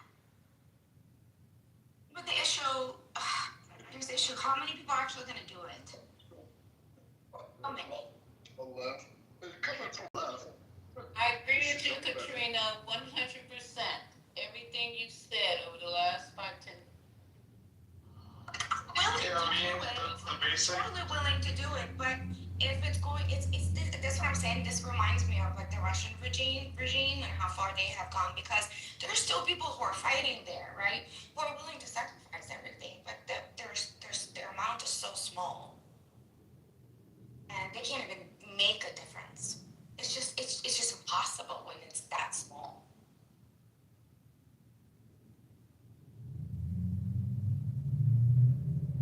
I get the All Kings Parade, all that, but I'm just saying, and I appreciate you guys for going out there putting yourself on the line.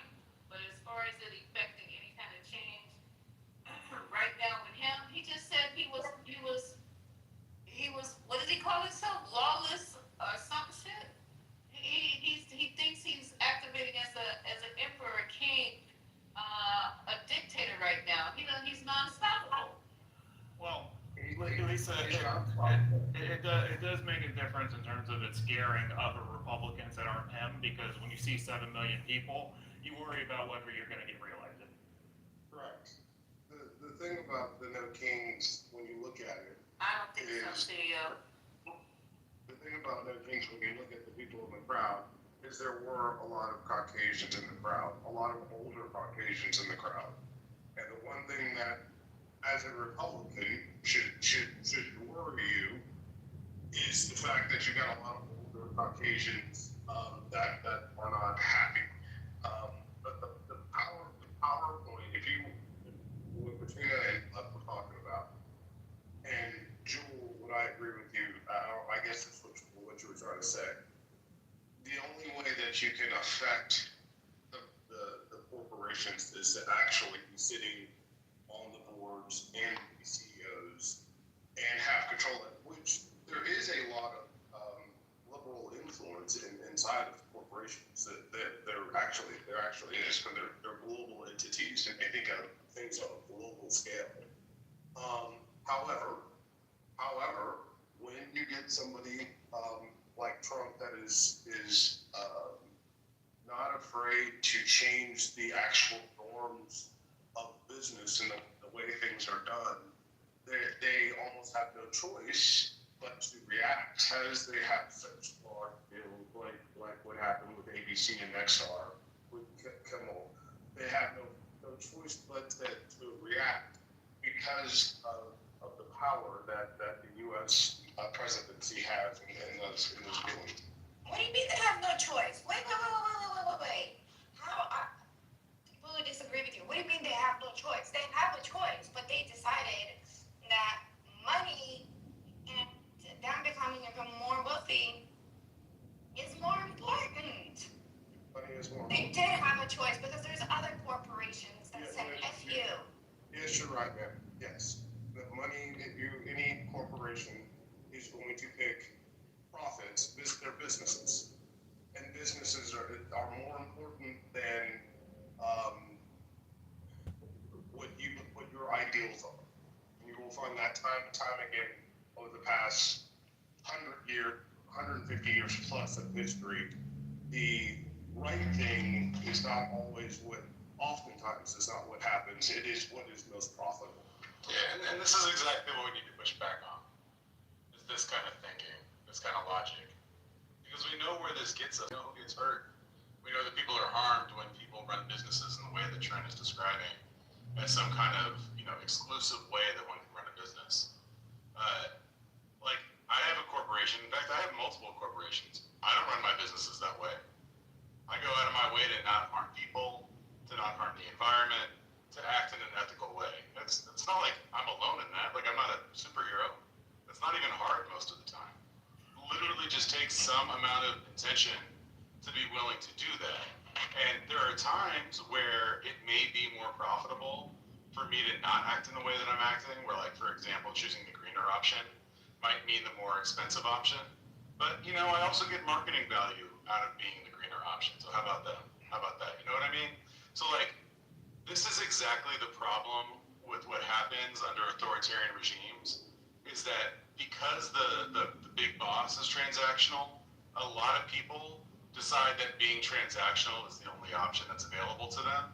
And we are descending into societies that accept intolerable outcomes. People are getting hurt and harmed on an ongoing basis simply for, like, how they love, who they are, how they vote, what they think. And it's exactly the kind of logic that Trent was just exhibiting that we have to reject in moments like these, respectfully. I'm sorry, go ahead. Yeah, I was just going to say quickly, I'm the same way, Your Honor. I'm sure Gemini is the same way. In fairness, it's easier to do that when your business is under $1 billion. When businesses reach a certain scale and they have large shareholders, I do want to acknowledge it gets a little trickier. It can be done, many are done well, but we should acknowledge it gets trickier the higher you go up. See what it can be done. I'll bring up an example of actually Spotify. I remember Spotify. Hold on one second, Trent. Let me just Spotify. I don't know, CEO, if you know that or not. But Daniel specifically did not sell. Katrina, hold on just 1 second while I got no red bar. I'd like to thank Trent and all of you guys who are in Nick, man of many non-has. That you guys have returned to the room of the low IQ. We appreciate you, highly educated, scholarly, and maybe on the scale of Einstein participants, to come into this lowly ghetto, beneath. Damn, who muted her? I think the app glitch. Lisa, you're muted. You're muted, Lisa. She was in the matrix. The Matrix probably got her. Oh, there she is. Go ahead. Lisa, Okay, you're muted. wait. Am I here? Yeah, Yeah, you're here. Oh, let me do it real fast. I was just thanking you for coming to low IQ for you high scholarly for even great.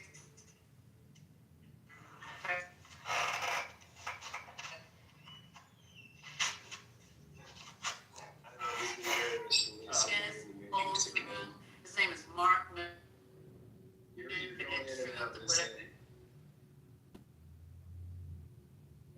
While she's doing that, Katrina, I just want to say, I know some companies can do that, and heck, I work with some of them. I just said it's more difficult, that's all. Not that it can't be done, not that there aren't many great examples.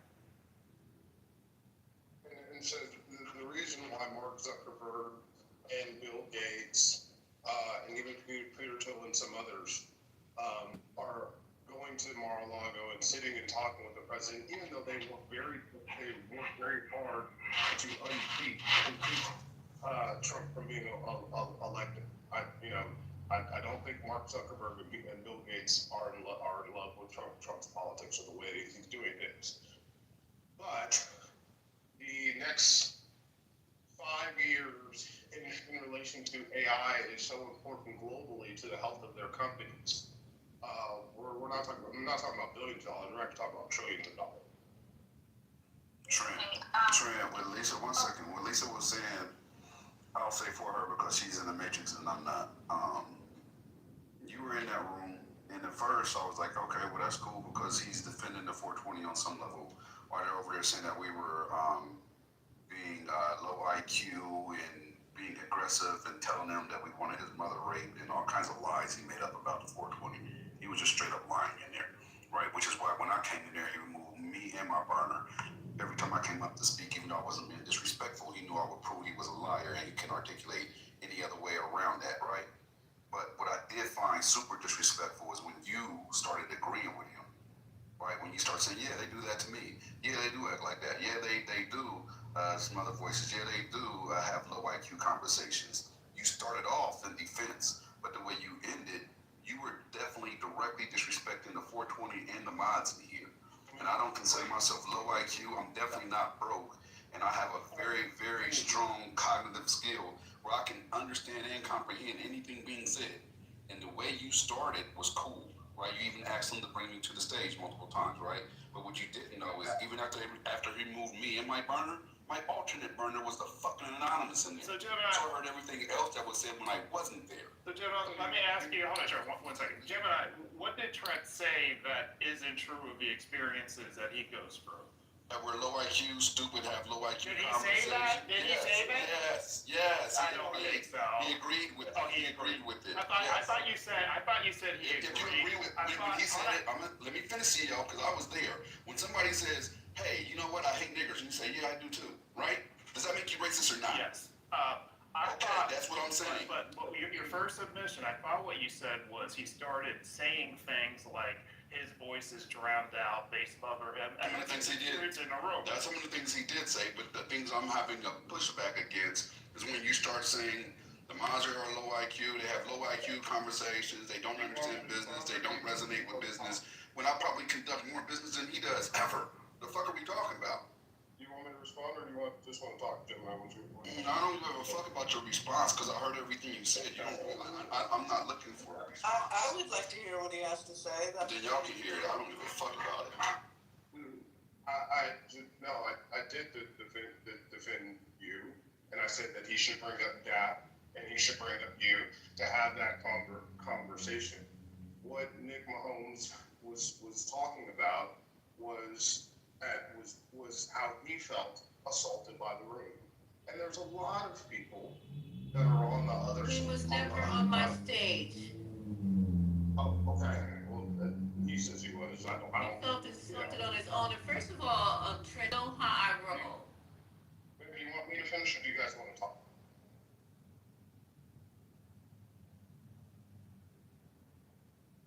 Which one? Well, you actually keep doing the whole, paradox of intolerance again. So. I'm doing what? Okay, so let me just add, does anyone in here claiming that Trent hasn't been muted and smothered before in this room? Is anyone claiming? I'm just curious. I'm just curious. We don't need you to mediate, CEO. Yeah, for real. I need to know that. We don't see you consider yourself low IQ. Protect Trent in this room. You do, Lisa. You do, Lisa. Yes, you do, Lisa. His comment's not about you. You consider yourself low IQ or unsuccessful, CEO. That's all I need to know. It doesn't seem like he said those words out of his mouth. He did, and he agreed with them. So I'm asking you again. Hold on. So he literally said yes. So he said yes. He said, He said yes and then further and elaborated, yes. He said yes to what? CEO. He said yes about us being low IQ conversations, and then he elaborated as to his experience with those low IQ conversations, yes. Gemini, ignore CEO. Have the back and forth with Trent, because CEO's interjecting himself and he wasn't even there. Like, I literally wouldn't make this. I was there for the entire time. I'm not guessing. I'm a big boy. Thank you, CEO. But I can handle what I said, Gemini, is that some of the conversations in the room can be low IQ. For example, Some of the conversation, for example, when we start calling each other the N-word and calling people transvestites, as I was called once on this stage, and demeaning people for their reasons because they don't completely align with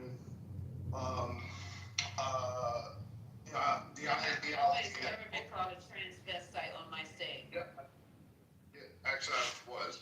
But anyway, that's okay.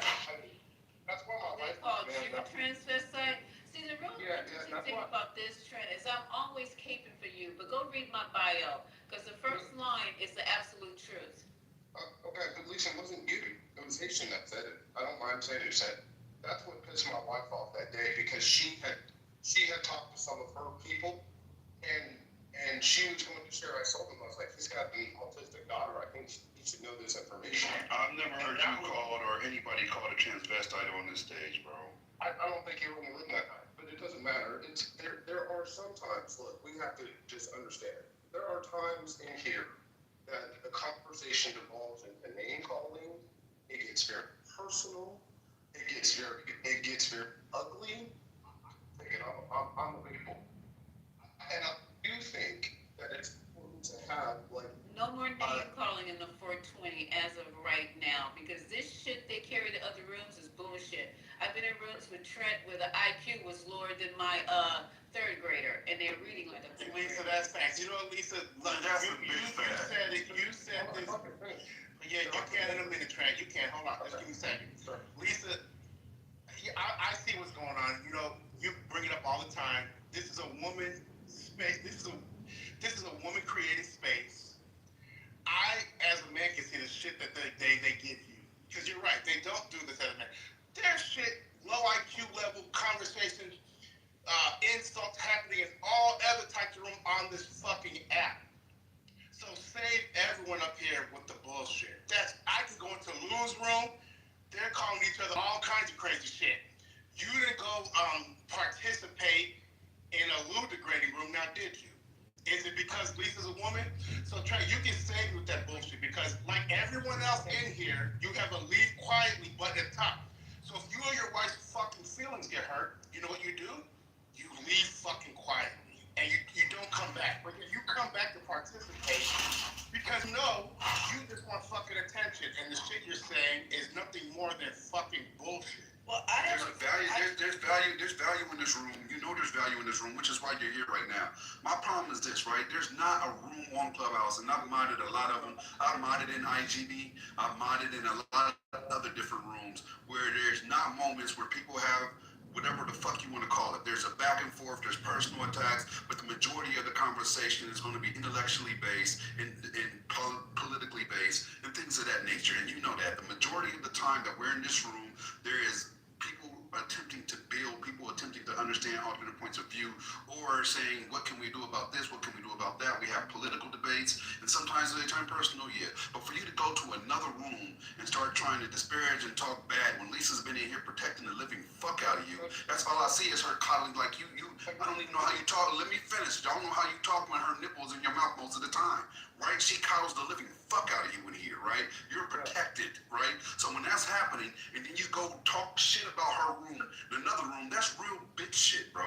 And yes, you did start off protecting and defending the room, but then you started agreeing and aligning, and yeah, that happens to me, and yeah, they are low IQ, yeah, they do have low IQ conversation, yeah, I don't know why this room even exists. Like, when you start saying that type of shit and talking shit about the room that you want to come in and contribute later and be on the stage later, that's a fucking problem. Are you serious right now? Is everybody well in this room while the room exists? This room existed before you were even on Clubhouse, sir. And so, and my room's been doing just dandy. If you don't like the content, I agree with him. Press them Homer Simpson fingers and go, because you will not be missed. I tried my best to deal with you guys. I tried my best to be a good person. It's not me putting my nipples in your mouth, because you don't even know how to suck a nipple correctly. But it's me trying to be who I am, a good person. So if you don't like it, exit stage left. I have a question. I have a question, Trent, and I'll let you respond. I have a question for you. Okay. I've noticed that you'll tend to come in and then you share what you want to share, and then usually you leave. You might stay for a comment or two, but usually you share, you leave.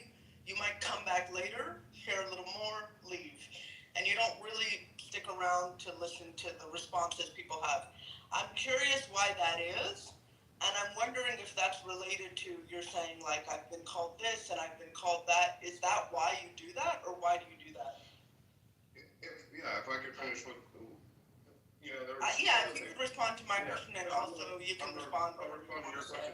Yeah, Malik, I don't, because I don't want to get into a back and forth in an argument and cause angst. I don't want to be like Anthony and Ani, or Amari and TC, and just have a argument or have a what's the word I'm looking for? But just create a negative vibe to create a negative vibe. I don't think that's good, and I know that there are. I don't want to call those three out, but they just come to my mind. I know that they do that at times. That's not what I think is constructive, right? And I respect just about all of you. And I don't think that it's a good thing to come in and try to provide something, because there's some things that I know in a different context, but if it's something that I know is going to be met with resistance, I just bow out of the conversation. Well, here, just let me finish what I was saying, because it wasn't just Nick, there were other people. I told Pepe to his face that, look, Pepe, you say racist things. Monica says racist things. And if you want to be able to talk to people, the true purpose of being in these rooms is to build a bridge, right? You have to stop saying racist things. And their comeback is, but they say racist things to me. And Jim and I said, yes, I know. I know. And I've heard those things, and those things are unfortunate. But if we're all going to live together in society, we have to sometimes understand more clearly, in an environment that could be there could be conflict, right? Like, just like now, I'm not responding to Gemini with hate and anger. I'm just saying, I'm probably not the best person to be listened to, but the people, if you want to build consensus, there are people like Nick Moms and others that will find some consensus with you, but you can't continue to destroy them, or else we just continue to divide this nation more and more and more. And I agree, Trent. Hold on for 1 second. I'm not the people. Hold up for 1 second. First of all, fuck Nick. Fuck everything Nick loved. It could die tonight. Fuck Nick. Period. Let's start there.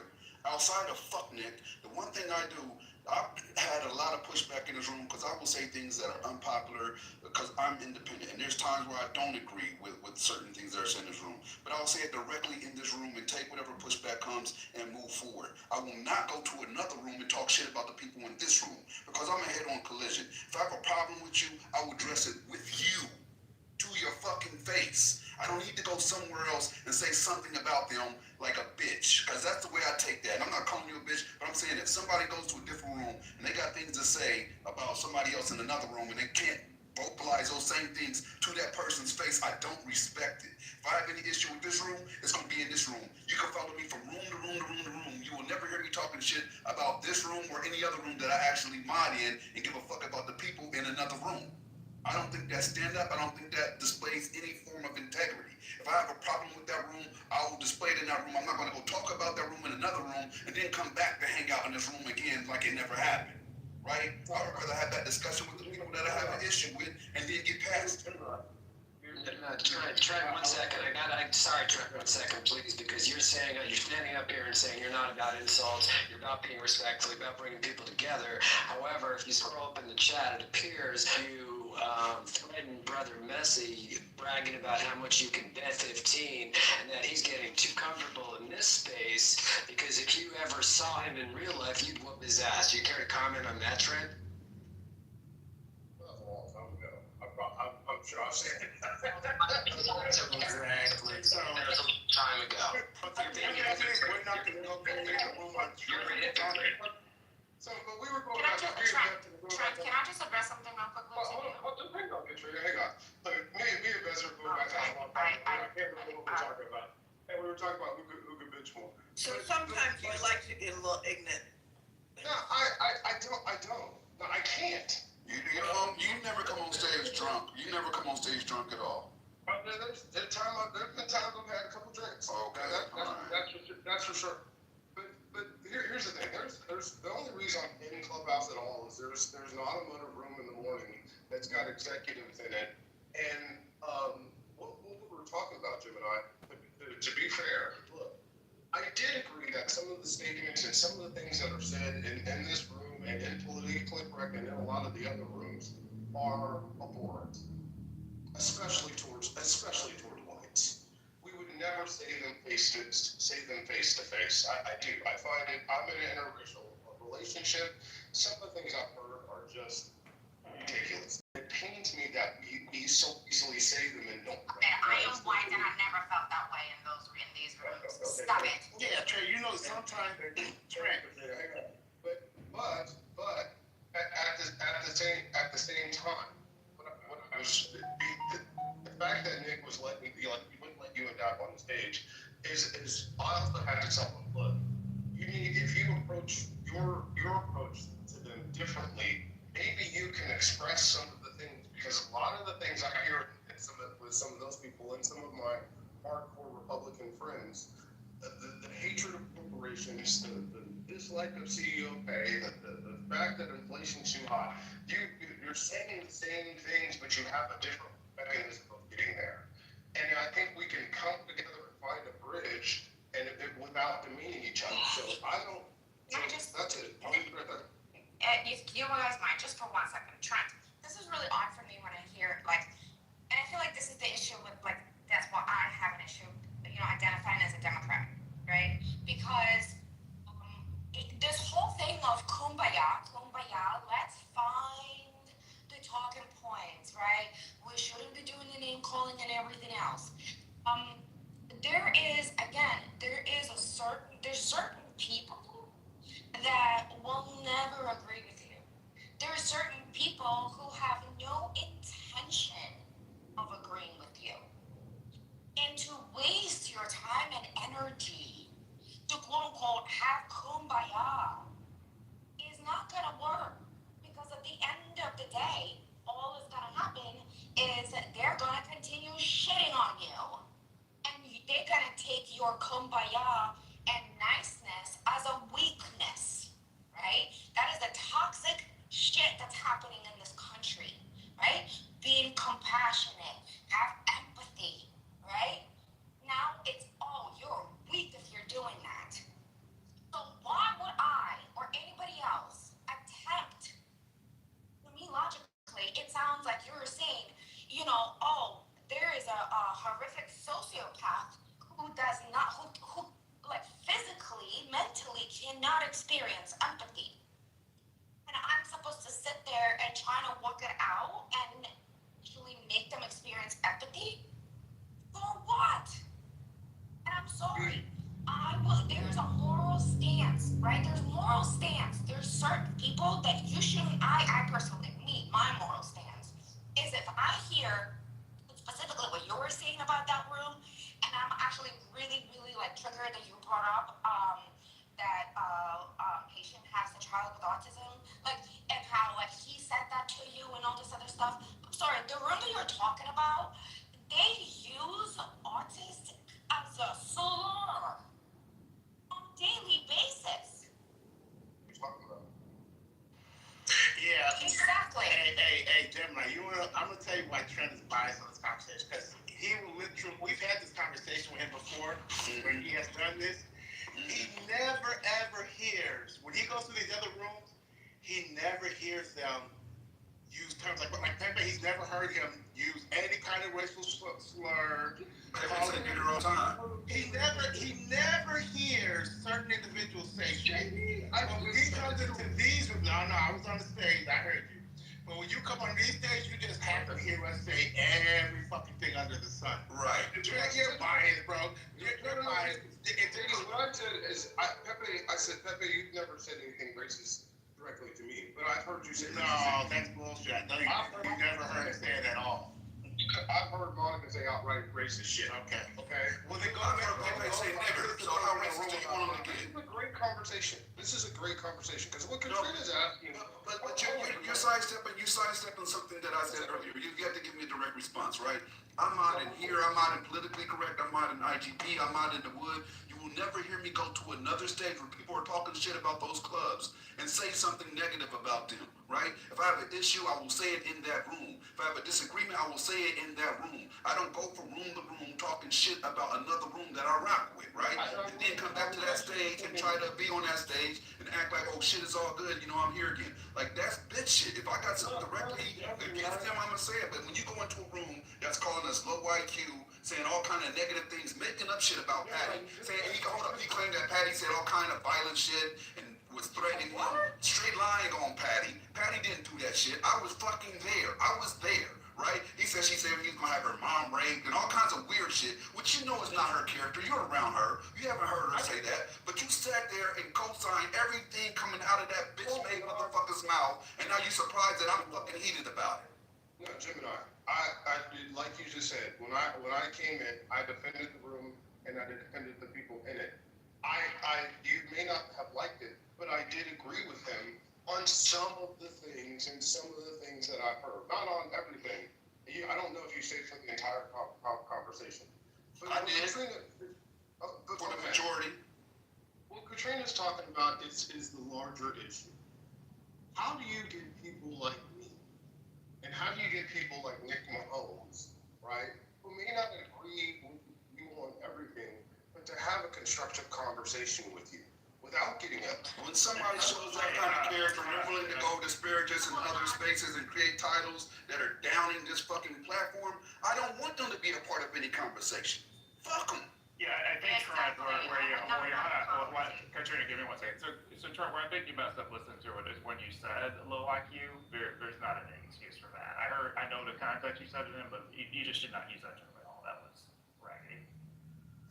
Also, the premise. The room was low IQ, right? Yeah, don't do it. Don't do it. Just don't do it.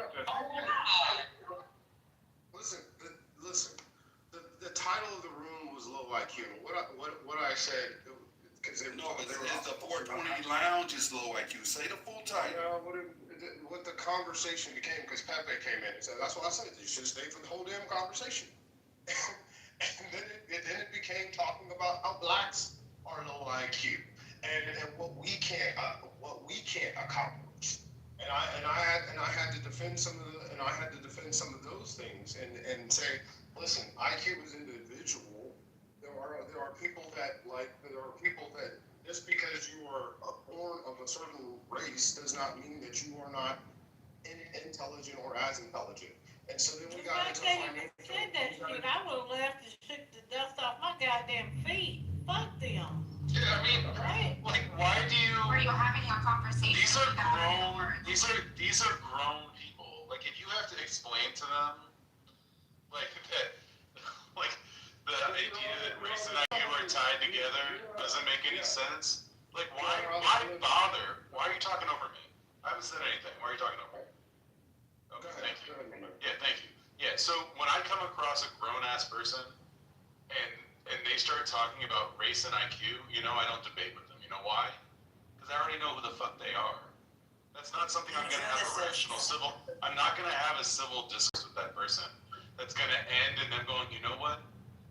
You know, before I heard your argument, I really believed that race and IQ were connected. But you know, now that I've listened to you and I've really considered what you have to say, I recognize that that's not actually right. Like, that person doesn't exist. There's nobody to have that conversation with. Especially, at least of all people that you've known for however many years on this app, who clearly are just racist pieces of shit, who believe in race logics, and believe that, you know, having a certain color skin makes you superior or inferior. If they're that fucking stupid, you know who they are. Why do you think you need to have a calm discussion with them to try to help them see the light? IQ in itself is a racist construct. Can you let him answer, please? Your Honor, and I've had this conversation many times with a lot of different people, and that's how you build and show that you can perform. You don't run away from the conversation.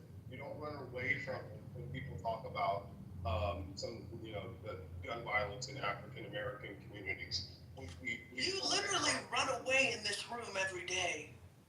Yeah, because I don't want to have. But here's the thing: it's a very different. Why are you not cutting him off mid-sentence?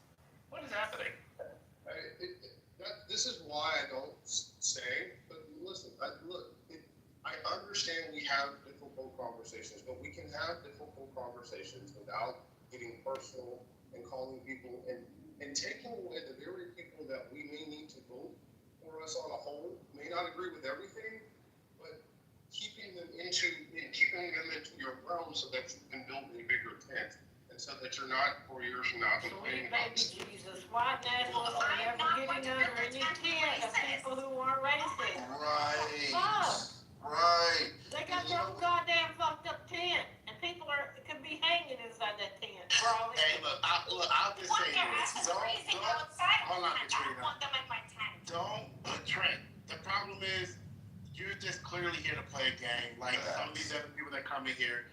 Bottom line is, don't go to other rooms talking shit, and then yet you motherfuckers still come in here every night. So that's why, to me, you all are just bullshit that are seeking attention. You won't make another room the fastest room, yet you motherfuckers come in here every fucking night. So you know what? That's more telling of you than it is of anything. So you know what? We'll see you here tomorrow fucking night. There it is. And Trent, hold up for 1 second. I done had issues with people in this room and other rooms I'm on. We deal with it, we get by it. I don't go to other spaces talking shit about them. That's where me and you have a disconnect. There's always going to be some discourse with people because I have a strong personality. I'm a clash with certain people at certain times. That's how it fucking goes. But you won't see me. You'll never see me go to another place. Stay on mute while other people are talking. Try that out, Trent. Let me finish. I guarantee you there's nobody can say, I heard Gemini in another space talking shit about pick your poison, 420, politically correct, anywhere. I don't do that, bro. And I thought you had some form of integrity, right? If you have an issue with somebody, you deal with it head on and then that's that. You put it behind you, you keep pushing. But when you don't go and join another space about a space that you like to frequent because you're here now, and then start talking shit, I think that's directly disrespectful to the room, to Lisa, and to the mods in that room that tolerate your motherfucking ass. I believe you're mischaracterizing you're mischaracterizing the conversation because multiple times I told them to bring you and Dap up. Did I not? Yeah, you did. It doesn't matter. That has nothing to do with what I'm saying. I'm not a liar, so yeah, you did. But what you said after that, is the problem. Because I don't have anything. In my mind, I'm being honest. I don't have anything to. And you guys. If it was me, You're right. Let me say this. You're right. Stop talking. Hello. When I don't have a yellow bar, orange bar. If I have you blocked, please leave the 420 because you're not in here in good faith. Okay. Who is it? I'll just drop him. I'll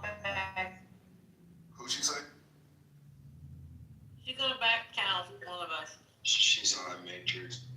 Hey, real quick, how's everybody doing this evening? Haitian. Haitian, I never know if you were the other Haitian. I done might have the This wrong our Haitian. Our Haitian will always have a Trump meme to make fun of Trump, so that's our Haitian, how I know. And I'll just suggest for the better of the room, I think we've sufficed and adequately covered. Trent has shown his true colors. I think we can move on. I think we've talked about this and had accommodation if you want to jump in. Yeah. So, because I just was notified that Trent said I called him a transvestite. Yeah. So, first of all, I don't typically use the word transvestite. I typically say tranny. If I'm using it. You said tranny. Oh, now tranny, I said tranny? Yeah, that's what Now, you tranny or transvestite? Which one was it? It was training. When was it? My wife was sitting here. When was it? When was it? It was a night 2 or 3 weeks ago. It's when I 2 texted weeks ago? It was a couple of Tranny is also You were full of shit, bro. You were full of shit. Cause let me tell you something. Let me tell you how you full of shit. Cause I've been on this app less, and I ain't even fucking interacted with your bitch ass. So go ahead and tell me how the fuck I called you a tranny. And why the fuck would I have to hide if I call you that? I tell you all the time you're a bitch ass nigga. I tell you all the time you was a weak motherfucker. You were sorry excuse for We gotta do that. Lisa just said no personal attacks. She just said that 3 I'm not minutes speaking ago. to you. I'm not speaking to you. Yeah, but Lisa, this is what I'm Lisa not said. speaking to you. I don't care, nigga. I don't care. Fuck you. I don't care, nigga. Why do you Stop saying that. Pussy ass nigga goofy, yo. I'll bitch slap your fuck ass. So, Trent, do not lie on my motherfucking name. If I call you a tranny or a bitch or anything, I have no motherfucking problem saying that. September 27th. It's all good. It's all good, Haitian. It was September 20th. That's what I'm talking about. September 20th? It was September 27th at 11 p.m. Central. Okay. September 27th. And I'm just telling you, my man, I'm telling you out of respect. I don't have a hatred for you. Why? I don't even know your real name.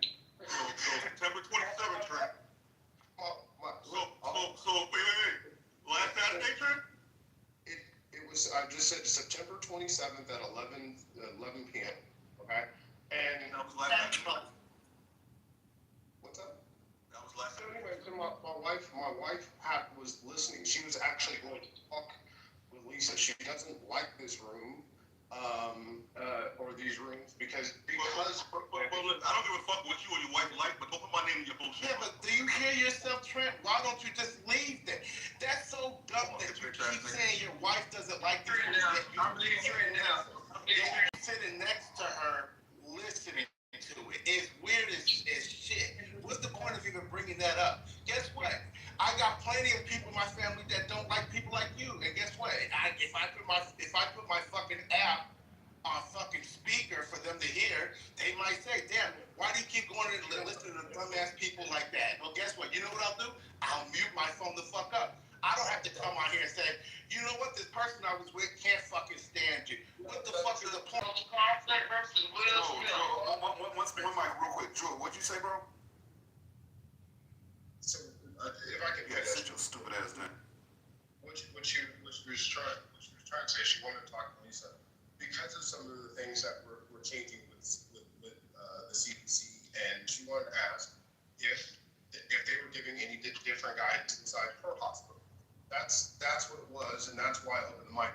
But patient made that comment, and we had just watched the movie Vax. We watched both of them. I said, he's got a special needs child, and I think he should know some of these things because she's got some families that some of those things, and there's that new Corbin, you talked about it, Haitian, that is starting to show some progress, and so she was going to engage in that side of the conversation, but things got heated, and it wasn't totally directed toward me, Haitian. I think it was like Little Trump or Little Troy or whatever his name is.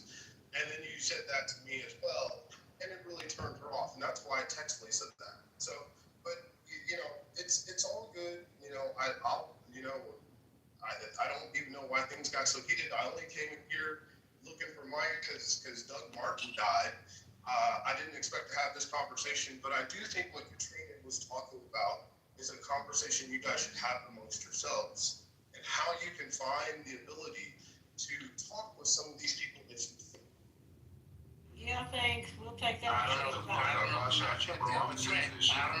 I'm not either you cool with us or you not. Like this is like I'm banging at this point. Like either you rock with us or you don't. You don't stay the fuck off the stage. I dropped them. Somebody mad at me. Y'all mad? Fuck. Yeah, Trent, stop giving advice on what people should do in this room. Just open up your own fucking room. That's it. Y'all, you guys keep saying what should happen in this fucking room. Why don't you just go ahead and open up that room and find out how to have that type of dialect with people, and then you figure that out, and then invite us to that room, and we'll come listen to it. I'm not going. You know what I mean?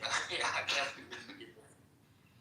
I'll just say it's not within my power to determine whether somebody else is able to have a constructive conversation with me or not.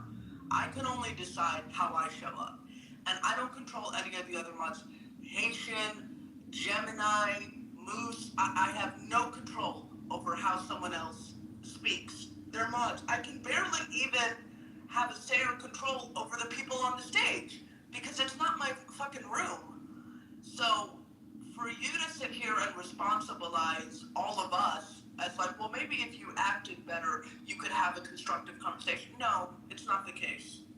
Well, Malak, I'm sick and fucking tired of MAGA and MAGA adjacent bringing their ass up in here and telling us how we are supposed to behave, how we're supposed to show up, how we should talk to their bitch asses. The violent ones, the racist ones, the fucking stupid ones, we're supposed to have grace by the shit ton for them, but they don't have any for us. I'm tired of them. I don't care. And this is Lisa's room, and I love her. I know that she has a desire to speak to people and to come to conclusions and have conversations. I really do admire her for that, but I'm just not that person. I'm here to support her, and a lot of times my ass gonna have to stay on mute because I will cuss them straight the fuck out because that's all they deserve. That's it. The And I other don't have thing to is, leave this room if I don't want to, but I can go on mute. Mr. Man in the chat, don't fucking start. I also think people are very well aware of when they're saying inflammatory things, particularly in a room where you're saying inflammatory things about the people who were on the stage in the room. And they know exactly what kind of reaction they're going to get. And that's part of the appeal and the motivation for them to come in here and say those things. So you want to goad people, and then when you get a reaction, you say, see, that proves my point about you all along. This is ridiculous. Well, several of them have come in here and said, you know, this is the reason we come in here is to get you guys stirred up. They do it on purpose. That's not They have said that directly. Directly. And I'm like, look, I went into a room where most of these maggots were modded up, and I saw Haitian in the room.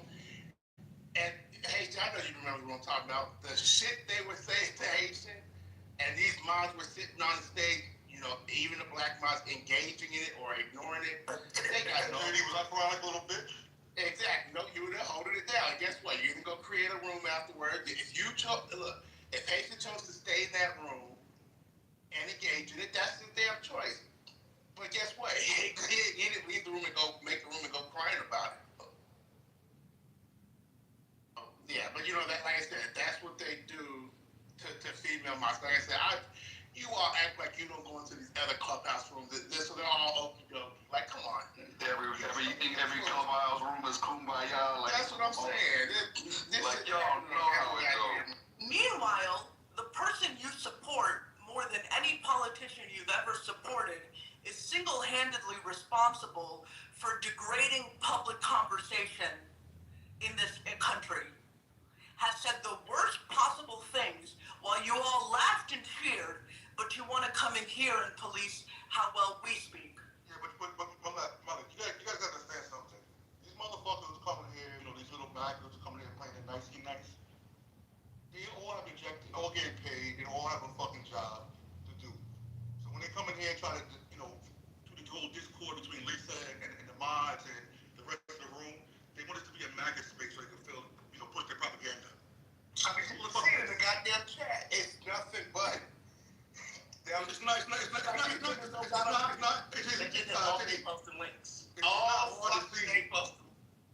hard to see when some of them try to talk all nice, you know, get on the good side. Ain't nobody falling for this shit. Hey, I can stutter all the fuck I want. I'm not fucking stupid. Y'all motherfuckers are stupid. And people want to think they have all this shit bragging. It's funny. Only if you need. Bottom line is that, to your point, they can create their own space to push their fucking agenda, and unfortunately in this room, they're going to be met with pushback. They're not going to necessarily, they are given the space to speak, but they're not given the space not to be met with pushback. And that's when they can't hold themselves, and you know, they don't want to be able to push it. They expect the space where they can just talk and hey, don't say nothing back. That's not what's going to happen in this room. You have the space to speak, but you're going to get pushback in this room. You're not going to come with that agenda bullshit unfucking, met. Yo, JD, first of all, I don't even fucking remember last Saturday. It's saying I called him a tranny, right? But if I did, okay, apologies to you. How the fuck do you remember last Saturday? This is coming at 2:22 p.m. Eastern Standard Time. That's the type of nigga that Yo, yeah, I don't want to sound mean, but I don't care about Clubhouse opinions enough to write the shit down on the date and time. Like, that shit crazy. No, but a whole week later, hold on real quick. A whole week later, not saying shit to me, but going to somebody else to cry to them. Interesting. That's what's cool. Hey, real quick, hey Shane, I know you like this type of stuff. What up, Look at the link at the top, yo. Very interesting. Bring everyone today. Oh, that's the Dodgers game, right? Was it? I don't know, but Yeah. She was saying call ice. Nah, watch it. Oh, let me check it out. Hold on. All right. Just what the fuck you got in your PTR, bro?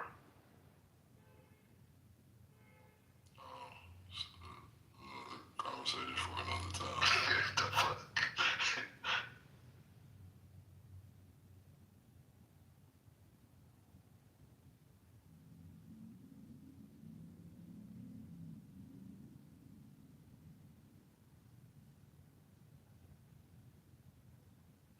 I think healthy pushback makes you either substantiate your point or fold.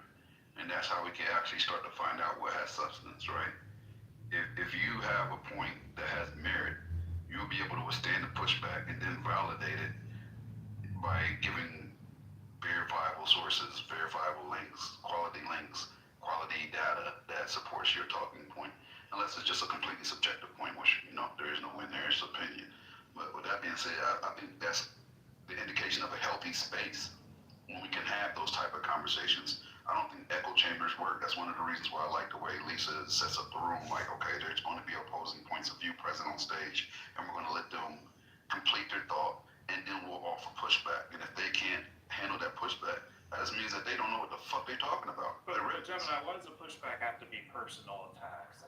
I didn't say anything. I'll come with that. I like to do I know you do. But what Haitian did earlier is indicative of the sort of thing that Trent was talking about. And Haitian, it was a thing I wanted to talk to you about a couple weeks ago, honestly, related to Matt. So I don't understand why is there Matt P.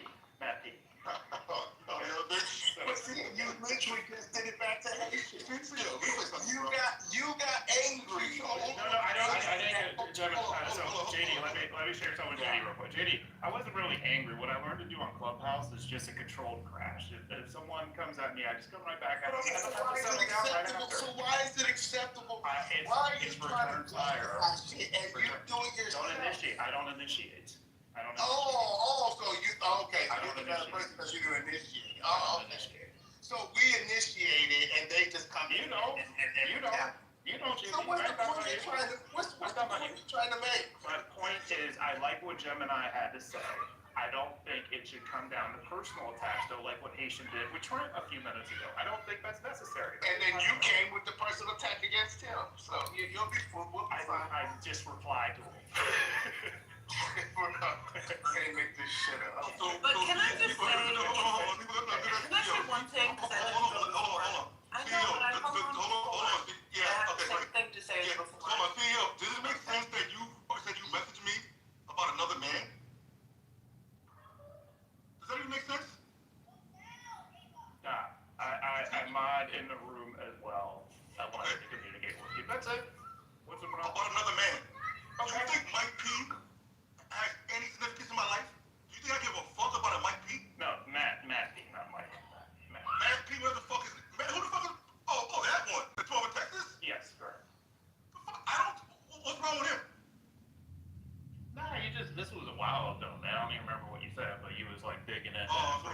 personal attack. Yeah. What I said.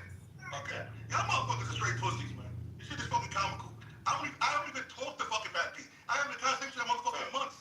So JD, you heard him say, I'm a pussy, right? So I'm supposed to just be like, oh, no, wait, so that's what I'm supposed to do, JD? I'm not supposed to reply, right, JD? I don't deal with bitch men do. Nigga, so I don't care. Talk loud. Keep talking loud.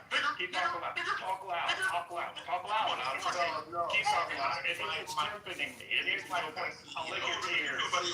I'll lick your tears. You want me to lick your tears for you? No, you lick my balls, pussy. I thought shit. I ain't doing that. I ain't doing that. Wait, that's the game that you're into? I'll pass. Yeah, I'll pass. pussy. I'll pass. See, don't fucking speak to me, bro.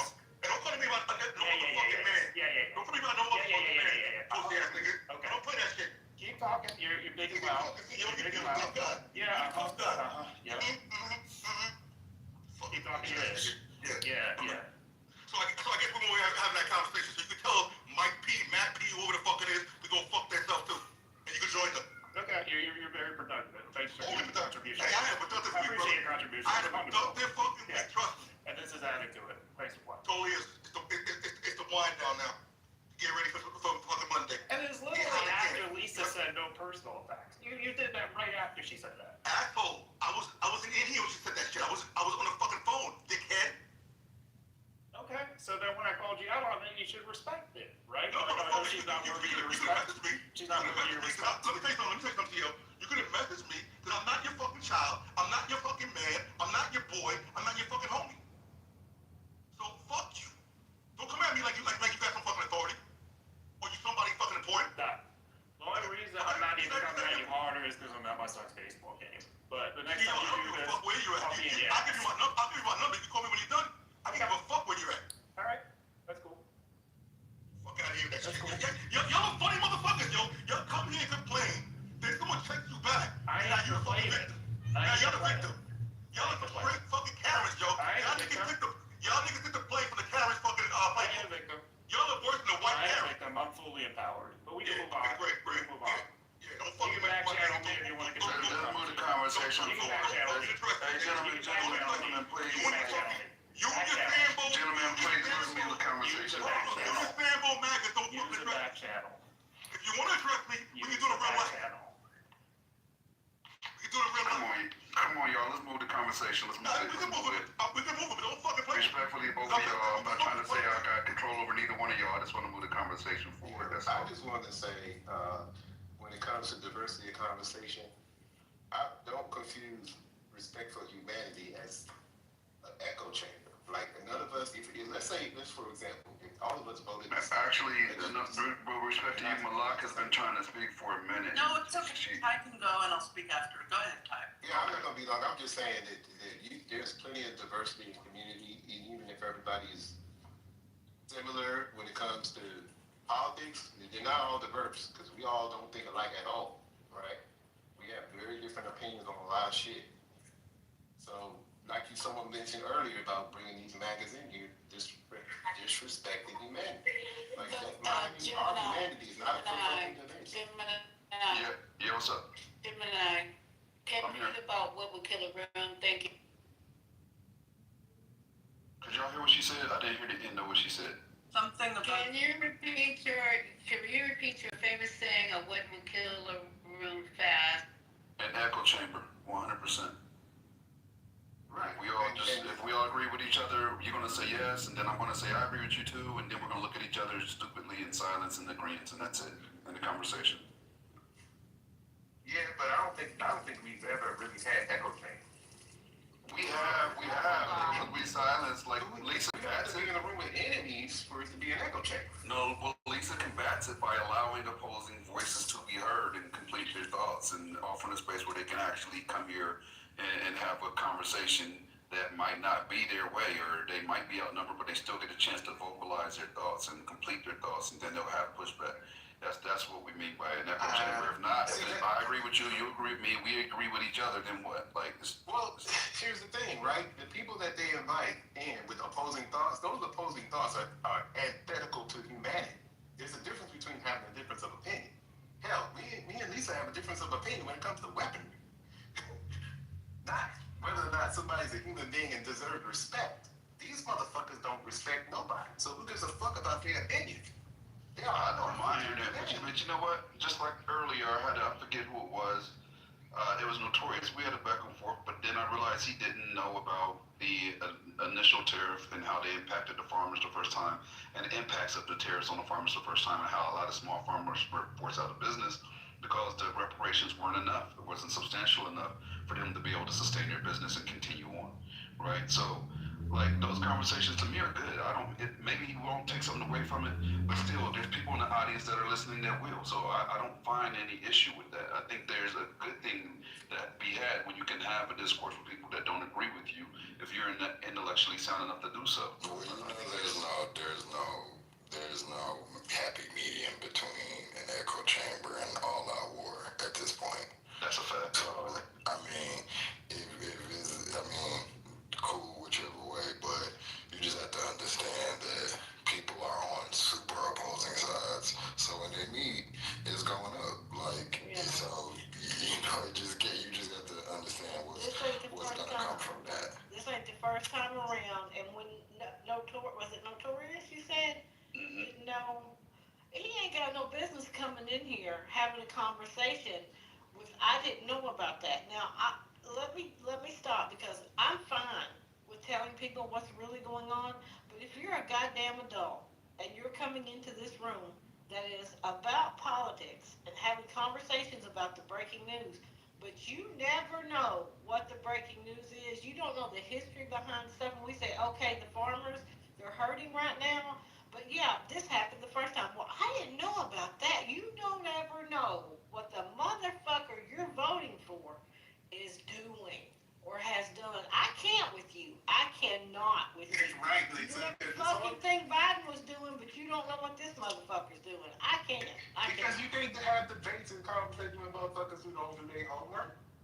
That's the dumbest shit in the world. It's like a circular conversation that does what? Creates dissension and chaos. Every goddamn day. Like I said, people who do homework, I'm pretty sure there is plenty of shit that me and Lisa don't agree about. But you know what we do agree about? Our fucking humanity. So if you want to call that echo chamber, that's what the fuck it is.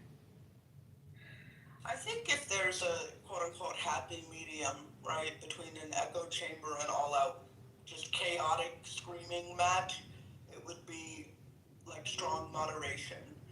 So, and that's the thing, a lot of these MAGA folks, they're not necessarily coming in, like they're coming in specifically to be disruptive, and they want to keep interrupting, and they want to speak after every single person speaks, and you know, and it's like, I'm fine, like, say your piece, we can hear your opinion, and then let other people talk and respond to it, and then when we've heard someone, and then you can go again, and we can have that's a good conversation, or that's something that's at least tolerable to listen to.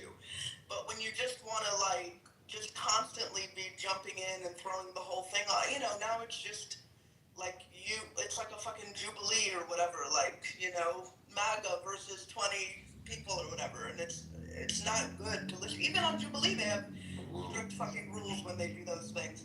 But the one thing I Ask you a question. Yeah, go ahead.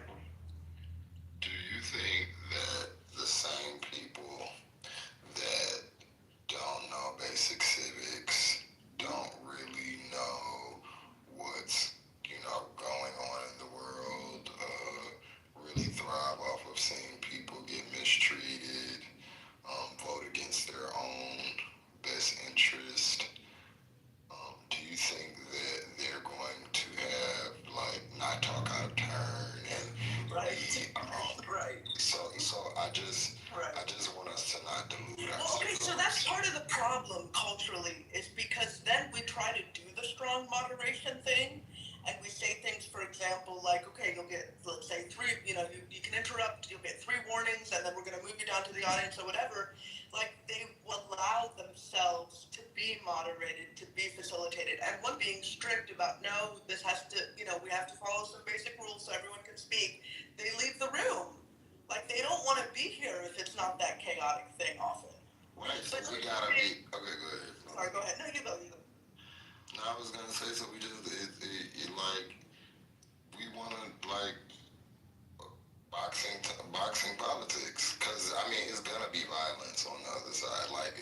whatever is called an echo chamber on the other side.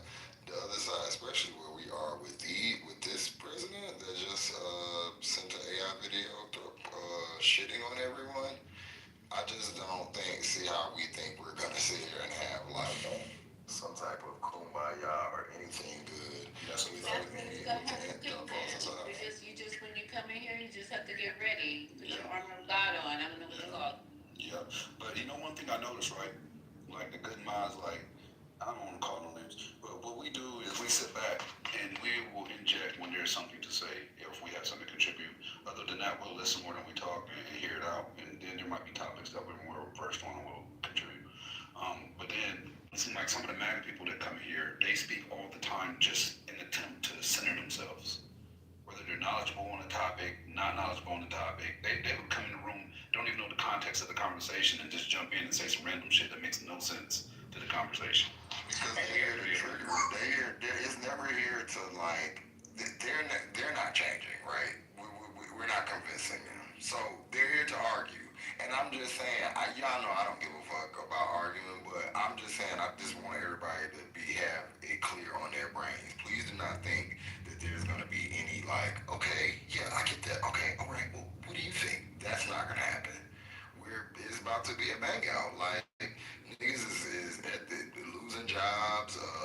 People not, people's lives is about to change. So when these people come in contact, and then when they talk like Omari or the Notorious, and they say like, inflammatory shit, just the shit they be saying, y'all already know what it's gonna be. So I'm just saying, I don't care either way, but just know what we about to get into. Because that's honestly, sometimes that's the thing that frustrates me even more than the offensive shit they're saying, is just like the constantly like coming off my, being insulting, like, basically saying like, Lisa's a genius, but the rest of you are dumb idiots, or whatever, you're always sucking up to Lisa. Like, their tactics of speech are set up to like frustrate. And that's almost even worse than the fucked up shit they're saying. A lot of deflection, a lot of redirection, a lot of If y'all know that that's going on, then you guys are well enough versed and more versed than I am on this app. I understand what they're doing. Y'all need to come to mod meetings, and then you'll hear the real conversation. I don't want to have a mod meeting on this stage, because Divine even knows that I have mod meetings, and we put it out there. And I know who's doing what, and I know who's what you guys consider strong mods or good mods or whatever. And I know they're just people just hanging out. But we have mod meetings, so we'll do the mod meeting thing in the mod meeting. Is there a set time and date so I know? Because I'm going to be in the next one. I'll back tell you, Okay. Gemini, so then that way you'll know exactly what's going on. Because we know these things, we just don't put them out on the stage like this. But this is a day that it had to be done, because we're trying to listen, this presidency, I got two little bars. This presidency is going to be a fight. So you think you're going to come on Clubhouse and it's not going to be a fight? You're delusional yourself. It's going to be a fight. If you want a room where you guys are all holding hands and singing Sweet Low Sweet Chariot, this is not going to be the room. I think the Kings rarely did anything for us today to show there's a force. And you said, 7 million. Well, there were 77 million who voted for this idiot. So let's do the math. You know what I did like though when I attended is that you would think that there's going to be violence and rioting and chaos and cars and getting hurt and people getting hurt. It wasn't that. Like everybody had a collective goal, and that was to show that we do not want to be represented by somebody that thinks they're a dictator. But there was not the violence the criminal element that they try to imply, the violent left that they like to talk about, that didn't exist. It literally didn't exist. It's just people pushing back. And I think that's more dangerous than any violence, because they're starting to see, okay, there's organization happening, there's structure happening, there's a clear message being sent out without the criminal element being involved, which means we need to hear these people, because they're starting to structure themselves to the point where the message could be a problem for us. You know, Lisa, that 7 million represents the largest single-day protest in American history. Yep. It's significant. To me, what I take from the No Kings protests is it's almost like practice sessions, because if they do decide to do something like, for example, declare some kind of state of emergency, like what's happened in other, places, or say that, the Insurrection Act is in place, so now, we can't have elections or whatever, then people have already had, months and years of practicing, okay, this is in every city, in every place, this is what it's like to go out in the streets, this is what it's like to, they've mobilized, they have their networks, they're on listservs, email chain, you know what I'm saying? So I think it's good for people to keep doing it and just keep practicing that muscle if it comes down to a situation where it's really needed. Asian said it's not enough, we need something radical, and I get what she's saying, but it's a start. It's a starting point. You know what I mean? Like this, the largest protest in history is a starting point. I don't think it's the ending point. Like this is it. Like we've arrived. Like I think it's a good sound start for opposition.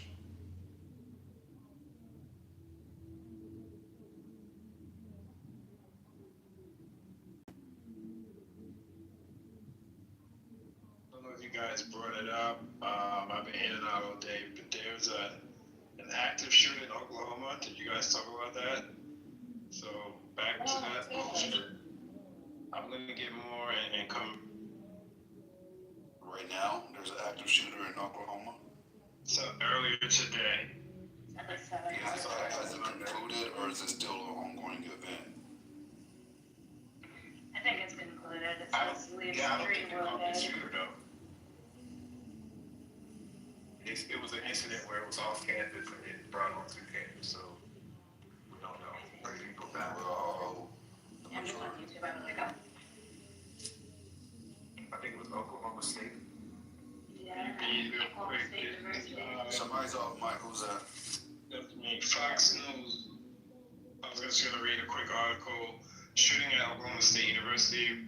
Residents Hall leaves multiple victims. Shooting, officers responded at 3:40 a.m. to reports of shooting at Caracal East Residential Hall. OSU Police Department said in a statement. OSU Police Chief Michael Beckner said there were multiple victims, including at least one confirmed OSU student. All victims are being treated at hospitals in Oklahoma City and Tulsa, according to police, though they did not immediately provide updates on their conditions. Wow, that was a quick read. So yeah. Well, shout out to them. I hope they go ahead. I'm sorry. You want to say something? I'm just on YouTube, and it's like the second video is like, police chief give an update on triple shooting 3 hours ago. I'm like, what? A triple shooting? What the? Wow. Well, sad to hear. They need to send cash. But the one thing I did want to say in regards to the radical portion, right, is, and give me some clarity on this, because I'm not clear. So let me preface my statement with that. When you say radical, how radical? Because I do believe actions that are going to be too radical or violent are going to be what he uses to trigger the Insurrection Act, which he really wants to do. He doesn't want to just send a National Guard everywhere. He wants to trigger the Insurrection Act. And all he needs is enough violence to be able to justify it. And he's trying to do it without violence. Like he was to send a National Guard to San Francisco, who has no fucking noticeable crime rate or crime problem. So imagine if we radicalize too much, and what does that mean? Like, could you, when you say something radical, what is something radical? That's what I'm trying to understand.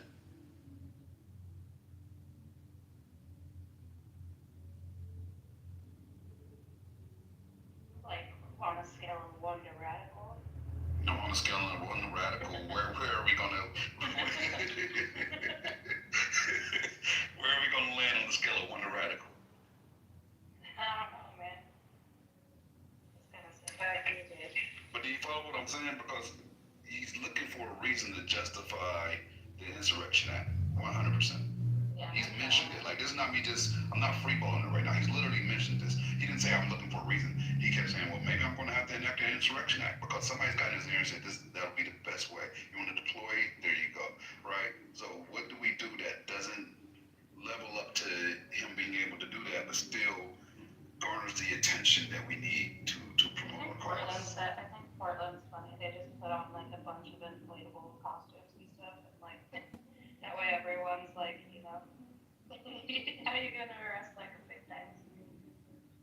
The title speaks to your question. I just think like burn down your own city. When there's no food stamps November 1st, and if this carries into December and people have to make a decision, are we going to have Christmas or are we going to eat? Of course, they're going to want to eat, and they're going to do any and everything they need to make sure that, people are not going to sit around and turn into one of those starving baby ads we see at 3 a.m. Talking about feed the children. That's not happening.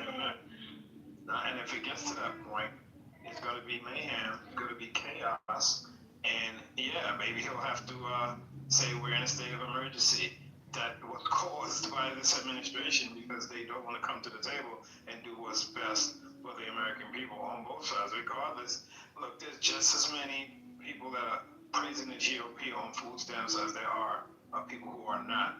And so, I said it earlier, you're pissing everybody off. You're not just pissing off the left and the right. Many people that you wouldn't even know is on food stamps. They keep it on the low, and they may look like the millionaire next door, but they're not. They're on food stamps. Huge communities here in Brooklyn. I don't want to name names. I don't want to be called this or that. Huge communities saying that there's no husband, no father. And I'm not talking about black people. They're getting food stamps. Moving up to too with the welfare money. Jersey. Yeah, that made me think of when Tupac was giving an example of how rap came to be. And he said first there's a bunch of people in the house with a bunch of food and we didn't have any, so we was outside singing, "We are hungry, please let us in."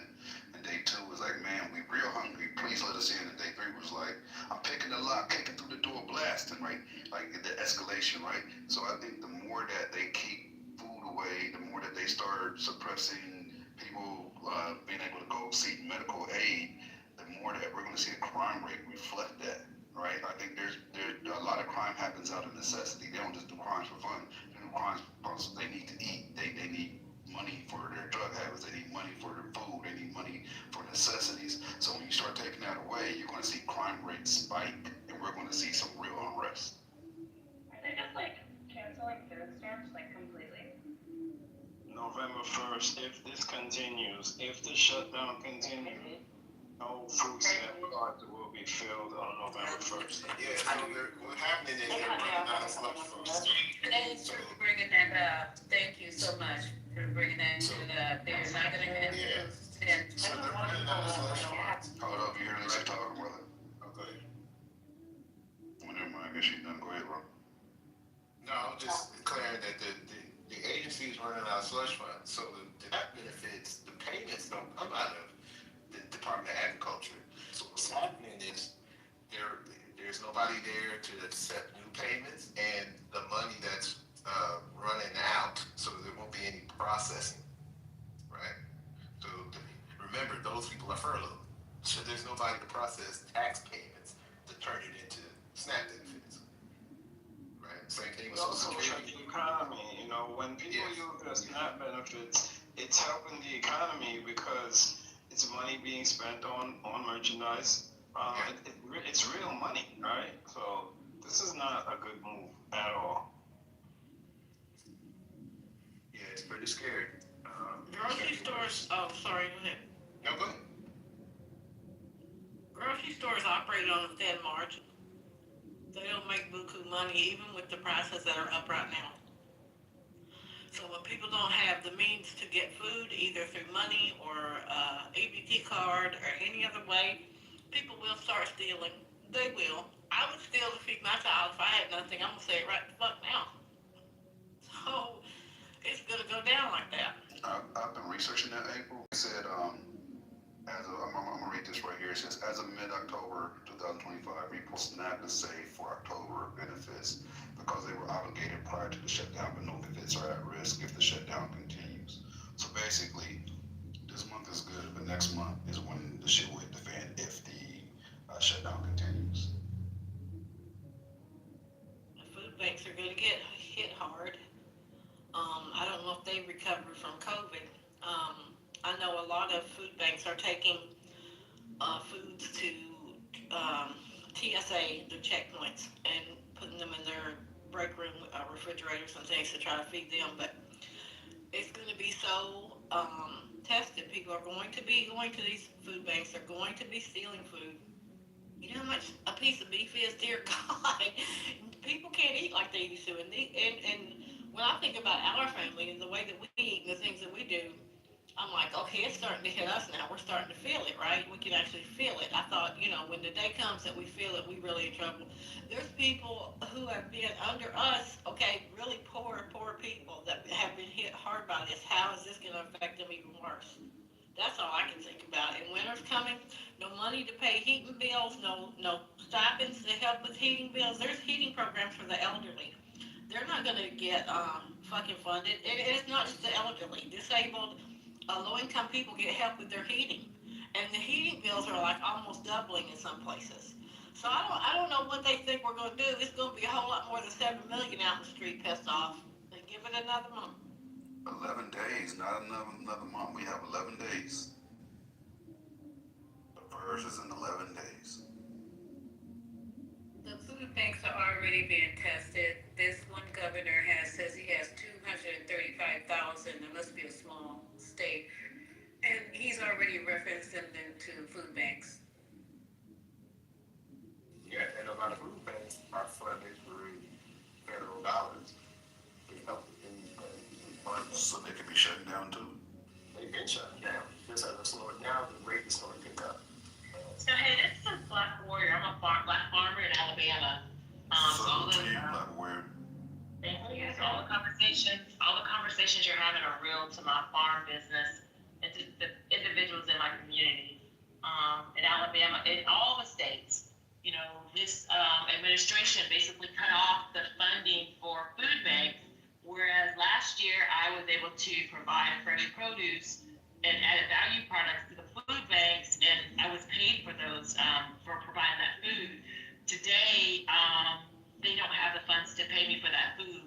But what I will say as a black farmer in this rural black community of Alabama, my heart just has me out here every day putting more food in the ground, because this is more than about, and I take SNAP benefits, so I am one of those businesses that accept benefits for food. My folks will not go hungry, because me and the farmers around here are growing more food, and guess what? We'll sell what we can, but we're going to make sure that no food in the ground is going to go to waste. We're going to make sure it gets into the hands of the community members, because that's what we do as black farmers supporting our community. So I just wanted to kind of say that, and I'll go back to love. Thank you. Before she goes, I just realized who she is. Like, I actually have communicated with Black Warrior multiple times, and she was saying this way before this room, how that she provides for the community via her farm. So that this is not something new. I didn't recognize her at first, but that's exactly what she does. So salute to her. I'd like to have her, because I got a buddy who's people from Selma, and they are black English farmers up here in Maryland, right? And he told me stuff that most people don't know about the increased prices in fertilizer. That's causing an issue for farmers. I want to speak to that because I'm transitioning to certified organic, and we as a people, as agrarians who were, outside the indigenous people who are black people, and of course we have the $5 Indians, but in Alabama we know that I have several families who were here long before the colonializers came. They've been on this land, and they've had this land, and they grow food, and they have agricultural land as well as forest. We didn't need fertilizer. We didn't need this synthetic stuff. And so I'm not as big on certified organic, except it gives me higher prices when I sell to the public at large. But when we was using organic stuff like chicken manure and cow and goat and rabbit manure, that is the best food and the best fertilizer we can use to grow food, and it's healthy. It doesn't have any of these synthetics in it. And so we have a co-op that I'm starting for. I live in the Black Belt, so this is the most fertile land in the United States of America. We are really trying to work with our black farmers and farmers in general to get out of the synthetic and get back to growing organically, growing naturally, because it is truly a regenerative, circular process. I grow food, what I don't sell, I turn into compost, and then I put it back into my soil because it actually is the nutrients that's needed to grow healthy food that we can eat. So it's really to me, because I'm a new farmer. I've been technically farming for 3 years, even though I had her 5. That we say we're trying to help our community when we have heart disease, diabetes, all those ailments that are really hurting our community, but yet we're growing food, but we use the triple 13, all this synthetic. That's really crazy. And I know it's a lack of education information, and that's one of the things that I know we as farmers, so first of all, I'm a corporate woman who moved to my family's land that's been in my family since 1867, and we never had fertilizer on this land, synthetic, so it was easy for me to transition. But we got a $2 million fund set aside through our medical marijuana facility in Alabama to help support Black farmers in the Black Belt, and actually we just connected with some folks in Alabama, Mississippi, Louisiana, to try to provide funding for infrastructure so we can have wells as opposed to county water that has all these chemicals in it, as well as getting away from these synthetics and moving back to what is already on our land and what we already have available to us. It is absolutely the best nutrients we can put in our gardens and in our farms to feed our people. So it's just it's a message we need to really work on and get out there and get folks. And I know people don't have money for fencing and for wells and all those things, but that's where we took a lot of our resources from our medical marijuana facility, which makes a lot of money, and started to invest in our family farms and our Black farms to move away from, it's time to stop doing what they do and do what we have always done and get back to what we know. So I'm going to land there. Oh, do you grow hay? Because my buddy, so all the Black horse owners, they buy hay for their horses from him. Yeah, so I have a 15-acre plot of land I haven't put into production that my cousin actually grows hay. He has probably 100 cows that he feeds his cows off of the hay field that's all mine. And there again, having clover, red and white clover, and some cover crops that are not chemically or pesticide touched helps his hay be very healthy for the animals so that, we get good meat, good milk, all of that. And it truly is just education, because we think we need what they put in place, but it was for them to make money, and it was not to our advantage or our benefit. We need to step away, do what we've always done, because it's turning out to be, even by scientists and all those folks, that this is the best way to do, to grow food healthy for our people and the meats and produce and all that stuff. So yeah, we do hay, but I'm getting ready to take that land from him because I need to grow more vegetables so we can have food that you would otherwise get out of the grocery stores, out of the produce section. We need to be giving that in our community and sharing that among other communities of our people.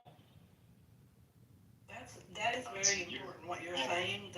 The food that's grown locally. If you eat food that's grown locally where you are and grown the way that you specify it being grown, it's better for all the people in the community. It has to do with sorry, my brain,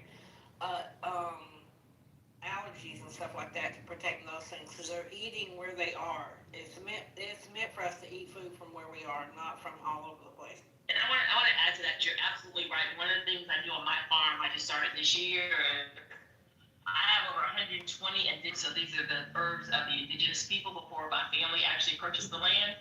And I have found everything from cancer, things that help to prevent and to promote strong blood, all of our systems in our body. There are herbs that are born on indigenous and natural land that hasn't been touched, that is there for the people, because it says in the Word of God that the herbs are for the healing of the nations. And I didn't start this way. This is something very new to me, but as I've been doing my research and starting to become, have an apothecary, I started making indigenous teas, so teas off the land, and honey from the bees grown locally, and things like mullein and goldenrod and yopon, and just all kinds of herbs that we don't remember, because even in the pharmaceutical world, they took these herbs to make the pharmaceuticals that they sell to people, but what they did was they synthesized it and took the plant out of the development of it, or using something that's synthetic. But we need to get back to the land, because the land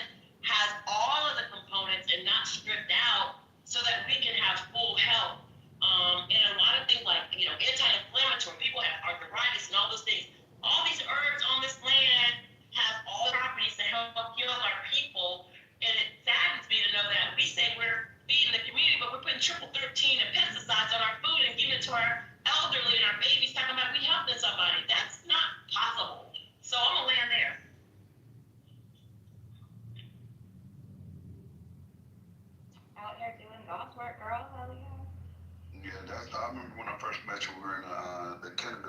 homes, and you were discussing the medical side of your grow, the medical marijuana side, because I cultivate as well here in LA County, so we had those discussions, and then to see how that's starting to impact the farms and the way that farms are becoming more and more needed, especially when they're being hit hard by the new tariffs.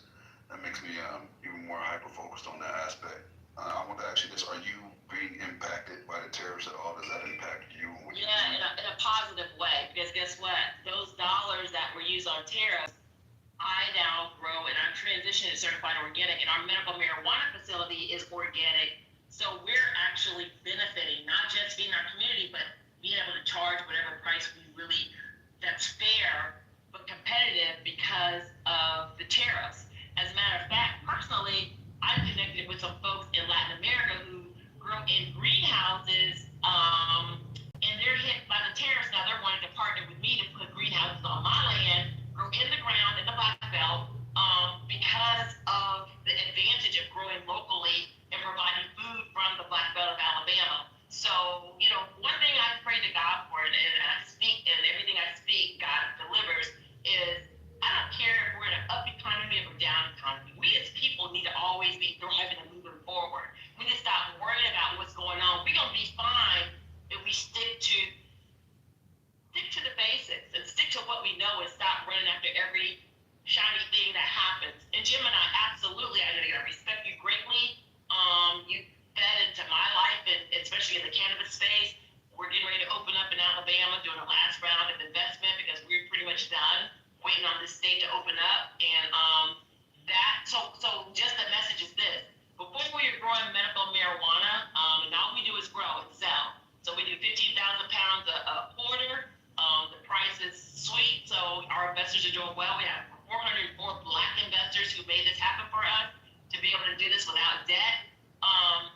But before we were in the cannabis space, all of us were growing organically. So we're farmers, and all we did is grow food, which we do still. We haven't given up what we do, and our passion is food, but we're also about the herb, which is the cannabis. So we do that organically as well. So sticking to the knitting, don't let the money and the things and the shiny take us off course, and staying committed to the mission, which is feeding our people first, our community first, has opened up doors that no man can shut. And I think as a people, whether it's this space of agriculture, which we dominate and can dominate, in any other space that we move into, we can't get distracted by the shiny objects. We need to stay to our knitting, because that's where the real sustainability and regenerative nature of all the things that we do in art are. Thank you. No, that makes so much sense. I have one more question, and I don't want to center you with. I'm just curious. Like, I only do the cannabis side, right? I deliver to 63 different dispensaries out here in LA County. Is it, as far as the financial aspect of it, is it more profitable to do the medical marijuana as opposed to the traditional farm? Because I know you got a lot of land. Like, which side gives you the most? So, beautiful question, because it turns out this marijuana thing, and think about it, $3,500 to $4,500 on 50,000 pounds a quarter. When you do the math on that, and we're 100% debt free, you're talking serious profit. Debt free is the key. So here's the key: being equity generated by Black folks, because all 100 and some Black folks are Black, family, friends, and friends of family, friends of family, all invested to make this happen for us. So guess what? The profits we can put back into the food, because if you have no money, you can't feed people. They can't pay for it. You can't. I mean, we can give it away now, because guess what? Not only do we feed the community, we're selling commercially. So the margins are just crazy on the marijuana. We don't really care about the money. It's all about creating the cycle of business and economics to be able to continue to do more of what we do. But without money, you can't even feed your community, really, truthfully. You know what I'm saying? So it's all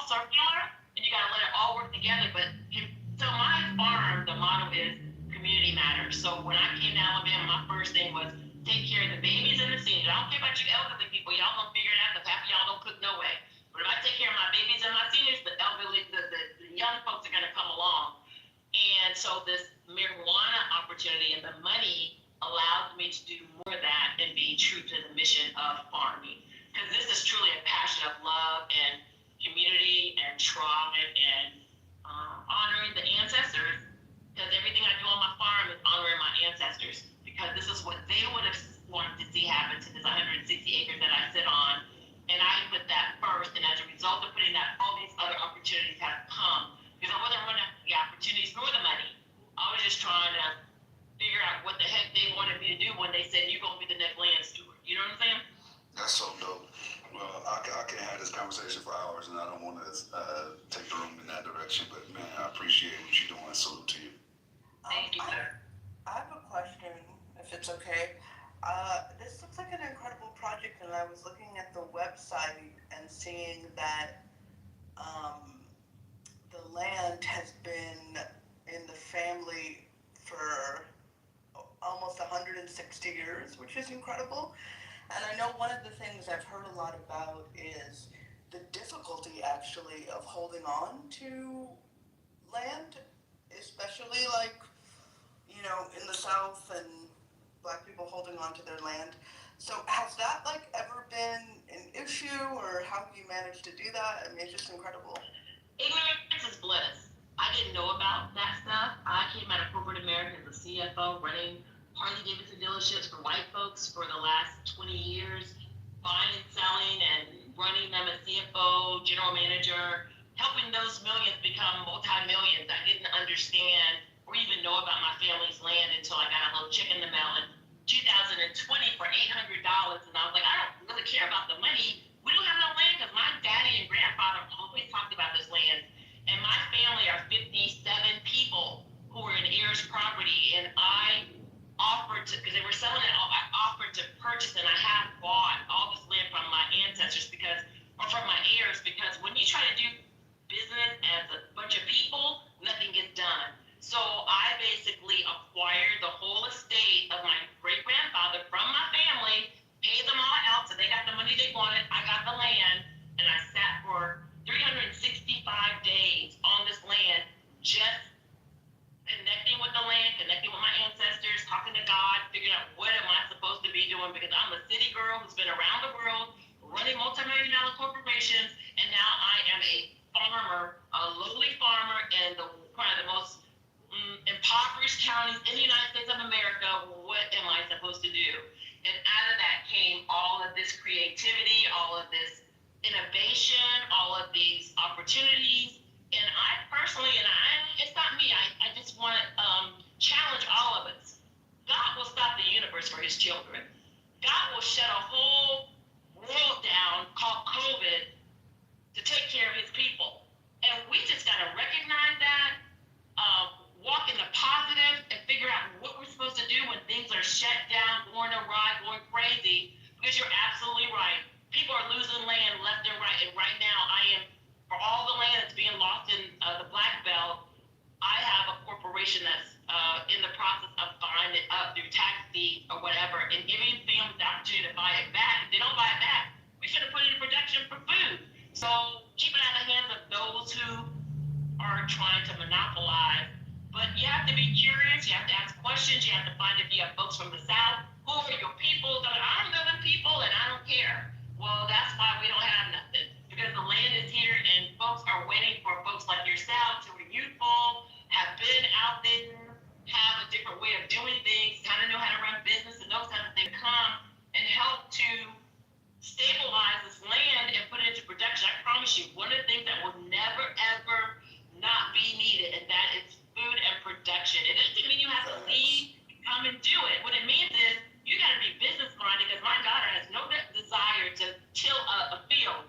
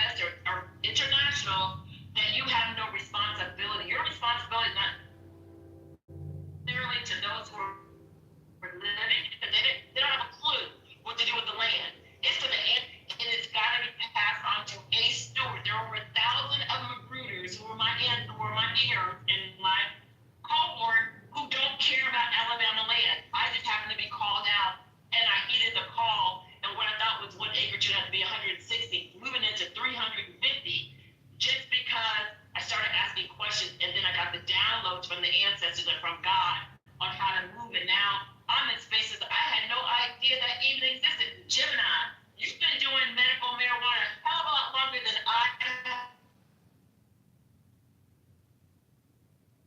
I've only been in the space for a couple of years. And the only thing I can do is I can run a company. So partnering and learning how to respect each other for our values. Cut down a little bit for yours. That just Thinking some other in the word. Sorry. Yeah, I did. But we need to really start respecting each other, figure out how we can work together, because we all have something to bring to the table, and that's what's going to move us forward. Yeah, well, I hope to see you here a lot more, because it's always good to have people that are knowledgeable about their trade. A lot of people come here and spew rhetoric where they don't even have any true knowledge or investment or involvement. So appreciate you for real. That's real dope. Everything that you're doing is real dope and very, very necessary right now. We need more black farmers. We need more black landowners. We need that. That's so vital. Agreed. You just put the bat in me in my back. I'm a city boy. And you know what's crazy here? Up here in New York, I haven't been doing it, but they want us to separate food scraps. At least I don't know if you're aware. They gave us all the compost garbage cans. And so they want us to put food scraps and, banana peels and whatever in one bin. Then they want us to do the recycling cardboard, plastic, and metal, and then regular garbage. But I'm like, if I'm gonna start composting, I'm keeping it for myself. Like, it's worth it. It's worth it. It's worth it. Hey, Black, I'll tell you this. I found this very interesting, right? Because like I told you, I deal with a lot of dispensaries locally. What I've been doing lately is I breed also, and I sell the seeds nationwide, right? I have a site where I sell all the seeds. So that allows me to see who is buying what where. Divine, do you know how many people in New York buy seeds from me? I would say the number 2 places that I sell seeds to right now is New York and Texas, by far. Like, the amount of people there, I'm like, this got to be apartments, because half of the addresses I'm shooting to are apartments. I'm like, it's got to be, what the hell, it's got to be apartments, bro. It's got to be. Like, they're just doing it in smaller locations, but everybody's trying to do it on their own. There's a lot more people attempting to do it than you think. A lot more. These corner stores, it's everywhere, right? You have your legal dispensaries and what have you, but then the bodegas, and it's dangerous because I don't partake, but you don't know what these kids are getting their hands on. A lot of this spray packs and stuff out there in New York where they're spraying on everything, and it's not even meant for the human body, because like when you're doing it legitimately, what I have to do, I have to go through a lab, I have to get lab results, I have to get lot numbers, I have to attach that, there's a metric system, everything's monitored, everything's documented, blah, blah, blah, blah, blah, right? So they know good and well by the time you hit the shelf where it came from, what the lab results were, X, Y, and Z. But when you go into these corner stores buying shit like that, you don't know what you're putting in your body. It could be fentanyl, it could be anything, bro, and that's a fact. Man, this has been like a cool drink of water in the desert. I'm trying to tell you, this is the kind of thing, these conversations are what we need in this room more. And all across Clubhouse, wherever we are. I know it's not going to happen in every room. But once in a while, we can come up with people, and I love that. So many people come in here are so talented and offer so much. It's been a master class. Like, black farmers are so important. All our farmers are so important, but black farmers especially. Anytime a black person does something, it has to be done 3 times better than the average white person does it. So they got their shit together. They know exactly what to do. So I really appreciate you coming in here. I hope, Black, that you come in more. Like Jim and I said, we need encouragement. We need details. And we need to hear what people in the community are doing. I really appreciate you coming in. Thank you, These are those low IQ conversations, Yes, Jim and I sent you a message on my phone number in the back channel, because we're always looking for seeds. And if you're in Metric and you're like, you're doing what we need, because we are actually coming out west. We need like 5,000 clones or seeds or whatever, because we're ready for the market to open up in the next 60 days. So we're ready to go ahead and get started with our mothers. And I definitely want to reach out to you, because I always like to work with folks who I know or have a connection with, rather than just random folks out there. So I've been in your spaces. I've listened to you. We've had conversation, and now we're ready to do business. So hey, I'd rather give you that money than give it to somebody else. It's like I said, you know the volume, you know what we're doing. We use unfeminized seeds because we basically remove our males or whatever because we're organic. But even if you don't necessarily have that yet available, I know you can help us to secure it. We definitely want to lock in with you if possible. Definitely look forward to it. Plus, I'd like to introduce you to a couple of my partners. I got some partners that are award-winning strains that are killing it, easily verifiable. You know, so definitely look forward to working with you. Tiffany, I invited you up because I know you talked in the chat about doing some farming in your community as well, and I understand that's a more urban environment. So I was curious to hear about that if you're there, Tiffany. Yeah, so I was gonna share that it's a lot easier to get land than we think it is. I'm pretty sure on everybody's commute, you drive past like an empty lot somewhere, maybe a gas station used to be there or a house used to be there. But here in Memphis, we have what they call the land bank, and it's literally all of the land that technically doesn't have an owner. Maybe the city has it because it's abandoned. The lot that I have for my community garden was there was a home on the property, and the owner died, but they didn't will it over to anybody. And then it got so dilapidated that the city realized it was a risk, and they just tore it down, and they took ownership of the property. So my community garden is big enough that a house on it, like a 3-bedroom house set on it. And I got it for free. So literally all I did was at the top of the year, they normally produce a list of the current properties, and they update it every 30 to 45 days. But they always have these properties, and the city's not in the business of just having properties for the sake of having properties. So they will give it to you as part of the blight program, and literally all you have to do is tell them what you would do with the land. So even if you don't do anything but like the first year that I had it, I did nothing with it. I hadn't quite figured out how I would make the garden work because it didn't have a water line, it didn't have some of the things that I needed. And they were like, oh, we can install the water line, and here's $5,000. And so to get started, they took care of everything. I'm now in year 3, and they still pay for things. Next year, I'll get it, but literally they were like, don't really worry about your property taxes, we'll take care of it. And because there's not a structure on it, I'm just paying for the land, and so the property taxes probably won't be more than like $1,000. So at the end of the day, I have been farming on this land for 3 years, and no money has come out of my pocket. My sorority had a national initiative, and what we would do is they would give scholarships. So twice they've given me $2,500, and I've used that. And essentially what we end up doing is just using free money. And I got the concept because when I used to live in this other neighborhood, there was a house that burned down, and so the city was going to put a gas station in between these 2 houses on that lot. And so the people got together and just put a garden there, and they just would literally once a month come out there, tend to it, make sure that for the most part that it was clean, and they would hire like a local farmer or someone who just had an interest in it and pay them like a little bit of money to make sure that, you know, the things were grown appropriately. But if somebody was homeless, they could come in, take whatever they needed. So they knew that there was always food there. And so when I was on the Peace and Justice Center's board, that was part of our initiative, making sure we always connected any of the homeless programs to that garden. And so once they told me how they did it, then that's the same model that I've used.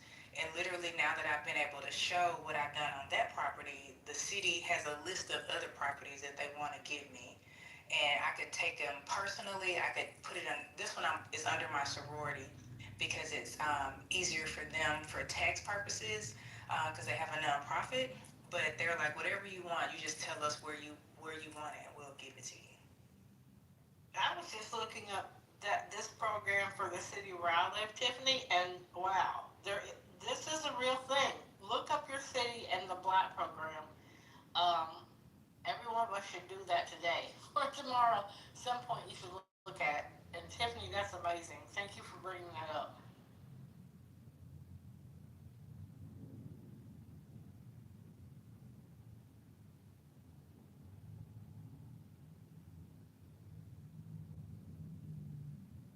And Tiffany, I wanted to mention to you, if you, I don't know if you've gone to the Farm Services Agency and declared that as a farm, but it doesn't matter the number of acres or the lot size.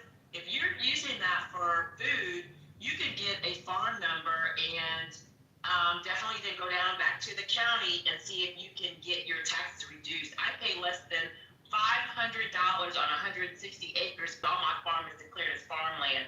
So even a lot of the NRCS equip if you want a high tunnel or if you needed maybe other support, those funds are available to you. And just wanted to kind of make that aware, make you aware of that if you weren't already. I didn't know that, but that's good to know because the first year we didn't do any paperwork on it because we weren't really sure. And something that I enjoy using the garden for is a place for people to learn, right? Like I have seniors that come to the property. I had teens that farm for the first time last year. A little nervous about declaring us as an official like farm, but they did pretty good. And so this year, that is what I'm trying to figure out. What's the next steps to make even more official, so I can so I can still kind of like reduce my cost. Do me a favor. Send me your email. I just put together I'm getting ready to speak in December to a group of farmers, and I have a I'm corporate, so I have a list of 20 USDA grants and 20 private grants that I'm writing in 2026. And then I have a list of all the grants that I've either got. It's an Excel spreadsheet. I'm happy to send that to you because it ranges from $1,000 to $5 million because I have a lot of projects. And now my projects are sort of high-end, multi-million-dollar projects. And I am happy to share that with you because these are national grants, not just Alabama, but these are national grants. And it says when the due date is. It tells you a little bit about what the funding is for, and I'm sure will be some grants out there that you can apply to help your project. Because that's all I do is sit around half of the time at 3 o'clock in the morning and look for grants and write those grants. And I have been very successful through ChatGPT because I put my whole enterprise in there to write those grants and get them awarded. And usually the grant only takes me about 4 hours to write, even when I'm talking $500,000, $750,000 grants. And I'm happy to share that with you or anyone else who's farming or doing. It could be farming. Some of them are farming, agriculture. Some of them are economic development and food desert and all of those buzzwords that they use that really are for even urban farms as well as rural farms. So I'm just happy to share that with you. Thank you. I just sent you a message. And something that I'll share with the room, if you're just not even sure how to get started, and not saying you have to have a whole farm, right? Maybe you're just like, I want to do something at my house. I want to do it in containers. I work with the University of Tennessee, and a lot of universities have an agriculture department, and literally you tell them what you want to do, whether it's like personally or you're trying to do something a little bit bigger for your community, and they will give you everything. And when I say everything, they gave me everything down to water hoses, seeds, gloves. Like they gave me enough supplies to be able to host. I usually host volunteers every other weekend or every weekend, but I can host up to 50 volunteers with the supplies they've given me.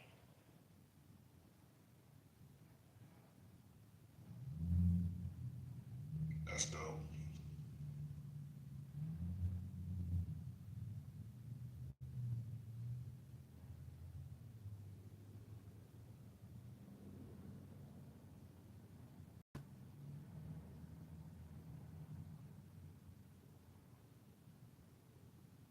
Oh, this encourages more people to get involved, like even if it's on a micro level with farming, producing some of your own goods, even if you start small. When I first got into growing, I tried to leave my money, and I had a 35 light warehouse that I started with that I was paying for and building out and everything else. And I had to eventually scale back and start with a small tent and just learn the actual aspects, like the real hands-on parts of growing from seed to harvest, from clone to harvest, until I have mastered that aspect of it. Then I was able to scale again without people being able to bullshit me about what was going on and taking advantage of my lack of knowledge. I'm saying all that to say, like, one thing that has always bothered me, and I'm not trying to tell you guys you need to get into the medical marijuana field. It's what I like to do. It could be traditional farming, whatever the case may be. But what bothers me is when I go to vendors day, because we all show up at the same time. So I see all the other vendors. They don't do it isolated with just you. You show up with all the other vendors because they like to try to pit us against each other to drop the price if they can. I don't see other people that look like me. When I go to the different locations, well, I don't go anymore because now I have corporate sponsors, but I used to go to pick up my nutrients and things of that nature. And I wouldn't see nobody that looked like me. And that always bothered me, right? Because they're out there taking risks, selling to each other in a way that could be detrimental. When you can sell pounds to the stores legitimately, legally. You can work with city, like the Department of Planning. Like I have my own personal person I work with at the Department of Planning. If I want to buy a lot, I contact them. I give them the lot number because it doesn't have an address yet. They'll vet the lot number, make sure it's zoned correctly, and pre-approve it before I even touch it, before I even make a bid. Like this is so doable for us that I don't understand why we're so adverse to it. And the more people that look like us that get involved, the more it's going to benefit. Like there's so many benefits. And I'm not saying it's going to benefit me. I think it'll benefit our culture as a whole, and it definitely benefits you. It's something to look at. Just putting that out there.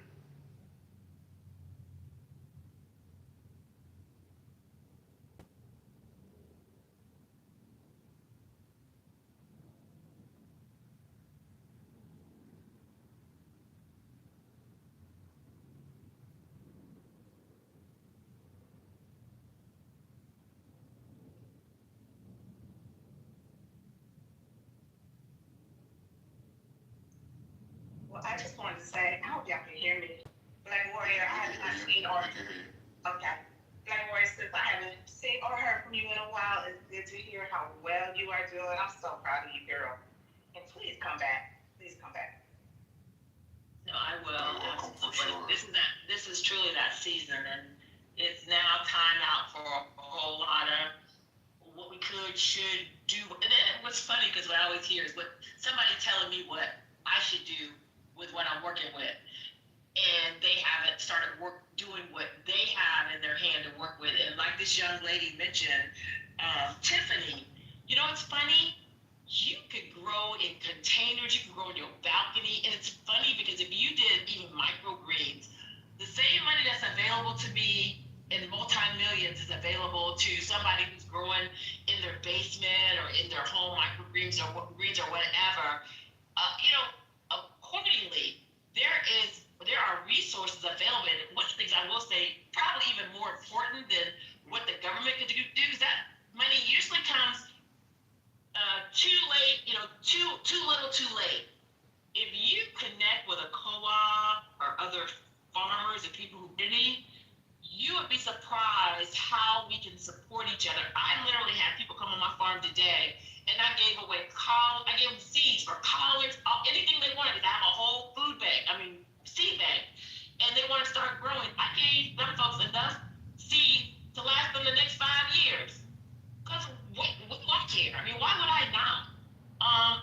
So a lot of times we don't get because we don't ask. We don't come in community. When things happen, even in the libraries, some libraries, they do these things, or community centers where they give away fruit trees and things like that. When we don't show up, we don't get. And then we wonder why other people got what we don't have when it really was designed for us. We need to show up, even if it's a bunch of them and not us. Show up anywhere. Sit on like I'm the only black. Guess what? I don't give a doggone. I'm gonna show up because I'm tall. I got wetlands. I got agriculture. On this, we don't control that stuff. They do. But when I show up, now I get access and I learn what's going on. And they can't deny you when you know when you apply. We just don't know and don't know to apply. So we really need to do a better job of showing up in those spaces where we may not feel so comfortable. And we'll be surprised how, for us, not that they want them to, just because it's not designed for them to. They can keep us out by keeping the information from us, but once to check them boxes. Man, when I tell you this money out here is a lot of money, and a lot of it is not government. We just don't know. So all the folks in the room who are talking, if you got something that you're hearing us say, I can sort of speak for us all. We're prepared to share that, because what do I care? I'm getting mine. There's two of them.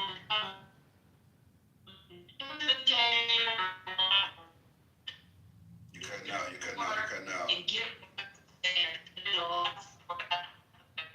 Damn it, you're cutting out. Damn it. I get what she's saying though. She's right. We have to show up and get into those spaces. She was cutting out at the end, but I think we get the gist of what she's saying. You gotta show up and be present for the opportunities to be able to be there, right? That was the first thing I had to do, was show up at the different vendor locations and show what you're capable of, show your product. You know, like you gotta go look for those grants. Like the apply for ain't is free. There's not an application fee. It's literally not an application fee. You just submit. Either they grant it to you or they don't. But show up. I remember when I first had to reach out for city planning, it felt so weird to me, right? Because I was so used to doing it the other way before I learned how to do it legitimately, right? So to call down the city planning and say who's in charge of marijuana licensing, it felt weird. But I did it, right? To go hire the attorneys to set up my corporate structure felt weird. I mean, it is. I mean, like, I'm being dead serious. To call them and ask them that, but then you gotta realize they want you to do it legitimately because they want to tax the living hell out of you, right? Right. So they're having to direct you, and then you start building relationships, and you realize it's not as rocket science or awkward as you would think it is once you get into any sector. It's pretty much, it works like any other sector. It's just a different product. You have the people that oversee it. You have attorneys that write out your plans. You submit your plans, they approve your plans. You build your structure. You get to work. I mean, it's really, really straightforward, honestly, once you get involved with it. And I'm sorry, everything I heard. Between you and Black, I cannot hear what y'all saying. Get 1,000% of what you're asking for. It's a little matrixy. Yeah, repeat what you just said, Lisa, please. We cannot translate. No, the matrix. Right now, you and Black are killing me. I want to hear what y'all saying because I know it got value and we can't hear.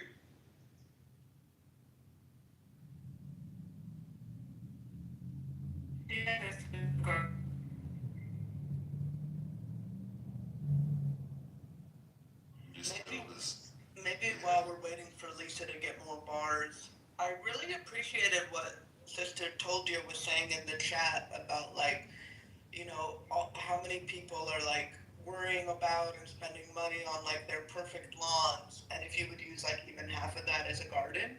And I know, like, I had a small, you know, backyard garden at one point. We were growing like tomatoes.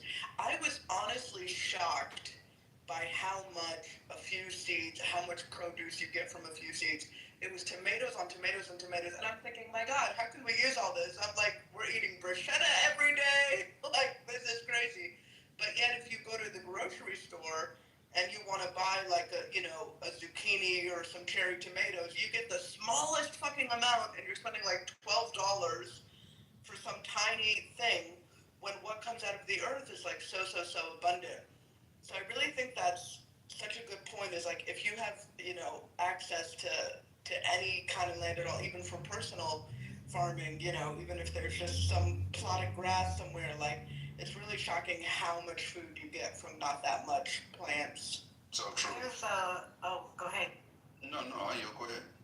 There's city ordinances who stop people from planting in their yards, which I think is total bullshit. That's horrible. But it is horrible. And I wanted to, and fruit trees. Think if we had fruit trees all over our cities and towns, people could eat who were homeless or hungry. You know what I'm saying? Kids, anybody. But I wanted to tell you guys, this brought up to me this idea, this thought that's happening in Anchorage right now. We have 2,000 people airlifted here from the western Alaska, where all those villages were destroyed by the flooding. And I just saw a notice from earlier today, because it's 3:27 here, so it was this morning. They were reaching out to everyone in town about any game or fish or anything you may have, because that's what people do year round here is they hunt, catch fish, and put it in the freezer and keep it and process it. They wanted people to bring any foods you might have like that or any dishes you prepare with that are native so that the natives can eat while they're here instead of eating the kind of crap we eat, you know what I'm saying? Bringing them stuff they don't eat. And it's just the most amazing thing, the comments and so many people wanting to help and to donate food that they actually like and can eat.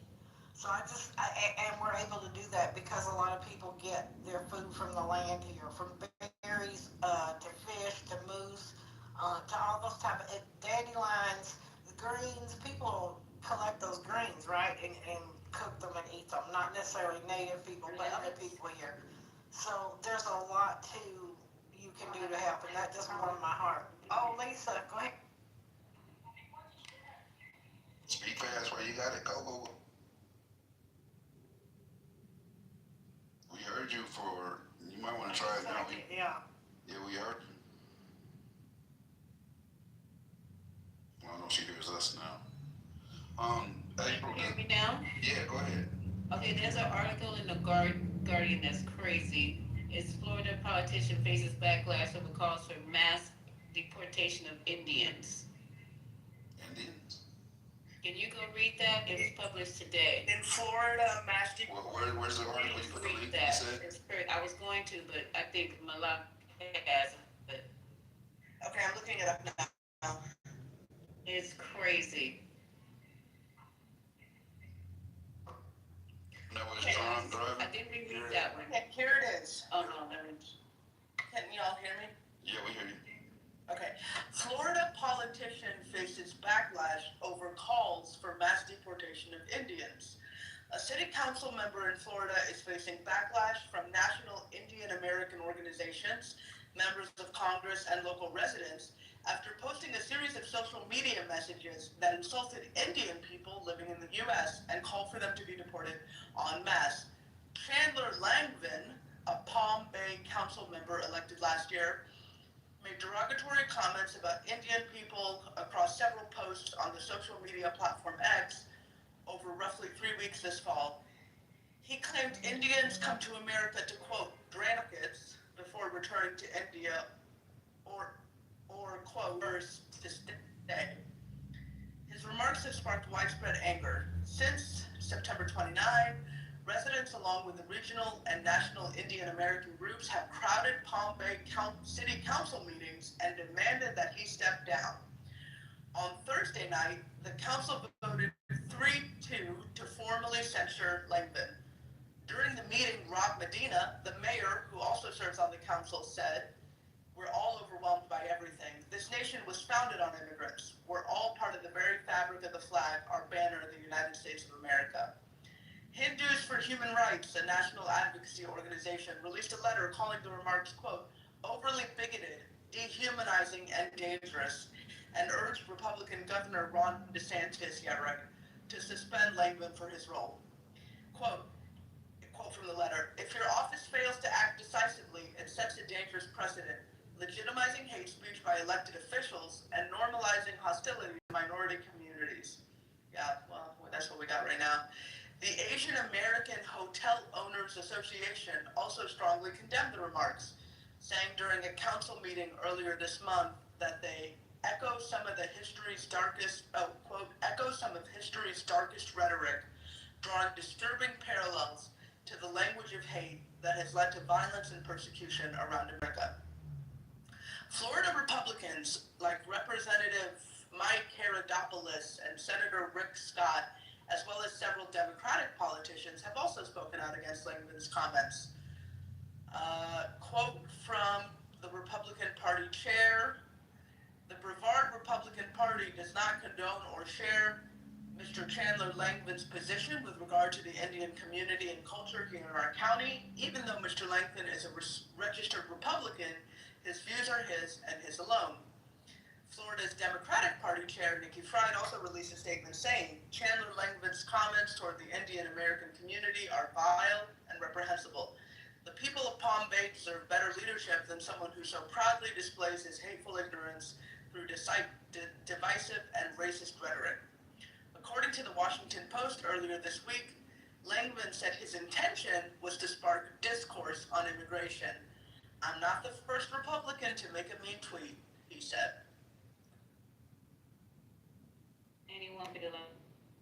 Well, he's not lying. He's not the first to do it. He's not going to be the last to do it. We just seen a bunch of young Republican texts, which were pretty much on the same lane as his tweet. And the one thing that I found funny about that is although Vance is married to a woman of Indian descent, and they were specifically talking shit about Indians in that chat, he still defended it. So if he's defending a chat that's talking shit about the same race as his wife, I don't expect Republicans to do much about this dude talking shit about Indians. Like, they don't give a fuck. Facts. Yeah, police, the thing in Florida was ICE officer off duty with his kids in the car. Oh, I saw that. Yep, he was driving drunk, and he kept trying to ask the officer, "Are you Haitian?" It was an Asian officer, I guess, who pulled him over, and that's when he kept focusing on, "Are you Haitian? Are you Haitian?" Are you sober? Or are your kids safe? How about that? Ask that guy, was he a Haitian? That is crazy. Yeah, police officer who pulled him over, who arrested him. I would have slammed his head into the car so many times when I was arresting him. I'm glad. Like, Yeah, I was glad they put the handcuffs on the motherfucker, whispering in his ear. You're drinking. The deal is, I hate these Republicans. Yesterday at the No Kings rally, a policeman caused an accident yesterday, and then somebody threatened the event, so they had to get a helicopter in the sky and got on the radio and called the bomb squad. Somebody threatened to blow us up.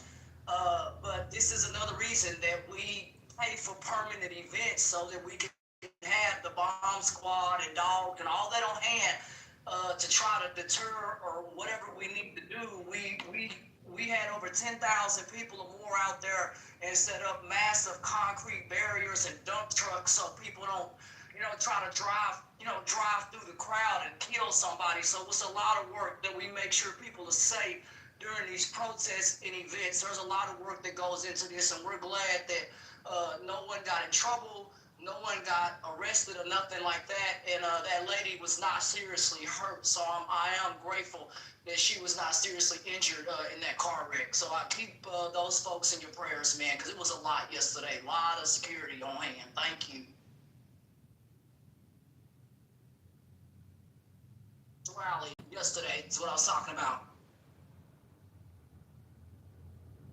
we had a lot of security on hand also. I went to the LA No Kings, but most of the security was backing people up. They weren't really there they weren't there for us. They were there to clear the streets and on horses and trying to block people off as much as possible. They weren't being super confrontational, but they definitely weren't there to hate us by any stretch of the imagination.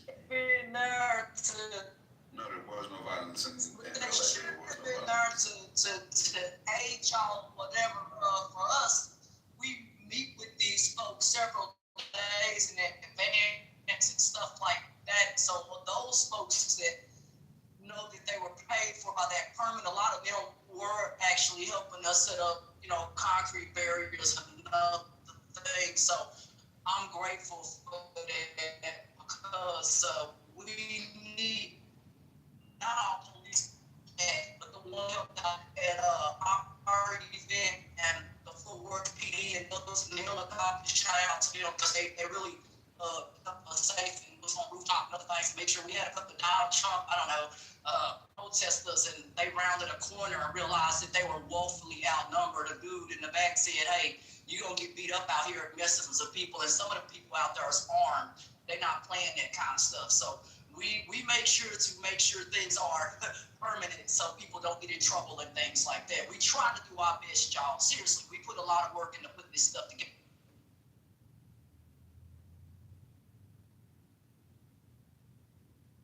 Right there with working with the policemen and people on hand right there. We did a really good job. Those men were very helpful to me and others.